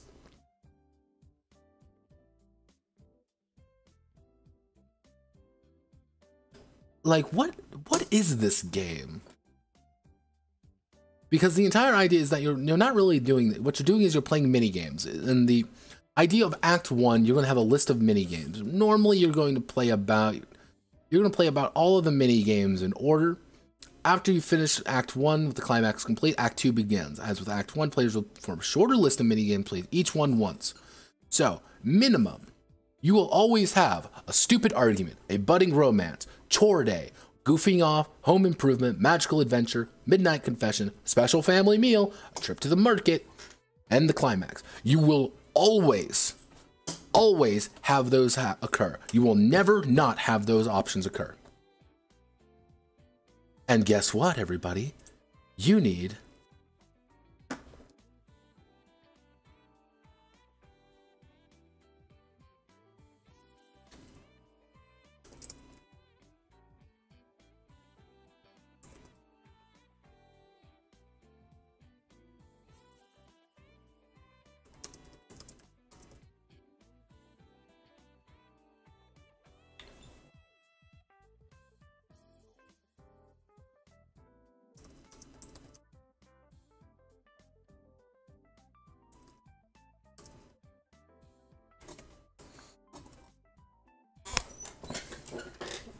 like, this is something that you're going to be doing. These are mini games. This isn't really a real game per se, because the entire idea is that you need to fulfill these marks. Why do you need to fulfill the marks? Because if you fulfill a mark, that's how you get the good ending. That's how you get the good ending, because you need to fulfill as many marks as possible to get the best ending. So everyone's going to be trying to do their marks. So you want to do every mini game, and you want to be a part of every mini game to get your fucking marks. Because if you don't do it, you're not going to get the best ending.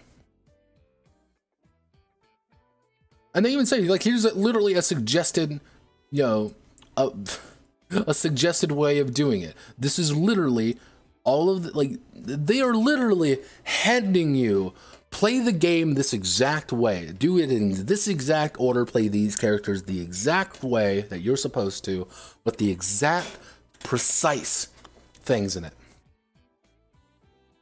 Precise. This is the way you play. Nowhere else. You do not play the game in any other capacity. You play it the way it wants to. And oh, well, here's all the Act 2 missions. Oh, it's very important. You got to do all of them. This is why I'm mystified by, like, how do you play this game for longer than just...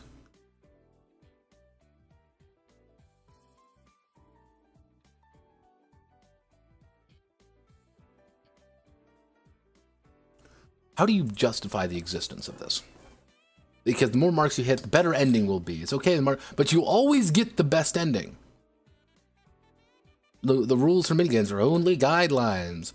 But here's the weird thing. And I want to take a moment. I want to take a moment with everybody here. I'm just going to sit down and we're just going to talk. The only rules that must be followed are these. The Wizard and the Curse will have a happy ending that ends with a successful and healthy romance. Everyone survives. The family thrives and remains deeply attached to one another. In this world, the queer identities are respected and no one is persecuted for having a queer identity.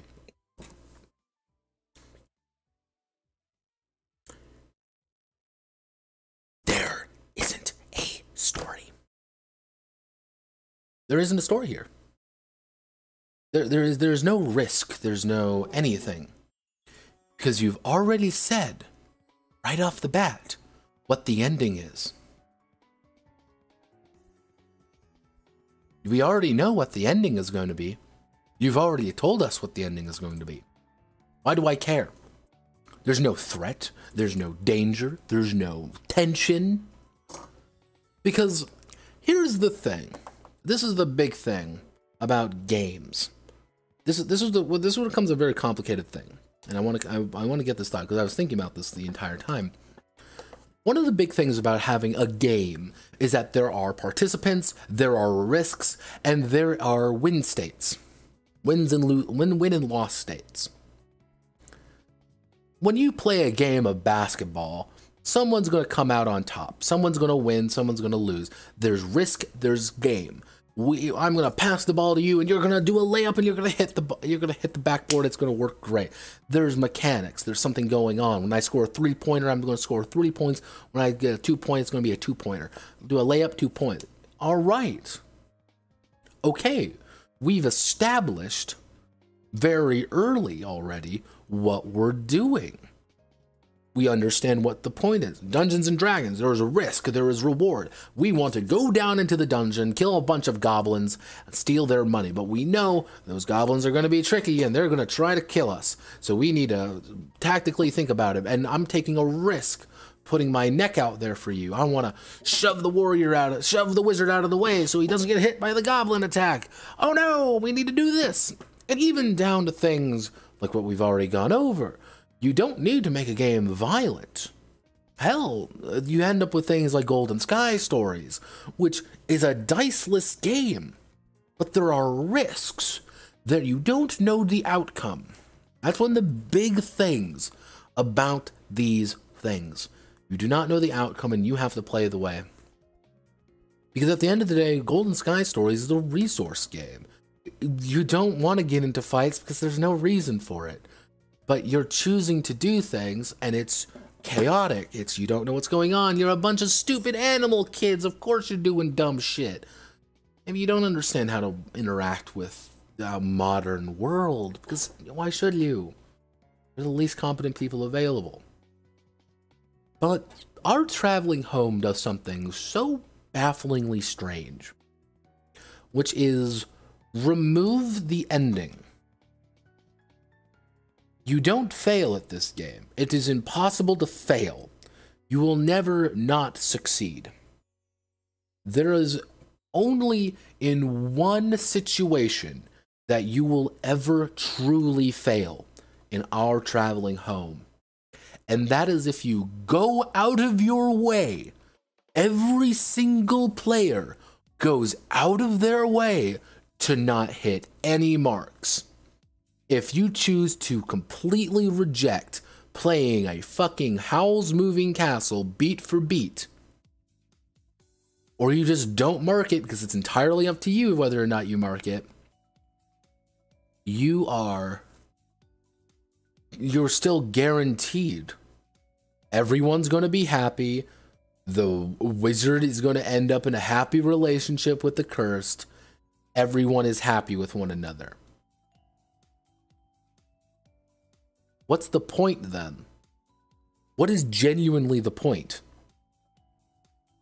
I am fucking baffled at what this game is, because it's not a game. It's pointless. What would you call this? And I was actually asking people the other day, what do you call something that has no gameplay? Because there isn't any gameplay. This is you talking. That's all it is. It's talking. You talk and occasionally you mark on the paper. You roll some dice to determine, but you don't need to. You don't need to, because no matter what you do, you will always succeed. There's no threat. There's no danger. There's no risk in this game. It simply happens. And someone said, oh, well, it's like a visual novel then. But here's the thing. One of my favorite visual novels is Fate Stay Night. I love Fate Stay Night. I actually genuinely think that is a very good story. I didn't give a shit about the porn. Who fucking cares? I want to know. I want to see the end of this goddamn story. God damn it. My canon ending will always be Mind of Steel. But there was risk involved. There are times where I sat there, I'm like, what's the right option here? And I would go down a path where I was fucked. Man, I'm sorry, Shiro. You are dead. You were a dead boy because I fucked up. I made the bad call. I made a wrong decision. It's not a visual novel. And then I thought of like, maybe it's like a lyric, one of those lyric games, one of those lyric, what do they end up calling them? Lyric novels. Where it's a game. Yeah, it's a visual novel, but you don't really do anything in it. It's just a story that you read. And it's like, no, not even that, because that has writing in it. That's the weird thing. That has writing in it. And you can be engaged by writing because you don't have to do it. You're not writing something per se. You are...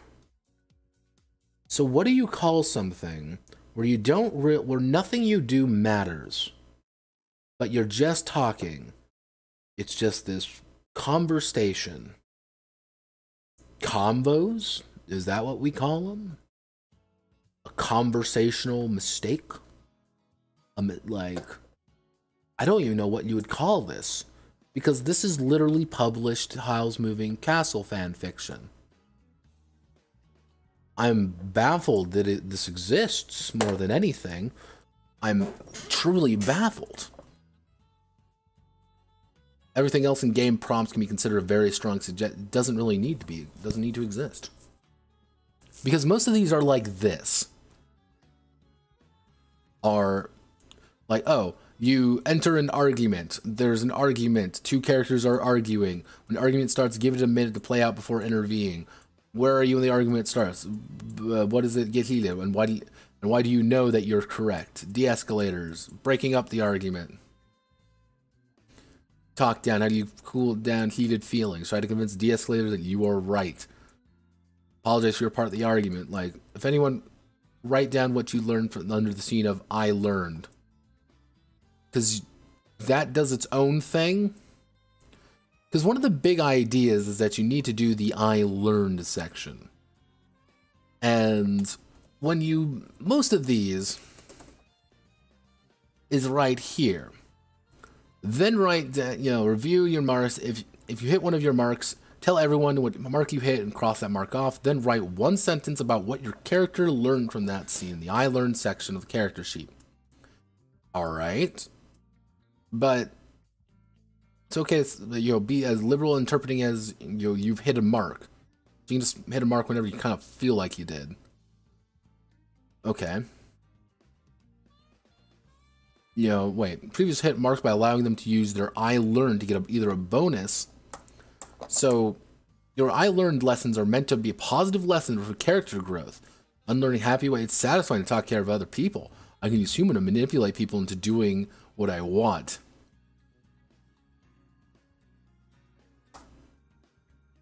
Write down that scene of I learned. Anyone's here. I learned. Setting whoever wishes to play. Most of these are like this. Now, most of the, like, oh, here it is. We're dusting. And it's like, oh, let's do this. We roll the dice. Oh, I deactivated only a few non-fragile things knocked over. Cool. Select toward to attempt. Each player may choose an I learned once to get an automatic success. If you fail, that chore occupies the entire day and you may not attempt any additional tasks. So you're supposed to do all these things, but if you succeed, nothing really happens. You might get a few improvements, but the house improvements don't really do anything. And completing the chore equal to participating player plus one. Discover a new minor improvement for the house and record it on the home sheet. God damn it. But why? Like what this doesn't do anything. This legitimately does not do in anything. There's no reason to be like excited to say, "Oh, well, we added something new to the home." Like, no, there isn't. There's nothing there. That's why I'm so mystified.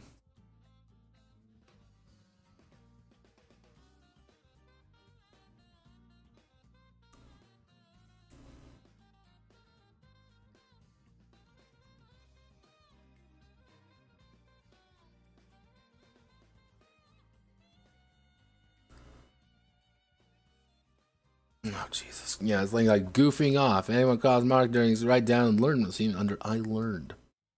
I learned. Here's an home improvement. We've only got 2 games left. Oh no! These are seriously what they're doing? This is it. I'm like, what? Why? But you're going to succeed. Like, that's the weird thing. You're going to succeed. Each participating player will roll 2d6 to determine difficulties to escape. So it's like, okay, minor complication, success, success. So in between, you know, easily able to use their powers to escape, but the rescued is badly shaken by the encounter. Well, rescued, how do you feel about the encounter? You're always going to succeed at it. Of course you're going to succeed at it.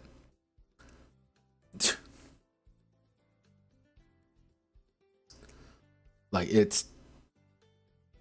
You're always going to succeed. There's no risk of failure.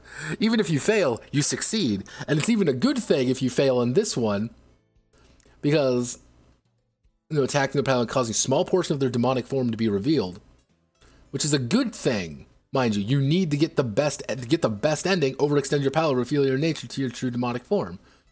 That's a good thing you did that. Why? Well, even failure doesn't really mean anything. You know, oh, it's a midnight confession. Oh, wow, look, we're asking for advice. Because you're always going to find romance. And that's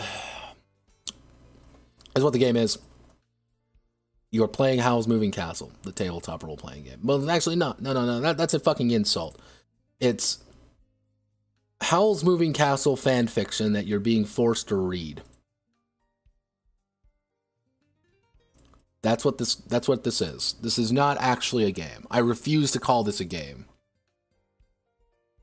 Like, just... I've genuinely, like, yeah, even things like this. You know, confrontation begins. You will always, you know, you do exactly what you intended. You know, the group goes to a place of power. You know, oh, securing the home against an attack. The trap is sprung. Oh no, a daring escape. Getting to save. You will always occur that.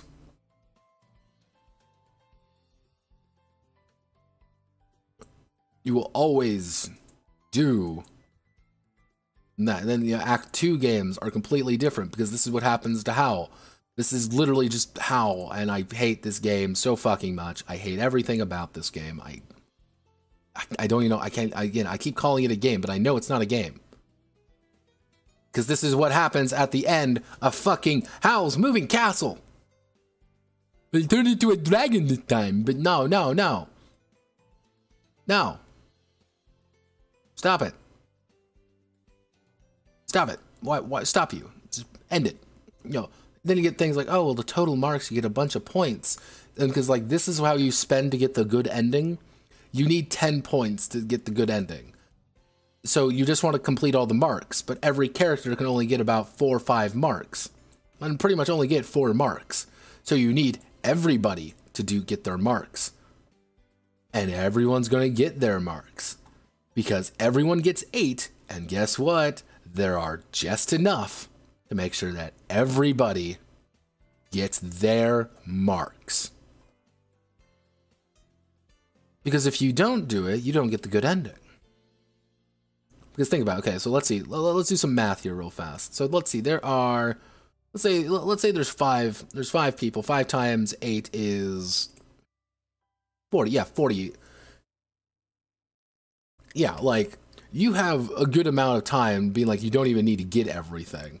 That's the best part. You don't even need to get everything to really actually hit all your marks. And then you just go around and saying which is resolved and what isn't resolved. Oh, the pact is broken. Did we ever do it? No. Oh, the wizard regained their humanity. Oh, everything is... And then here are the threads. And you have to finish out all the threads and then it's done. Like, oh, and then there's the bittersweet ending. Oh, no, look, everybody. They're so happy that everyone gets turned back to normal. It's so nice. It's not a game. I know, this isn't...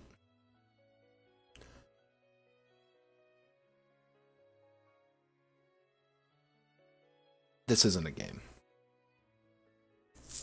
I really can't... I can't say anything else about it. This is not a bit. This is not a game. This is a group masturbation setting. I don't know why anyone would ever buy this. And to anyone who did buy it, why? Genuinely, why? Do you just really like Howl's Moving Castle? Play like how? Why? Why are you? Why? This doesn't need to exist. This isn't a game. I refuse to believe that. Okay, you can go away now, Ray. So, our final game, oh, not really game, our final thing is Wanderhome.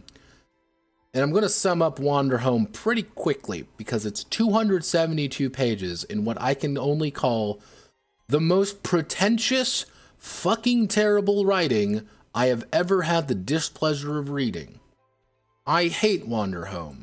I think this game, again, this isn't a game though. I can't really call it a game because it's not. I think this book isn't good. This is a shitty book written by someone who thinks he's a lot smarter than he actually is. But oh, I forgot. It's not he or she, it's Jay. It's Jay Dragon. Jay Dragon is a fucking idiot. Like that's like the only thing I people who invest in Wanderhome, why? Why? Genuinely curious. Why? Do you just sit around, jack each other off? Is that what this game is? I'm genuinely curious. I am genuinely curious. Is this just a group masturbation tool? Because what is Wanderhome? Well, Wanderhome is a game by Possum Creek. Possum Creek Games, which is Jay Dragon's company. Everyone likes Jay. He lives exactly here. You can probably find him pretty easily. He also looks like a goddamn, Jabba the Hutt. But Jay is a person who writes a game. Well, not really games, because again, that's something that's a little bit above that. Such as Yezeba's Bed and Breakfast, in which you play characters. Oh, sweet Jesus. Avery, what are you doing here? It's like, oh, here's Bed and Breakfast. Cool. You're just playing. You're not really playing anything. You're just playing characters. But here's, this is another Howl's Moving Castle-esque game, but it's not Howl's Moving Castle because that would imply something decent. Wanderhome is the big one, and this is their congratulations. Everything is so great and wonderful, and we all love it. Everybody loves Wanderhome. You can buy it right now for $25 fucking dollars. $25. How much money does this make on Kickstarter? Because of course it's on Kickstarter. $300,000. $300,000. 300,000 United States dollars. People paid for this. And I genuinely do not know why. Because this is a game that can be roughly, well, not, again, this isn't a game. I don't know why I keep calling it a game, but maybe because this is a thing I like to go over games with, but it's not a game. I guess I'm going to call it this masturbation simulator. Is a thing that you go over and you talk. You talk about things and nothing ever goes wrong because everything is fine. It is a story with no problems, and you take place in the world of play Ryutama. It's shitty Ryutama. It's like someone opened a good book and said, "My God, this is the coolest thing I've ever seen," and then had a stroke, wrote some words down before convulsing on the ground in a horrifying display of awful disease. And then it created Wanderhome. It's astounding. I hate this. But I gotta bring it down. Bring it down a little bit. 6,658 people obviously wanted this thing. And we're gonna see why. Because that's all I can say about Wanderhome. Jay's a fucking goblin, and I don't like him very much. He has some weird opinions on games. Mostly because he thinks it's his opinions on games are very different from mine, just philosophically standing, and then everything he puts out is completely against any piece of my own philosophy, to the point where I feel almost comically, encouraged to ritualistically execute him in a variety of horrifying ways. Now,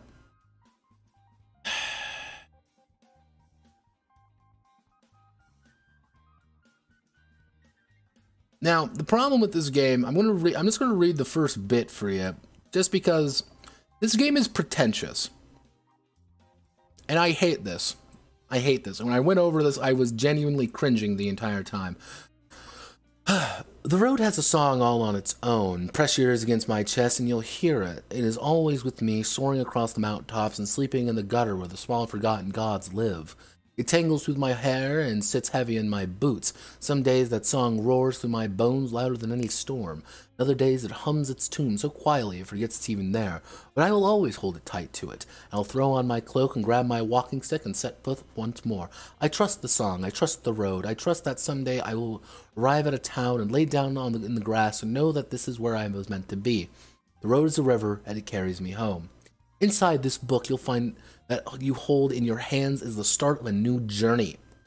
Together we'll set forth on a world of grassy fields, mossy shrines, herds of bumblebees, rabbits in sundresses, geckos in suspenders, starry night skies, and the most beautiful sunsets you can imagine. We'll befriend stag beetles the size of houses, argue with the king of the floating mountain, fall in love with the basket of a hot air balloon up in the clouds, and make friends with some of the most amazing people you could ask for. The journey will continue across the months and seasons and years, and while we wander, we will watch the leaves fall from the earth and grow again. Where will we go? What will we see? We'll have to find out together. Will you join me? I want to fucking kill myself. Reading that was physically painful. And whoever wrote it, I genuinely hate you. Like not even me, man, I just fucking despise you. At like the core of my being. Because that is, oh god. So what is the Land of Heath? Well, the Land of Heath can be summarized in very few different things. Well, it's a beautiful and boundless land, full of life and soil. Nothing goes on in there. Yeah, it's how it's simply meant there's a legend about this place. Will tell you that there's a tale of slaughtering God and the Heaven Blade used to kill her. It'll tell you that the stories of the lightning dance, nothing of this matters. Heath is a land of animal people, so it's a furry game. Don't forget about it there, you daring furry folk. And full of buggy livestock, pets, and wild creatures. Fun fact, though. I want you all to remember, leather is not harvested from this. So everyone eats bug meat here. Yeah, it's a culture of hospitality. And finally, and one of the most important things is, we'll be meeting people who are fundamentally good. And anytime they say the journey, it's the book. I don't want to call it a game. Now, the problem with saying everyone is fundamentally good, except people who are in power, but those people who are in power are still good, but just weighted down by that. While they're still good, that goodness has likely been poisoned by struggle. And the thing is, the Heathland was recently caught in a war, but is no longer. There is no violence here anymore. There is nothing wrong and nothing will ever go wrong. Wander around and have fun. But don't, because there's no struggle. There's no problem. And the thing is, I'm going to compare this game to Ryutama a lot, because I like Ryutama. I think Ryutama is a fucking amazing game. And you want to know what the thing about Ryutama is? Very simple thing. Ryutama has struggle. Yeah, life sucks.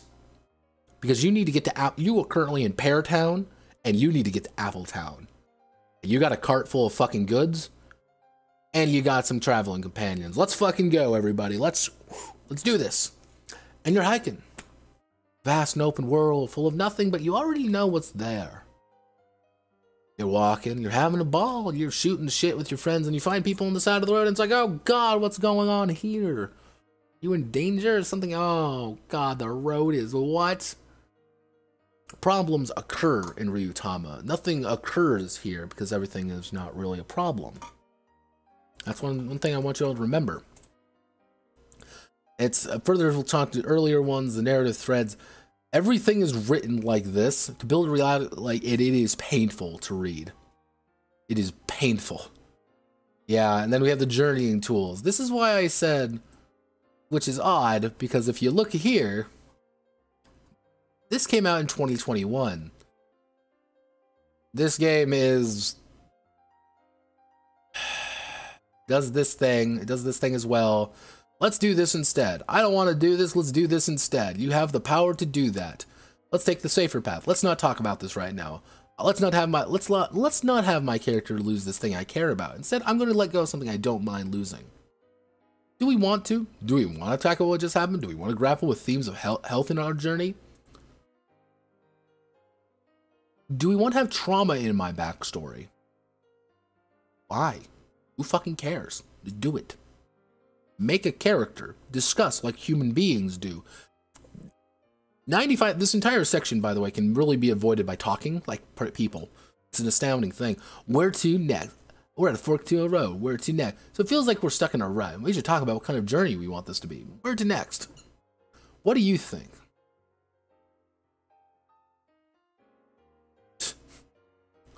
Cool.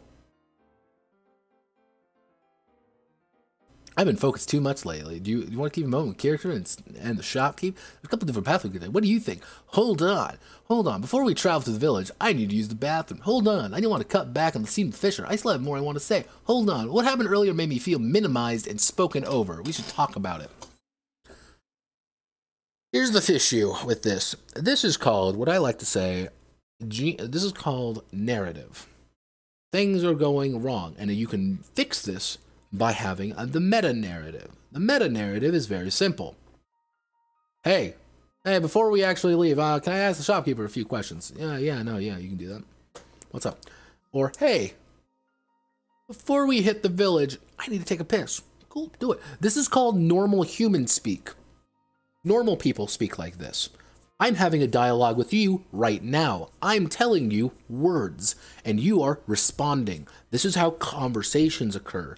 I am talking, you are responding. I use talk, I respond. Back and forth, back and forth.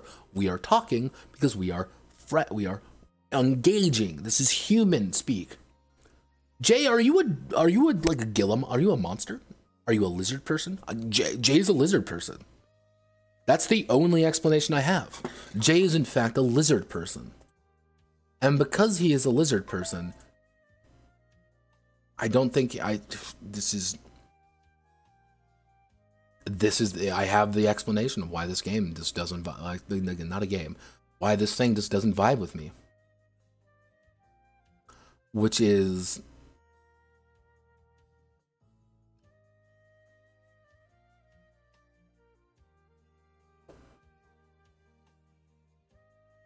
if you are not adult enough to speak like a human being, why are you playing?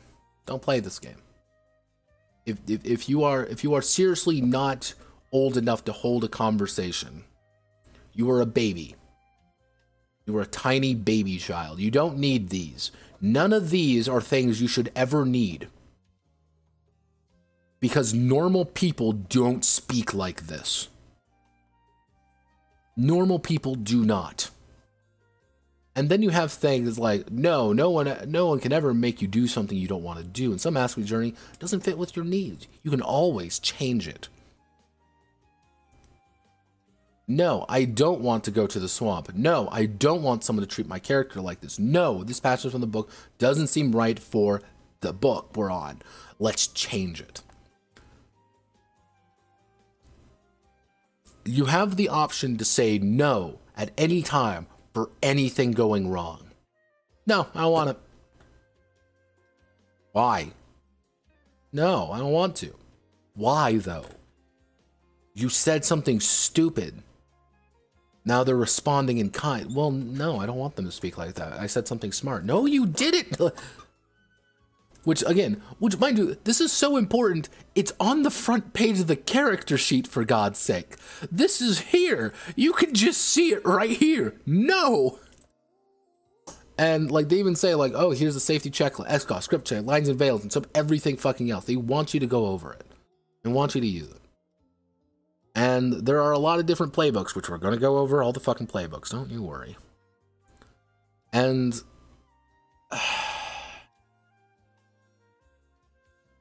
one of the things is, once everyone feels settled the choices they made, go around in a circle, ask your choice of questions, points to left and right. Vehicle mode, go over the things your character can always do. Reaching to the school box a lot. It hits beats and communicate how your character exists. This is important. No dice or any. There's barely any dice or anything. This is a game about conversations, and you're going to enjoy those conversations, whether you like it or not. Oh god, we're almost at 4 hours, or we're almost at 5 hours. God, I know there's a lot of games. Jesus. So, big thing is this is a tokenomics game. There are no dice or anything. This is a game of tokens. Now, what do I mean by tokenomics game? Well, you get a token whenever you do something. Then you can spend the tokens to do something else. For example, I can give a token, pause for a moment, and get some rest. And then spend the token to ease someone's pain, if only for a moment. There's no dice, there's no anything like that. You will spend and you will lose tokens. That's what you're going to do. The things you can always do are things that you can always do at any moment. That's it. But did you really think it was going to be anything else? No, it's a token game. There's really all you're going to be doing. You're going to be spending tokens to do things, and you don't even fail necessarily. And often, like there's this often in life we don't fail. Sometimes we struggle to do something, get passed over, do something we wish we hadn't, or give up. But those moments aren't truly failures in a pejorative sense. Mistakes may be suffering at cruelty at others, listening to your body and your brain, accepting natural limitations. But it doesn't mean you're a disaster. It doesn't mean you failed. Your journey will just continue on another path. It's okay to fail. Failure is human. We fuck things up. We don't climb something. We don't get over something. We don't do something. It is human to fail. Jay is a lizard person, so I guess not. Okay, now this is one thing I kind of gotta go over. This is a little bit weird. The idea is you're going to have Kith. Now, the idea behind Kith are these are people with a different set of traits, which you're going to write down what they can always do. Anytime this Kith shows up, this person shows up, another player is going to be playing them.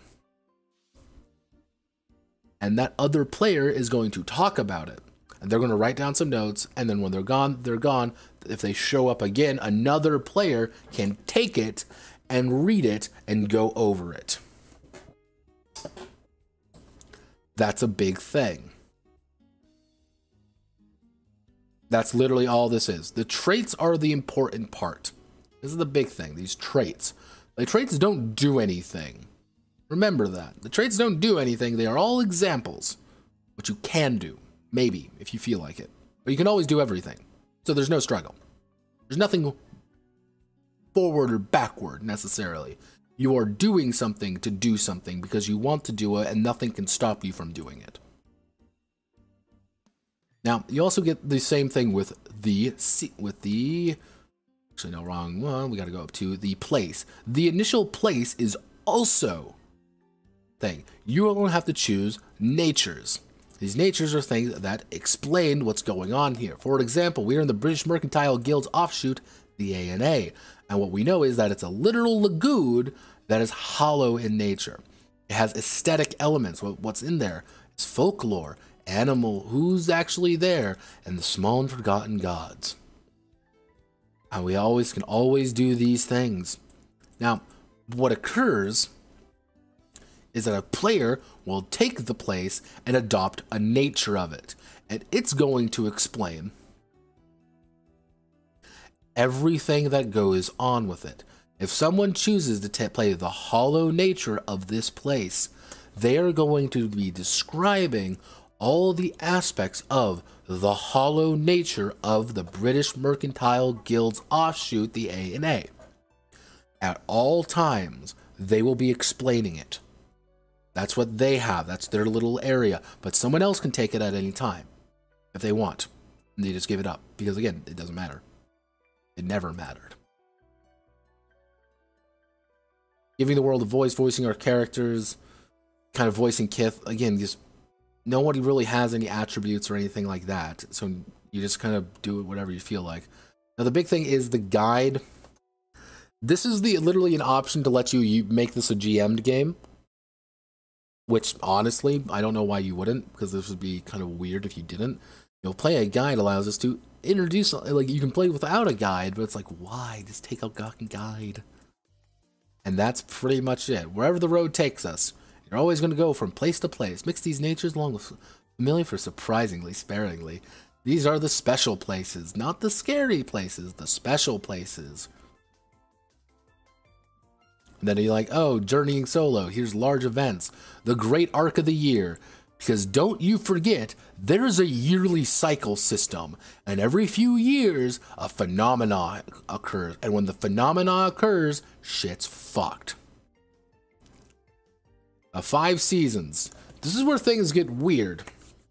Because there are 5 seasons in Wanderhome: Leap, Bright, Breath, Silt, and Chill. Each season has 2 months. Leap has Till Soil Monsoon, Bright has Bloom Meadow and Devil Days, Breath has Swarming and Gatling, Silt has Firetop and Grasping, Chill has Snow Blanket and Frostbite. Those are the 5 seasons and the 10 months. Those are all very important, but each of them do something slightly different and have different descriptions that affect the location you're currently in, because every location you visit is going to be a new month roughly. Or not, because you can just kind of decide that whenever you fucking feel like. Because again, there's no structure. Now, here's where things get a little bit wacky, little bit funny. Is that all of these may be affected by other things. If a phenomenon occurs, you might skip Till Soil. If a phenomenon occurs, you might skip Frostbite. You might skip various seasons, or things might just not occur. And every season ends at a holiday, but there are also alternate holidays. And it's like, what's possessed you to do this? But then I realize why people bought this game, and it's this. This is why they bought the game. There's no other reason. The artwork. And genuinely speaking, the artwork's good. I like the artwork. Because they hired very competent people to do the art for this game. And those very competent people did their job very well. Which is bizarre. Because the game, well, the lyrics are bad. There's not, like, any bit of the writing I don't care about. I genuinely have 0 fucks about the writing. I just want to look at the art. I'll put some of that on my wall. I don't usually put art on my wall, but I would. It's like, this is kind of nice. Now, there are quite a few different playbooks. Now, there's 1, 2, 3, 4, 5, 6, 7, 8, 9, 10, 11, 12, 13, 14, 15. There are 15 of these. And the thing is, a lot of them are like this. You choose an animal, but you can also just choose whatever you want. Choose 2 values, 2 you're exhausted about. Describe your look. Buy friends that you hold, that you hide in your many shrines and that you carry with you. And all of these do something slightly different, because these are the traits. These are the most important aspects of your character, but also not very important at all. Say something you can always do. So you hold this, during each seasonal holiday. And of the classes, this one's kind of a cool idea of the playbooks. This one's a cool idea because it's like, oh, my character literally has a bunch of shrines of small and forgotten gods on their back. Cool, that's fine. Or the dancer, like you're this dancing asshole who wants to entertain people. Cool, that's fine. The exile, you're part of a mysterious place that you kind of are roaming around and you're kind of trying to find purpose in this world. All right, cool, this is fine. The firelight, like all of these are fine, but it's like, why do they exist in this? It's a shame. It's a damn shame. It's a damn shame that this artwork is wasted on this. Because this is what is happened. It is wasted on Wanderhome. Because this is a shitty book that accidentally has some good artwork in it. The Fool, because Jay likes tarot cards, apparently. The Guardian. Yes, the Guardian's entire thing is that you have a tiny child that you're trying to protect at all times. But we have to protect the child, which... amusingly found this. You found them among the ruins of a lost civilization. They are dead. You can fully select a dead child as your beginning. Because this is one thing that I find strange. There are bits in this that are... I wonder if I can find it. Yeah, right here. Jay has a weird thing with smokes, I learned. Smokes. Like, yeah, Jay has a weird thing with smoking. I don't know what's going on. Maybe he thinks it's cool. But generally speaking, like I like the only one playbook that actually seems kind of interesting is the Guardian, because like you have an explicit thing of like when you are over, instead of being like you just stop. It's yeah, when you retire, your ward ventures forth with their own person, pick a playbook and create your ward. Cool, that's fine. But a lot of them end up like this. Teach a ward a new thing. Teach a ward a new thing. Teach a new ward thing. Because every seasonal holiday, choose one you haven't chosen before. Now, every year is composed of 5 seasons, 5 holidays. You're going to get 5 advancements every year.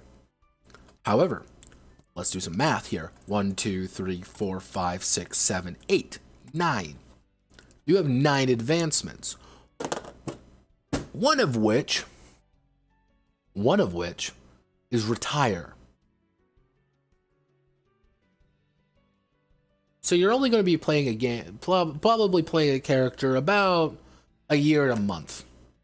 Not even a full year. So you're only going to be wandering a few months. And like, I understand that's thematic, but it's like, oh, well, there's a time limit on my character. Why can't I just go do things?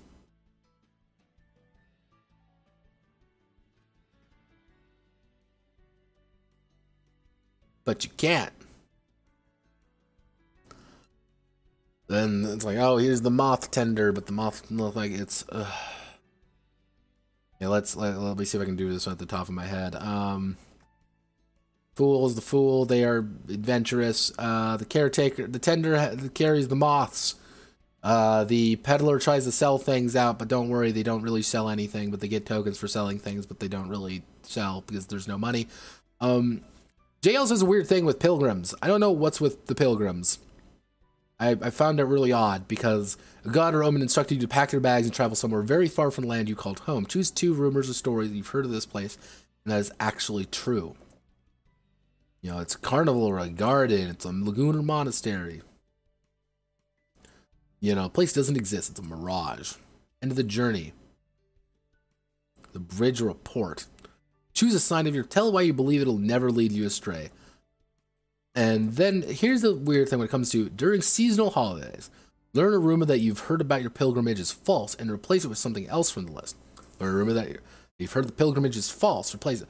Learn the truth about your pilgrimage. Learn that once thought was true about your pilgrimage is false and replace it with something. Realize you've been led astray by something you thought you would never let you down. Find a way that's something you give up on ever being. Spend a token to look for a difficult choice. You've given up on your pilgrimage. You have no choice but to admit that it was never going to be. Choose an unused playbook and transfer as much as makes sense from this playbook to the next one. Your pilgrimage has concluded. It's really odd being like, oh, everything you're told is wrong. It's wrong, it's wrong, it's wrong. It's like, oh, God. I chose Chippy to be the poet because it was a toad, and I thought it was funny. So, Chippy the poet. They can always self-depreciate, cite sources, write down relevant moments, ask, can you explain?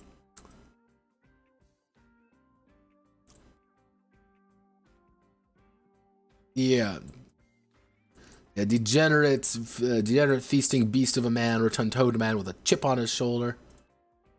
Yeah, like, I tried to make the most anti-Wanderhome character possible, and I realized that the only way to truly make anything opposed to this game is to just not play it, which is something you shouldn't do, because you can't play something like this. The ragamuffin always gets shat on, like, yeah, like, who? Jay, what happened to you? Jay, why are you the way that you are? Yeah, these are the teacher, which, again, realistic still life paint, abstract impressionist paint, writing epic sagas, writing emotional lyrics, formal language with noble, a traditional endangered language, a broader perspective on history taught from controversial books, entomology, astrology, herbology, songs and various instruments, philosophy, taught through Socratic seminars, household magic taught through fun and play, radical and rebellious politics. But there's no reason for that. Everything is fine. Hello, Canine. I'm losing my mind. Please send help. We're going over Wanderhome, and I hate it. Yeah, no, it's most of these are pain, and you're already kind of describing your character. Ah, yes, the veteran. The veteran. The veteran. The vet.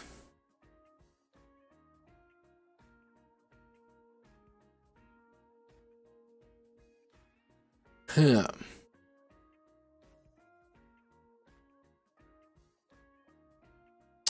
This is perhaps one of the strangest things.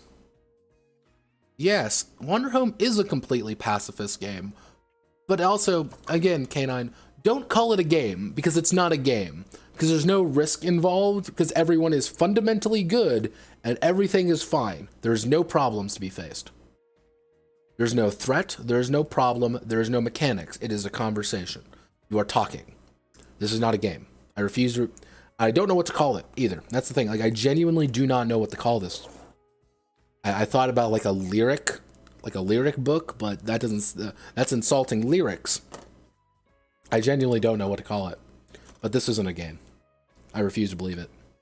Because here's the thing. The issue with Wanderhome is that there are nothing to do, and it's just about talking. It's a conversation between everyone talking with each other. And those conversations are sprouted by you selecting a playbook. Call it a book, I guess. But like, again, books can excite you. Books have purpose. Books are written forms of language. I mean, I have my favorite, I have books that I enjoy reading. I don't enjoy reading this, and it's like a uncompleted book.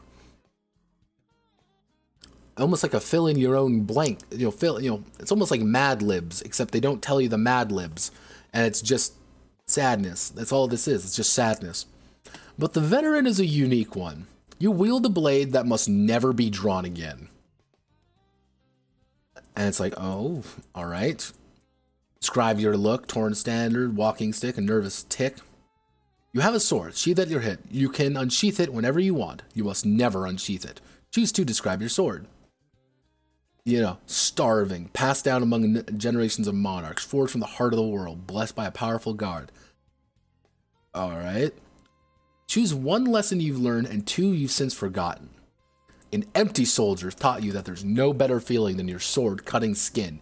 This is why you must never unsheath your blade. Because all of these end with, this is why you must never unsheath your blade.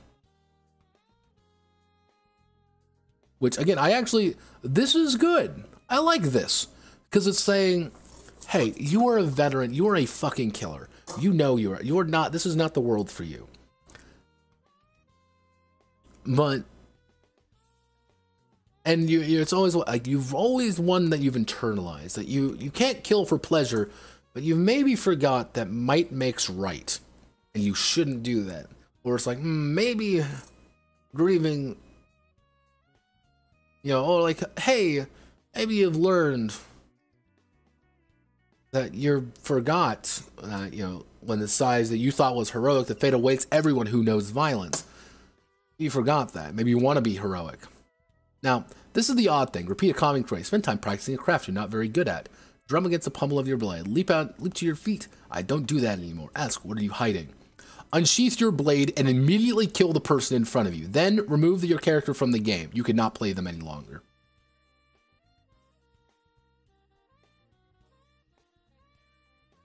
Yeah, true. Like, I don't know. It's weird. I'm trying to think like a good term for these. Because they're not games. But like, it's bizarre. That's like the only thing I can really come to the conclusion of. Like, they deserve like their own genre at this point. Like, it's a book genre of something, but I don't know what to call it. And I've been trying to find what that name would be. That's where the confusing part comes in. But yeah, this is a very strange line. Then remove your character from the game. You cannot play them any longer. Why? Oh, sorry, you moved this. You can't play. No. But the rules sit. No. I want to keep playing them. Why?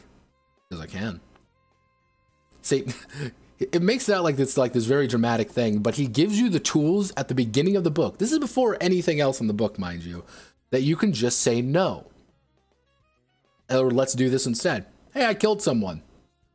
I don't want to do this part of the book. No. And you have absolute authority. So no, I can kill anyone I feel like.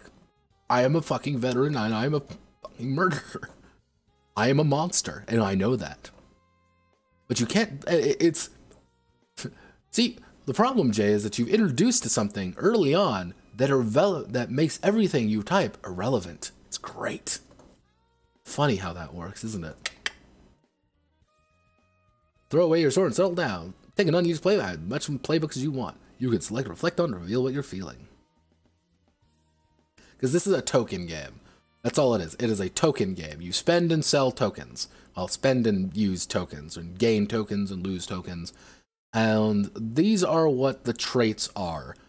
They are things that you are assigned to, and is skilled at putting all the pieces together in an unconventional. They're often tinkers, mongers, magicians, and others. Invent something totally new. Propose an alternate path. Reveal a plan they've had in motion has paid off. Exactly. That's, you know, if you're not meant to kill, why even give you the option to? I think they wanted to give it to you to be dramatic. But the problem is, they introduced it. And again, I talked about this with a little bit in the furry case. When you introduce something, you've put it into the world. It's out there now, and we all have to deal with it. Because you've introduced the idea that I can just say no, you've introduced that everything future, any part of the book, I can say no to. And because you've put in the, you can kill a bitch, but you have to remove your character, that's a no-no. I can just say no to that second part. No, I want to kill. You know, yeah, with my blood-soaked blade. Cool, yeah, no, you can do that. There's nothing stopping you.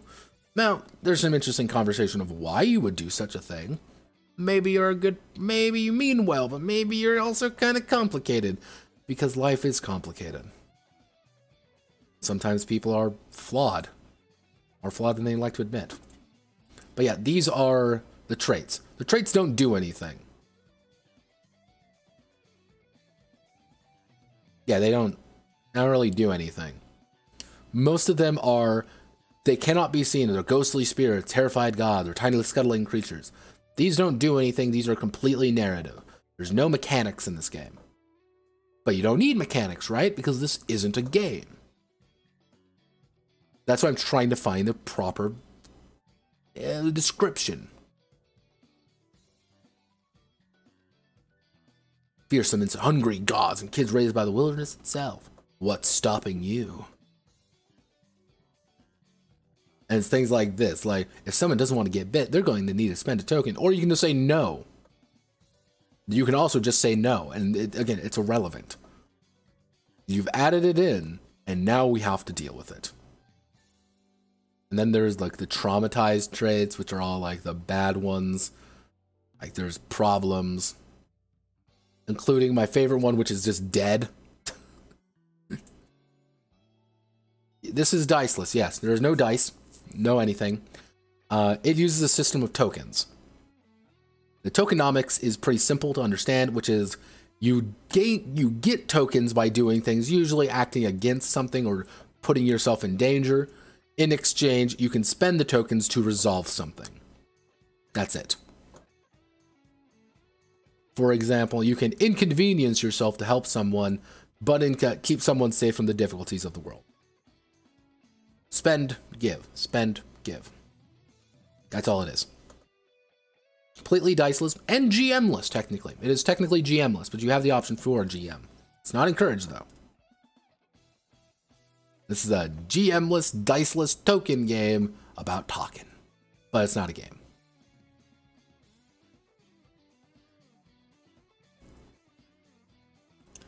And these are all the natures that kind of explain, like, oh, this is what this place is all about. And every time you enter a new place, Again, a month goes by, and we're going to learn a little bit more. Here's all the verdant natures. And you're always going to learn something, because the big thing is, like, folklores are things that are not quite right. You know, they might be true, they might not be true. Do you want to explore them? Do you not want to explore them? It's your choice. You know, it doesn't matter. There's no threat. Things are fine.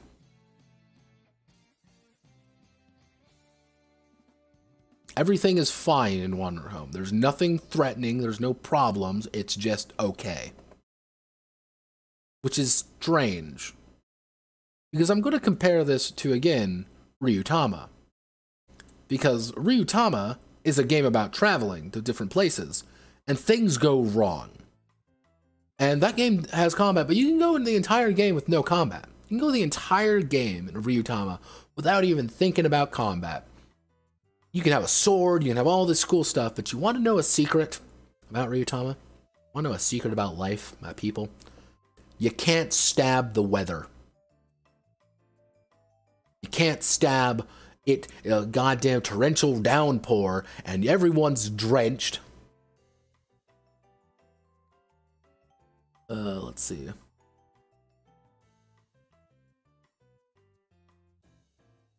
I've played and run 2 diceless games. The Stalker RPG. I am still mixed on that game. People love it. It didn't vibe with me when I went over it. I was like, I understand. Like, and I even said, like, out of all of the games, this is probably the absolute best to play a diceless game. This is a really damn good diceless system.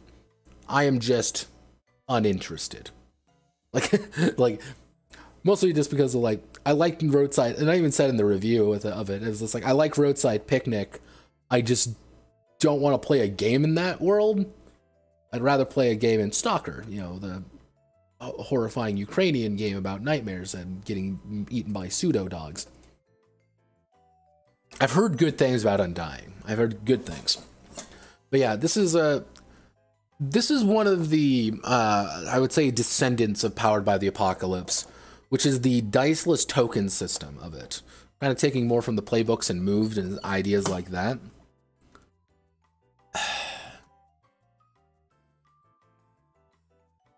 Sprawling nature. Look at all the natures. Wow, look everybody. It's lonely. Oh no. Oh no. Ooh.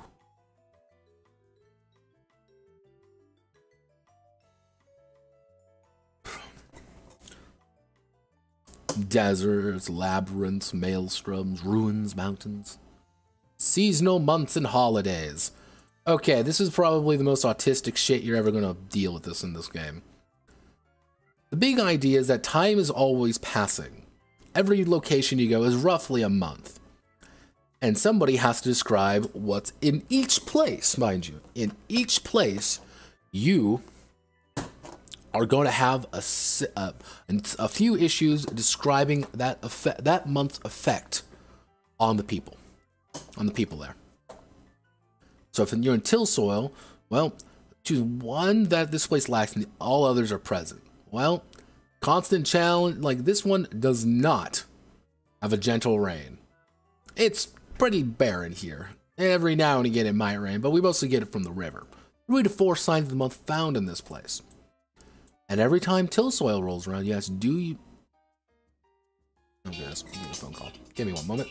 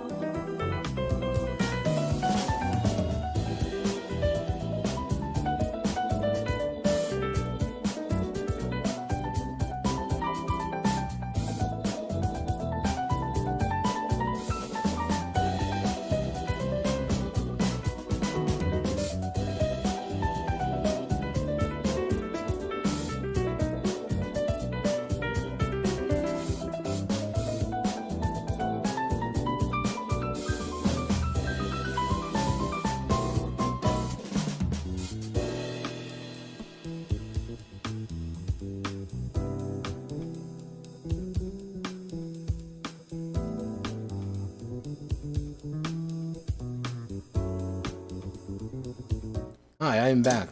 Disaster strikes. I have to fix the things we're needing to be mulled over. Not good.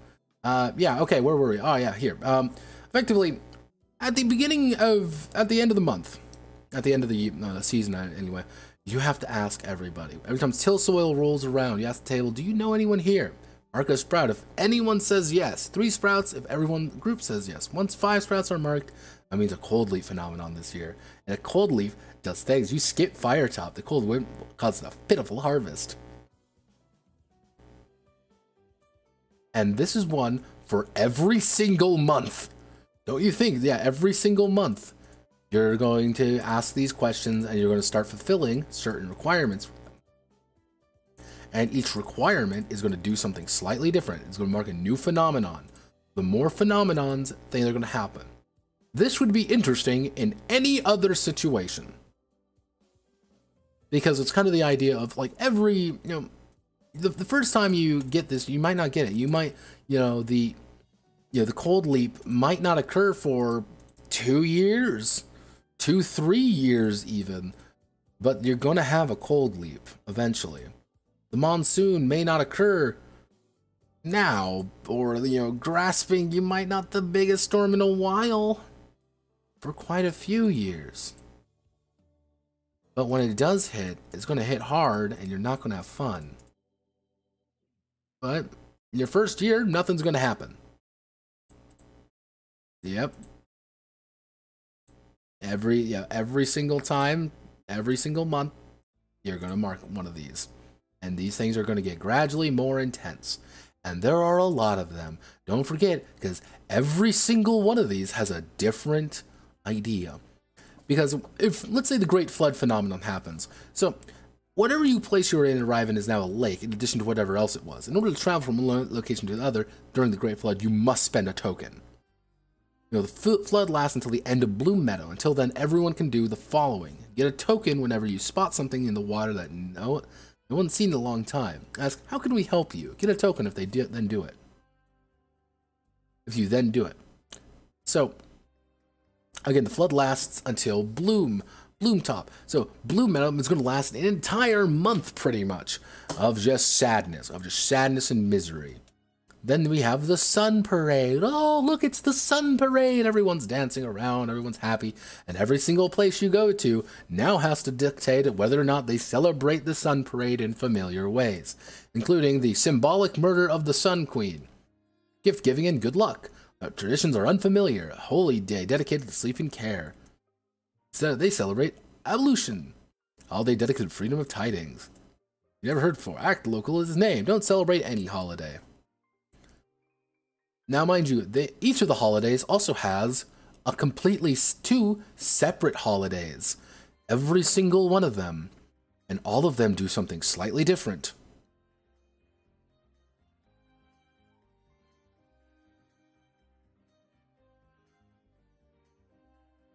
Devil Days, a meteor shower, the days of song, all the different holiday. Ooh, holiday. None of these do anything, mind you.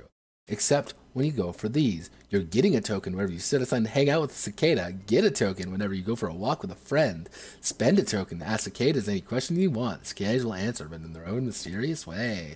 Ooh, wow. You don't really spend or give tokens to do really anything or like against other people, because this is an entirely everyone's in their own little micro world. Including all the seasons, all the towns, everything here is all separate. And there's so many goddamn little fucking holidays, and you gotta manage all of these, because oh god, if you don't manage all the fucking holidays, you gotta make sure all the little season sheets are good, all the location sheets are good, make sure all the kith are filled out correctly, because if the kith aren't filled out correctly, then it's fucked. Or you can just ignore all of it. Don't worry about anything. Doesn't matter. Doesn't matter. Which is insane. Drives me up the fucking wall.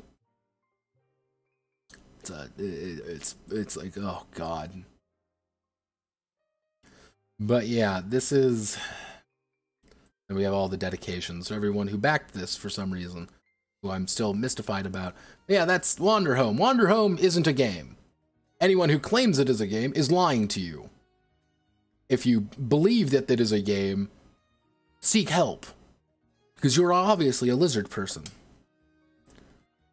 The big thing of what Wanderhome is it is a conversation starter. But you want to know why it's a conversation starter? Because you're gonna put it on your shelf, and someone's gonna walk by and be like, "What's that?" Oh, it's Wanderhome. They're gonna take it down from the shelf. They're gonna flip through the pages. They're not really gonna do anything. They're gonna look at this like, "Oh, this is pretty. Oh, this is nice. This is nice and delicate looking." Like, okay, I'm gonna flip a few more pages. Maybe read some of the words. Like, oh. Okay, that's cool.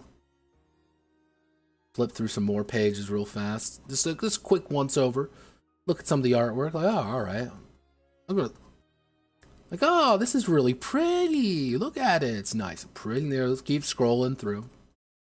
Like, oh wow, look at this. This is really cool. Yeah, you bought this? Like, oh no, I backed on Kickstarter. Oh, neat. Ah, that's pretty. I'm going to give you, like, this is what's going to be what the normal person is going to do.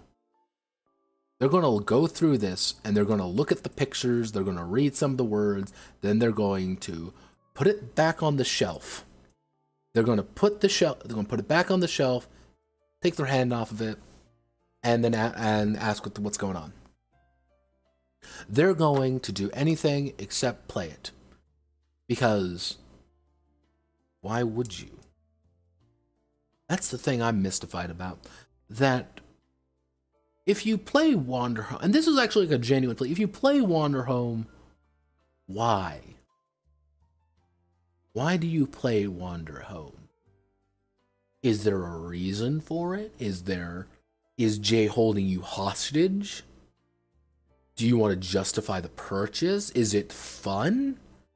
Like, what's the... I'm not even saying every game has to be violent. I'm not even saying that like every game needs to have the 200 pages of mechanics. What I'm saying is that a game should have stakes.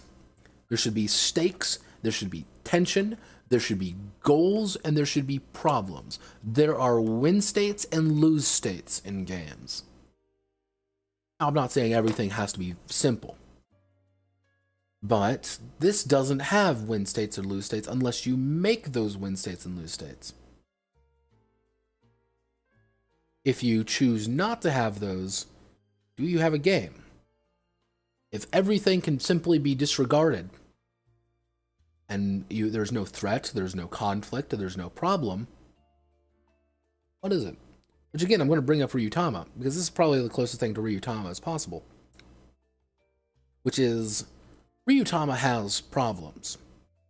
Even in the most peaceful Ryutama game, you don't have to get into a single fight in a Ryutama game, but you're going to have conflict. You want to know what that conflict's going to be? It's going to be getting to fucking Appletown when you got a cart full of goods. The minstrel's half dead. He woke up on the wrong side of the bed after getting poisoned the other day by a goddamn rattlesnake. The goddamn shepherd... he's over there lying on the goddamn cart, not doing too hot. Because he got hit the other day by a fucking bucket. Our huntress, she's doing pretty hot. She's far ahead, but she's looking at us like we're pathetic. Because my horse isn't doing good. We got 40 fucking miles to go. And that 40 miles is going to be miserable travel. There's no combat, there's no threat, but you have an adventure. It's man versus nature, the most primal story. Because that's what Ryutama is, because you can have deeper stories in Ryutama. You can have stories of man versus nature, man versus man, man versus society, man versus man versus the lack of society.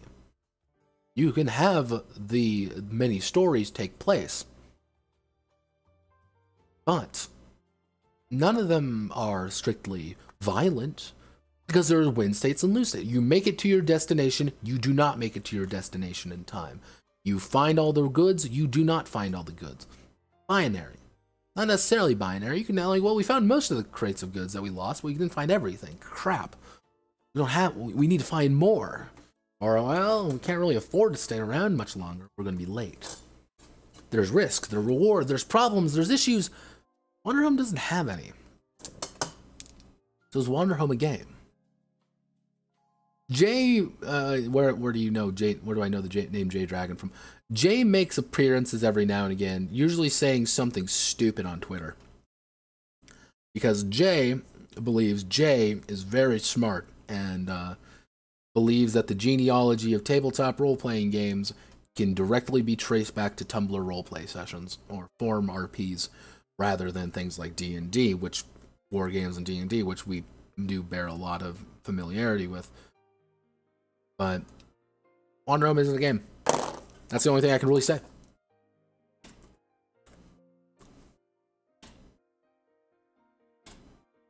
But that concludes the curious case of Powered by the Apocalypse 2. And one thing I wanted to get across more than anything with Powered by the Apocalypse is that this is a system designed for people, for conversations, but the problem is you need to have a conversation. And sometimes the mechanics of these games don't want you to. They want you to play the exact way the game wants you to play. They're going to play the exact characters they want you to play. You're going to have the story beats that the game wants you to have. And if you take away the threat, you take away the problems, take away the character development, take away any meaningful interaction with the player, do you have a game? Or do you have a choose your own adventure book without really the adventure? Now we get to hit the fun part, otherwise known as the part where I get to feel sad. Let's go to Kickstarter, everybody. Not Indestructible Shoes. Not you. Kickstarter. I'm ready, everybody. You're ready for Kickstarter? Oh my god, Bounty Beach Volleyball card game is getting more funded. Thank God. We needed Bounty Beach Volleyball card game some more. If we didn't get Bouncy Beach Volleyball, what would we have done? Bonnie and Clyde, Love and Death. Oh, sweet Jesus.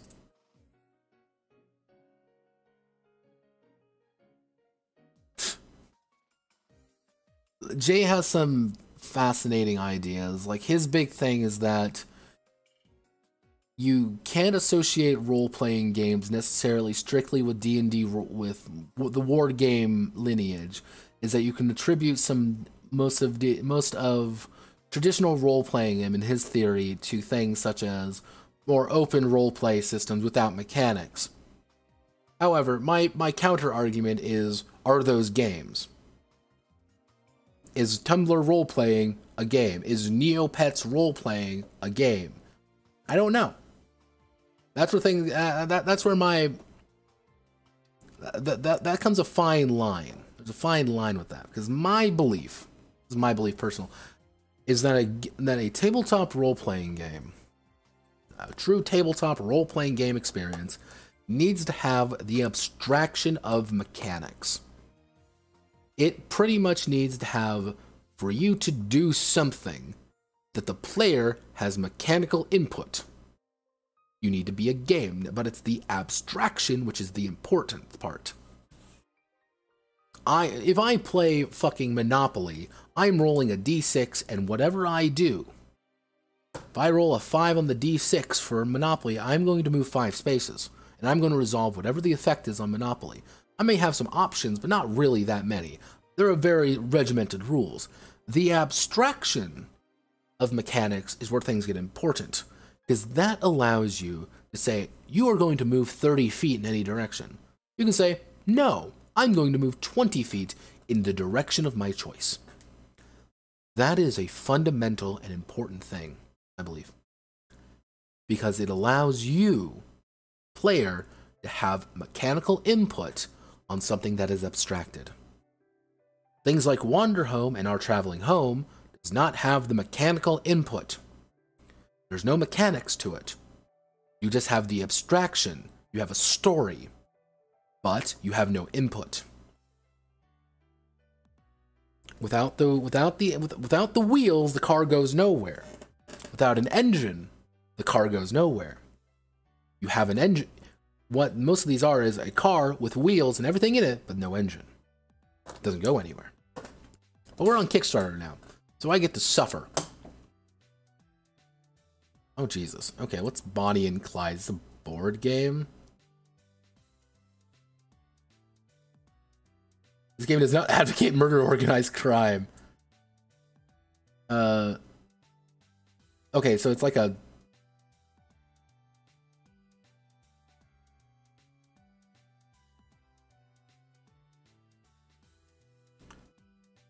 So...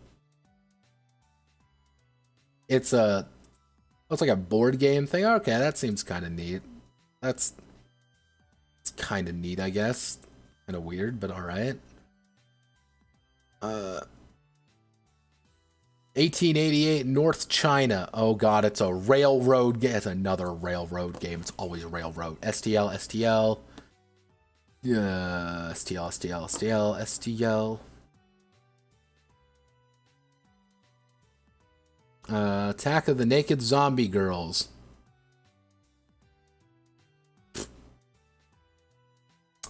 Okay then.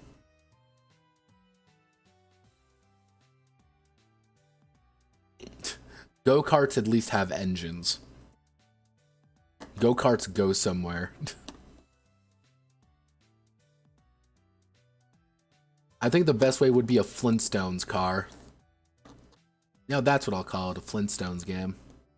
Actually, no, not even a game, just a Flintstones mobile. There we go. That's a good name for it. Egyptian's Rat Slap. Oh, God. Reusable pour cups. Why are you here? Resin soaps, wax, and paint. Why? A superhero role-playing game. Another one. Oh, my God. Shield Maidens. Oh.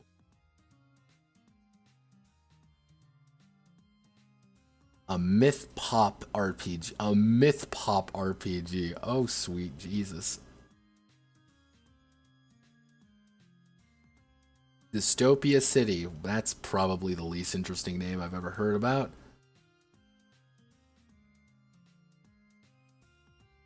Storyteller, a pixel art role-playing board game, and with 2% pledged. John Edwards, Compass Games, African campaign designer signature. Crime books, crime. Yeah. 2 game, dice and card games. Pfft, flu season.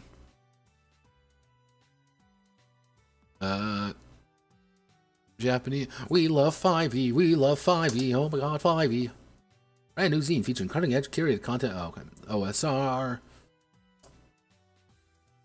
2098.6. Alright. Gamers. Gamer moments. The biggest Praxis Kickstarter. Strategy game. Pestilence. Escape the Plague. Nightbreak. Oh, this is gonna go over well. Augmented reality. Oh no. The gaming coffee table. No one will ever get this, by the way.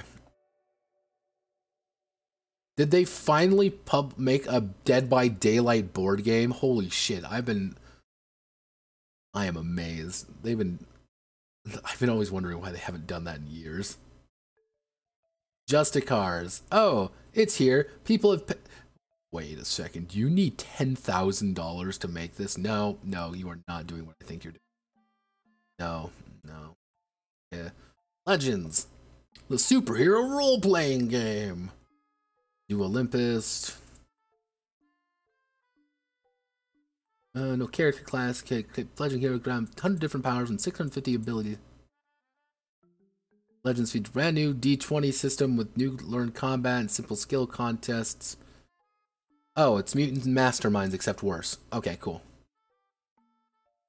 It's mutants and masterminds, everybody.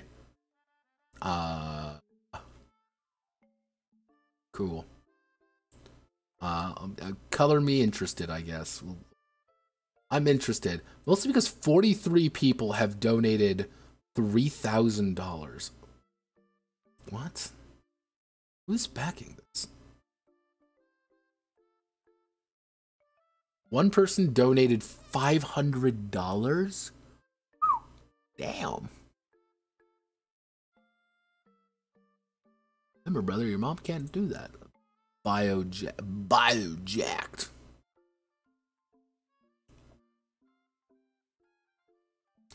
It's usually games like kind of going over the Bonnie and Clyde game a little bit. Like the idea behind it was more like here's a board. It's like a board game going over their problems.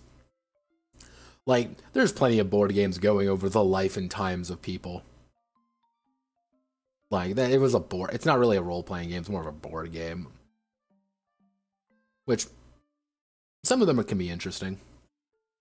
Look, Bonnie and Clyde have a weird cultural significance here in the States, at least. I don't know, probably not in like the UK, but there's this weird romantic era with them, and that kind of like romantic thing is kind of interesting. Character concept art. I don't like where that's going. Let's see. Biojacked. Elliot started GMing various groups. Now help collaborate Biojack professional quality campaign TTRP engine. This project takes a lot of inspiration from Powered by the Apocalypse RPG engines, shows like Dimension 20 and The Adventure Zone. Oh god. Collaborative storytelling game. Oh no. Well, that kind of wrote off my interest. Shield Maidens. Fret Ragnarok in this science fiction. You needed 15,000 euros. Daughter of Freya. Wait a second. I remembered this game. Too Human, that was it. It's Too Human. I can see that. But yeah, this is the Too Human tabletop game. Cool. Fenrir is killing Midgard, constant drilling. Only thing stand between that, all mean a manner of mythical technological figures throughout the journey of the Bifrost. Let's see. Viking and cyberpunk together, melding a Norse-inspired science fiction tabletop role-playing game. But I wouldn't really be like, yeah, this is... can I bring my gun? Like... Primer, World of Shield Maidens.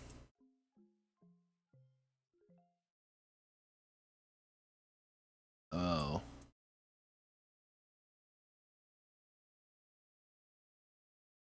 Oh. I mean... Wait a second.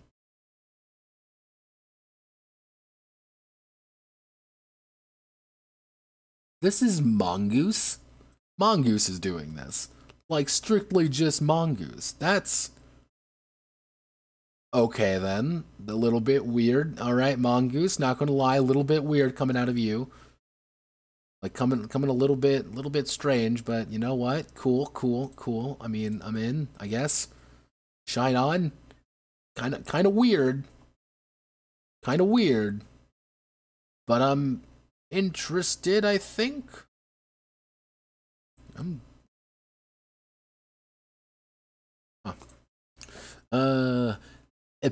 Agony, a myth pop RPG, Unworthy Scions of Deities.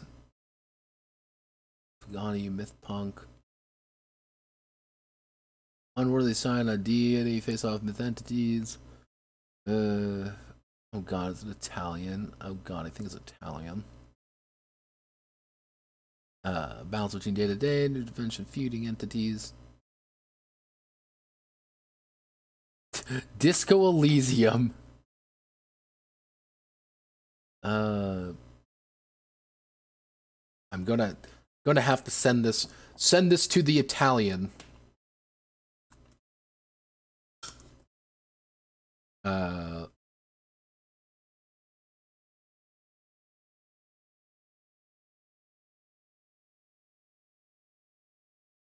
we go. Italians assemble.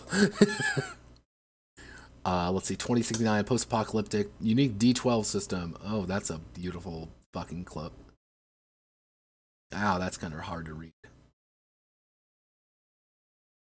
Yeah, okay. Yeah, I'm not really looking for it. This is okay. No, I'm done. My eyes hurt. Augmented reality. Oh, this looks like a gimmick.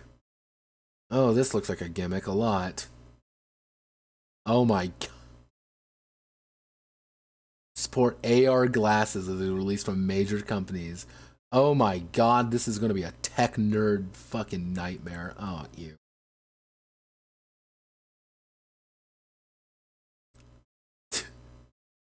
Too Human was that video game that completely fell on its ass, but it was the same idea of, which is weird that there was two of them. So this is a $500,000 guerrillion one versus many survival horror game, critically acclaimed video game. Oh, it's a board game.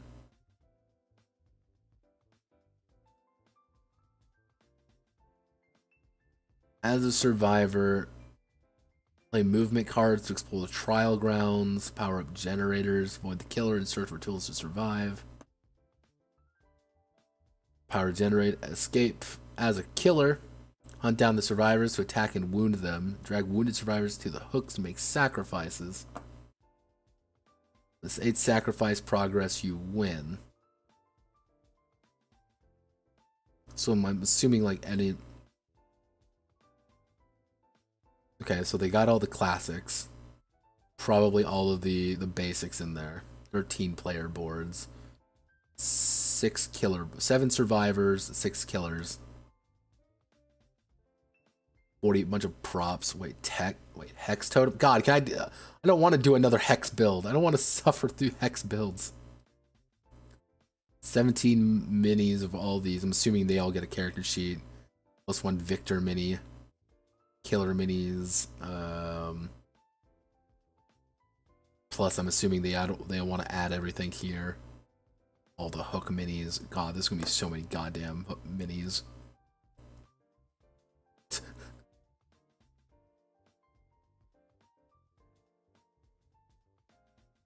I mean, I will give them credit. I'm going to give them credit on this. They did really nail the look. However, if I can't hook camp, what's the point? There's no reason for me to play this game if I can't hook camp. Can I 2-gen? Is that an option? Can I 2-gen and force them to hook camp and then hook camp? You know, like if I literally cannot, automatically ruin the killer's day by going immediately for hooks, what's the point? You know, let's see, 4-player Justicar. My cousin Vinny embody this. What is it? Come on, tell me what it is. Tell me, I know this. It's the Ace Attorney game, unfortunately. Someone decided to make an Ace Attorney game.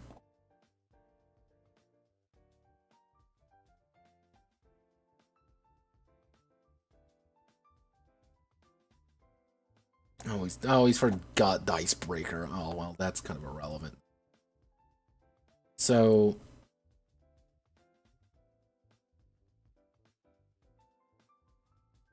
and tell me what it is. So, okay, it's a GM-less bullshit. Okay, I'm not really excited. It's astounding how something can just completely eradicate any, dreams I have for something. Just like, oh, no, done. Morkborg, we love Morkborg, we love Morkborg, we love Morkborg. Yeah, no, nothing, I'm not. Role-playing martial arts meet heart, alright. Martial arts game? 200 colorful characters populate Metro City. Oh. Okay. Not really. Done. Alright, well, now we gotta go to the other one. Oh, Jesus. Why do I go here? Why do I... What could possibly be going bad? Oh, there's the Crownless, which is the one where someone decided to make a Souls game, but has about as much, related to Souls as anything else. People trying to make Souls game. Oh my god, Gilla! Look, everyone, it's Gilla! Our favorite person!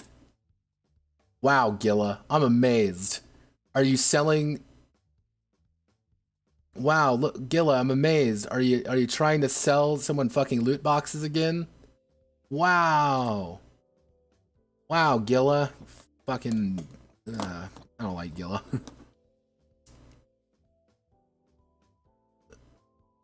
My friends are my... .001. Powered by the apocalypse. No way. Wanderhome supplement. Wanderhome. So much water.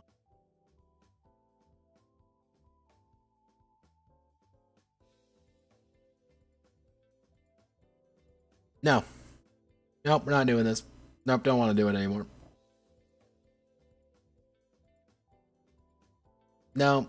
No, we're not doing this. I don't want to do it. Fuck you. Fuck that. Fuck you. That does remind me, I need to check the poll. And on, it would be the 16th. Yeah, the 16th. We are going to be going over, oh, fuck. Okay, so the 16th, we are going to be going over Avatar Legends, Starship Troopers, and the Power Rangers game. Fuck. Alright. So, thank you all for watching. Oh, God. This is almost a 6-hour stream, so thank you all. Godspeed, good luck. I'll see you all on the other side.